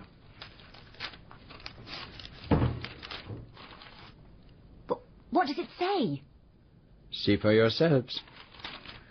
Please come and see me at once. Can give you valuable information about Sir Bartholomew Strange's death. Margaret de Rushbridger. So, we were right after all. She has got something to do with the case. What do you think the mystery is? I can't imagine. But it's bound to throw some light on the Babington affair. If Tolly got those people together at Moffatt Abbey, then the surprise he was going to spring on them had something to do with Mrs. de Rushbridger. I think we can assume that, don't you, Monsieur Poirot? This telegram certainly complicates the affair, but we must act quickly, very quickly. Well, we could, I suppose, take the first train up tomorrow morning. But is it really necessary for all of us to go? Sir Charles and I had arranged to drive down to Gilling to talk to Mrs. Milray. She's the mother of my secretary and was living there when Babington was vicar. But we can always postpone that. But I don't think we ought to postpone anything. Surely Monsieur Poirot and Mr. Satterthwaite could go to Yorkshire. An excellent arrangement. Sir Charles is obviously the right person to talk to Mrs. Milray, and who knows, you may learn from her far more important facts than we shall discover at Moffatt Abbey. I simply cannot understand how you could have possibly had a telegram from Mrs. de Rushbridger. There must be some madman about.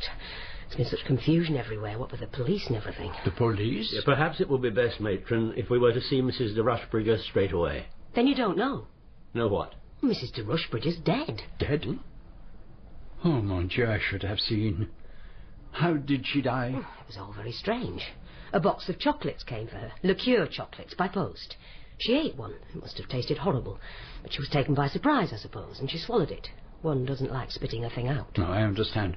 And if a liquid runs suddenly down your throat, it is difficult. So she swallowed it and called out, and the nurse came running, but we couldn't do anything. She died in about 2 minutes. Then the doctor sent for the police, and they came and examined the chocolates. All the top layer had been tampered with. And the poison involved? They think it was nicotine. Of course. Oh, what an audacious stroke. If it is possible, madame, I would like to see the dead woman's body. Of course. If you could just wait here a moment. Her death was not peaceful. The agony of it still shows on her face. Poor soul. Someone knew she was going to speak and killed her. Yes, that is so. She was murdered to prevent her telling us what she knew. Or what she did not know. But let us return to London. There have been too many deaths. The murderer is much more dangerous than I had thought. So who sent that telegram? Did you find out? According to the police, it was handed in at Moffatt Post Office by a small boy. He said it had been given to him that morning by a man dressed in shabby clothes who said a strange lady at the house in the park had thrown it down to him from her window, wrapped round 2 half-crowns. How excessively melodramatic. What do you make of it, Poirot? It proves what I have always said. There is nothing to be gained by rushing up and down England. What did you find out from your visit to Gilling? Nothing at all, I'm afraid. Precisely. The truth can only be seen from within. What do you want to do, then? I want to think. I only ask of you 24 hours in which to think. Will thinking tell you what it was that poor woman could have said if she had lived? I believe so. It hardly seems possible. But if you can see through the mystery, it's more than I can. I'm beaten, and I confess it. I've decided to give up playing the great detective. Oh, there's just one thing. I'm rather worried about Miss Wills. What about her? She's gone. Gone where? Well, nobody knows. After I got your telegram about Mrs. de Rushbridger, I started to think things over. I felt convinced that Miss Wills was hiding something, and I thought I'd have a shot at getting it out of her. I drove out to Tooting, but she wasn't there. Her people had received a telegram from her saying she'd gone away for a day or two, and not to worry. And were they worried? Yes, they were. You see, she hadn't taken any luggage with her. I warned her. I warned everyone. Do you remember I said to them, speak now? Do you think that she, too? I have my own ideas. For the moment, I prefer not to discuss them. Then we'll leave you to it. For 24 hours. I must have the absolute concentration.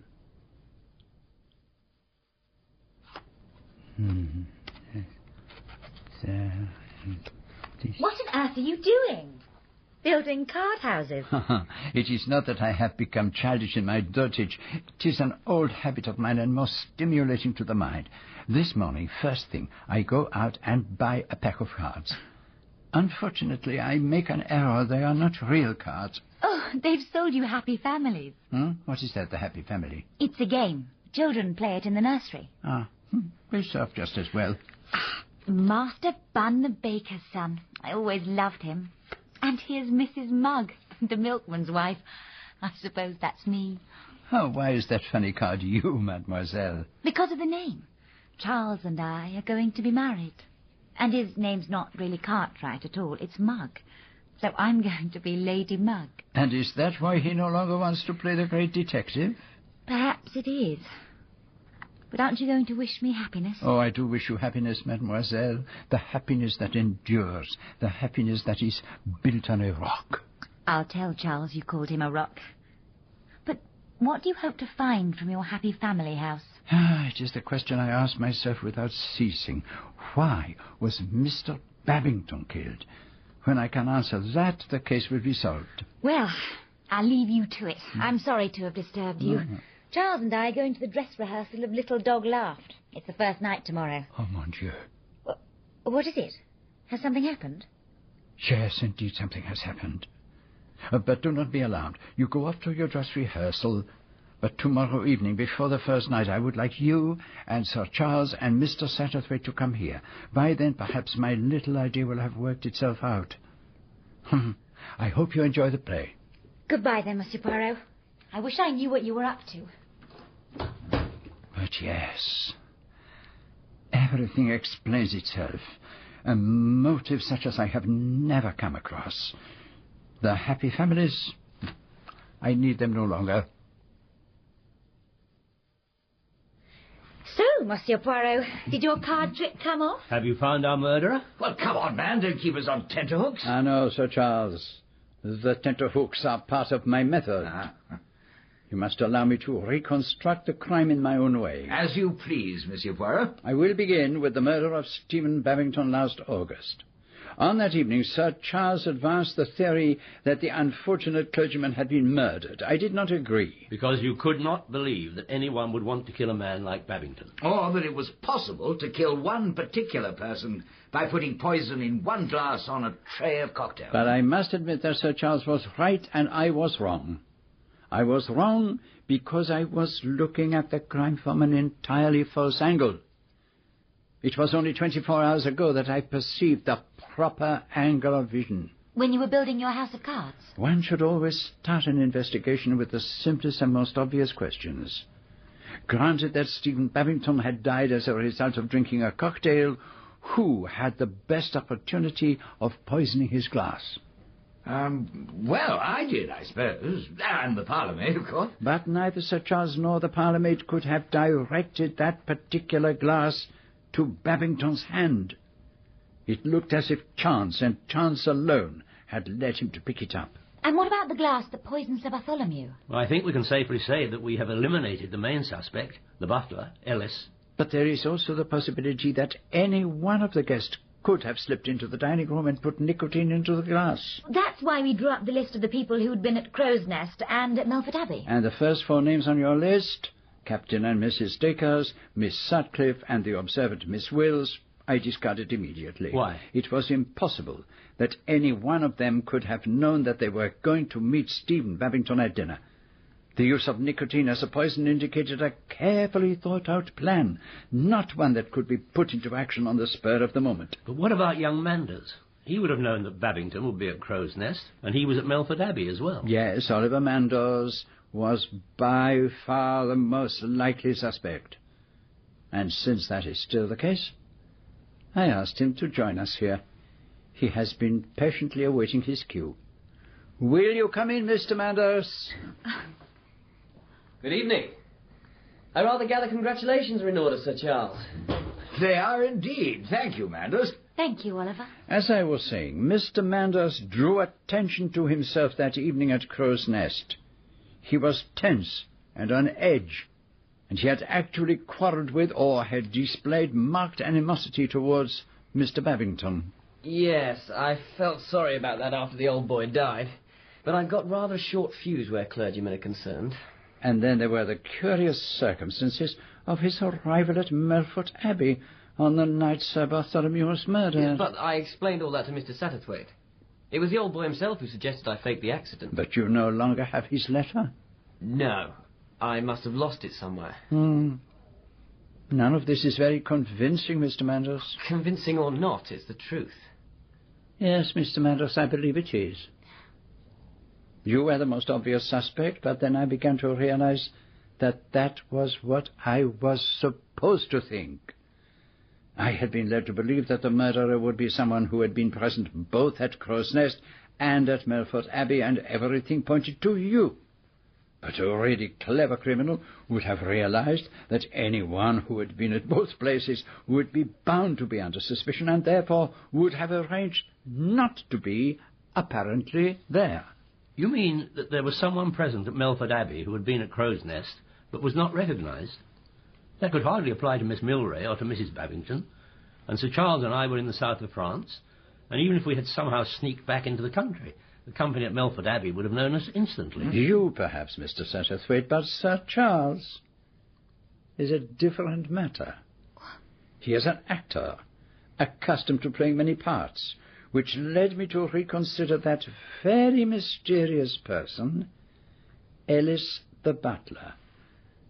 A man who appears from nowhere a fortnight before the crime and vanishes afterwards with complete success. Why was Ellis so successful? Because Ellis did not really exist. But you're not seriously suggesting that Ellis was Charles? That's ridiculous. The servants would have recognised him. And what about Tolly? I don't mind you indulging your little fancies, Poirot, but you can't tell me I could have fooled my oldest friend. Oh, no, he knew perfectly well who you were. It had been arranged between you. Sir Bartholomew gave it away when he said, "You're a first-class butler, aren't you, Ellis?" I must admit it did seem to be an extraordinary thing to say. But perfectly understandable if Sir Bartholomew was in on the joke, a joke that was intended to deceive the whole house party. Hence Sir Bartholomew's cheerful humour and his remark to Miss Sutcliffe about the surprise he was going to spring on everyone. And after the murder had been accomplished, Ellis left by the secret passage, resumed his own identity, and 2 days later was strolling through the gardens at Monte Carlo, ready to be shocked and surprised by the news of his old friend's death. I really cannot believe a word of this. What about the blackmailing letters we discovered in Ellis's room? They were written by Sir Charles, who then contrived to have you discover them. And just consider the opportunities available to a butler.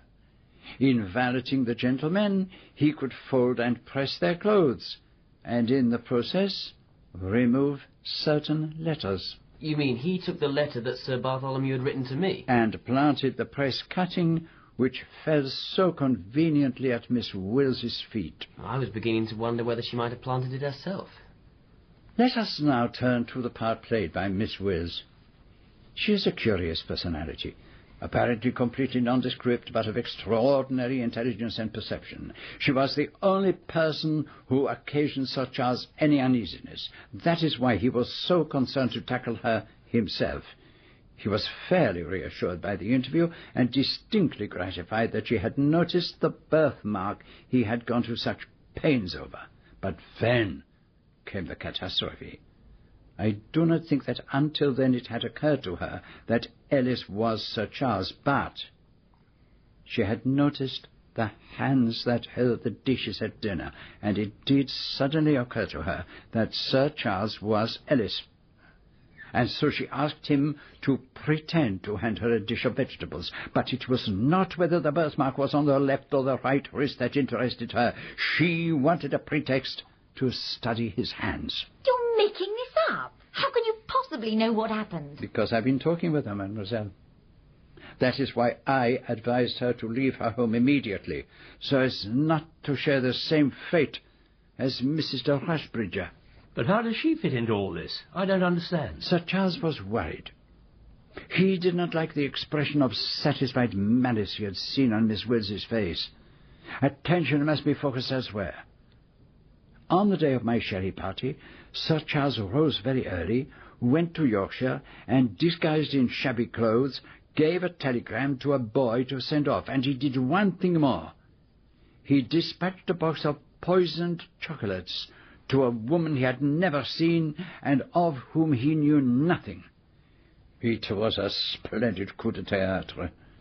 Mrs. de Rushbridger had something of importance to tell us. Mrs. de Rushbridger was killed before she could speak, but I, Hercule Poirot, was not deceived. So that was what you meant when you said she had been killed before she could tell us what she did not know. Mm-hmm. She had nothing to do with the case at all. She was simply a red herring. Precisely, mon ami. But in his seeming triumph, Sir Charles made a stupid, childish error. The telegram was addressed to me, Hercule Poirot, at the Ritz Hotel. But Mrs. de Rushbridger knew nothing at all of my connection with the crime. Childish, as you say. So, I had reached the stage where I knew the identity of the murderer, and I saw, for the first time, that the death of Sir Bartholomew Strange was his overall objective. But what reason could Sir Charles have to kill off his old friend? Could I work out a motive? Monsieur Poirot, don't you think this has gone on long enough? Huh? I know that it is part of your performance to focus everyone's attention on the wrong man, so that they will be all the more astounded when the real criminal is revealed. You have had your fun. You have spun out this absurd story. Now, don't you think it's time you told us who the real murderer is? Alas, I cannot oblige you, Sir Charles. The real murderer has already been revealed. So what was my motive for taking the life of a man I had known ever since my school days? Your motive is sitting there, Sir Charles. Miss Hermione Lytton-Gore.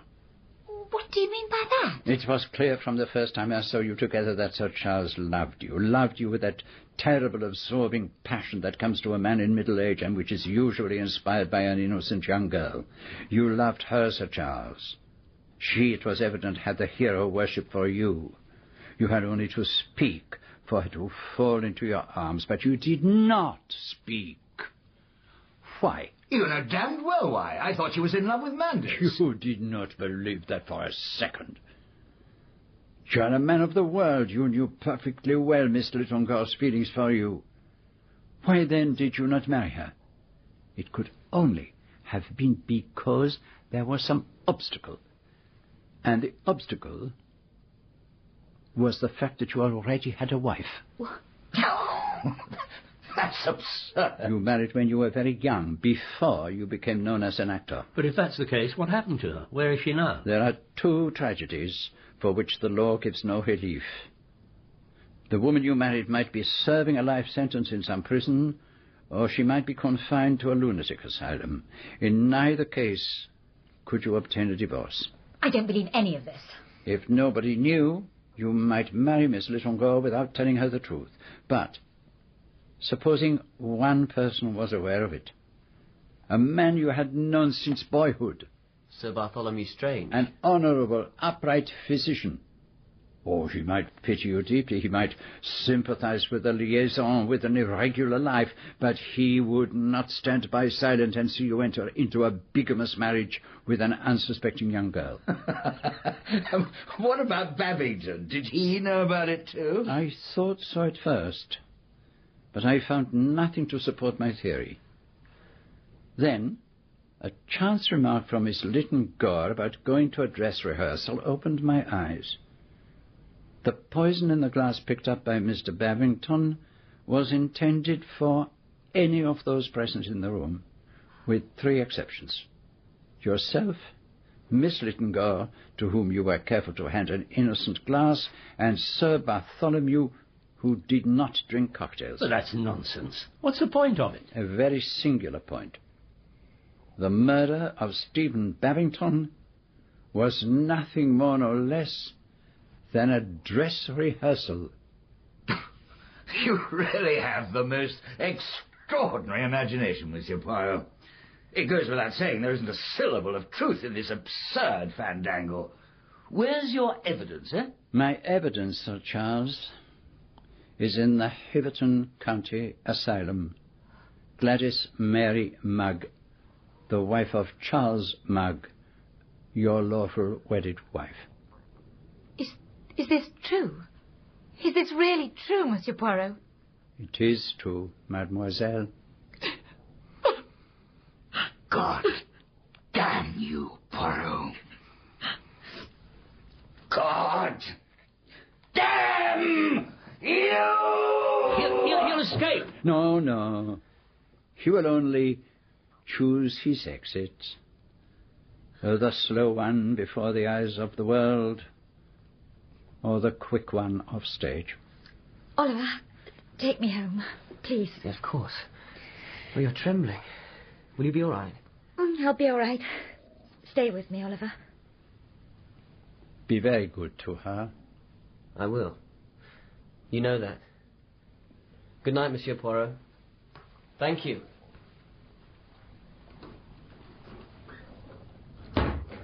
My dear Poirot, you have been wonderful, absolutely wonderful. It is nothing. A tragedy in 3 acts. And now the curtain has fallen. My goodness, I've only just realized. That poison cocktail. Anyone could have drunk it. It might have been me. There is an even more terrible possibility that you have not considered. And what is that? It might have been me.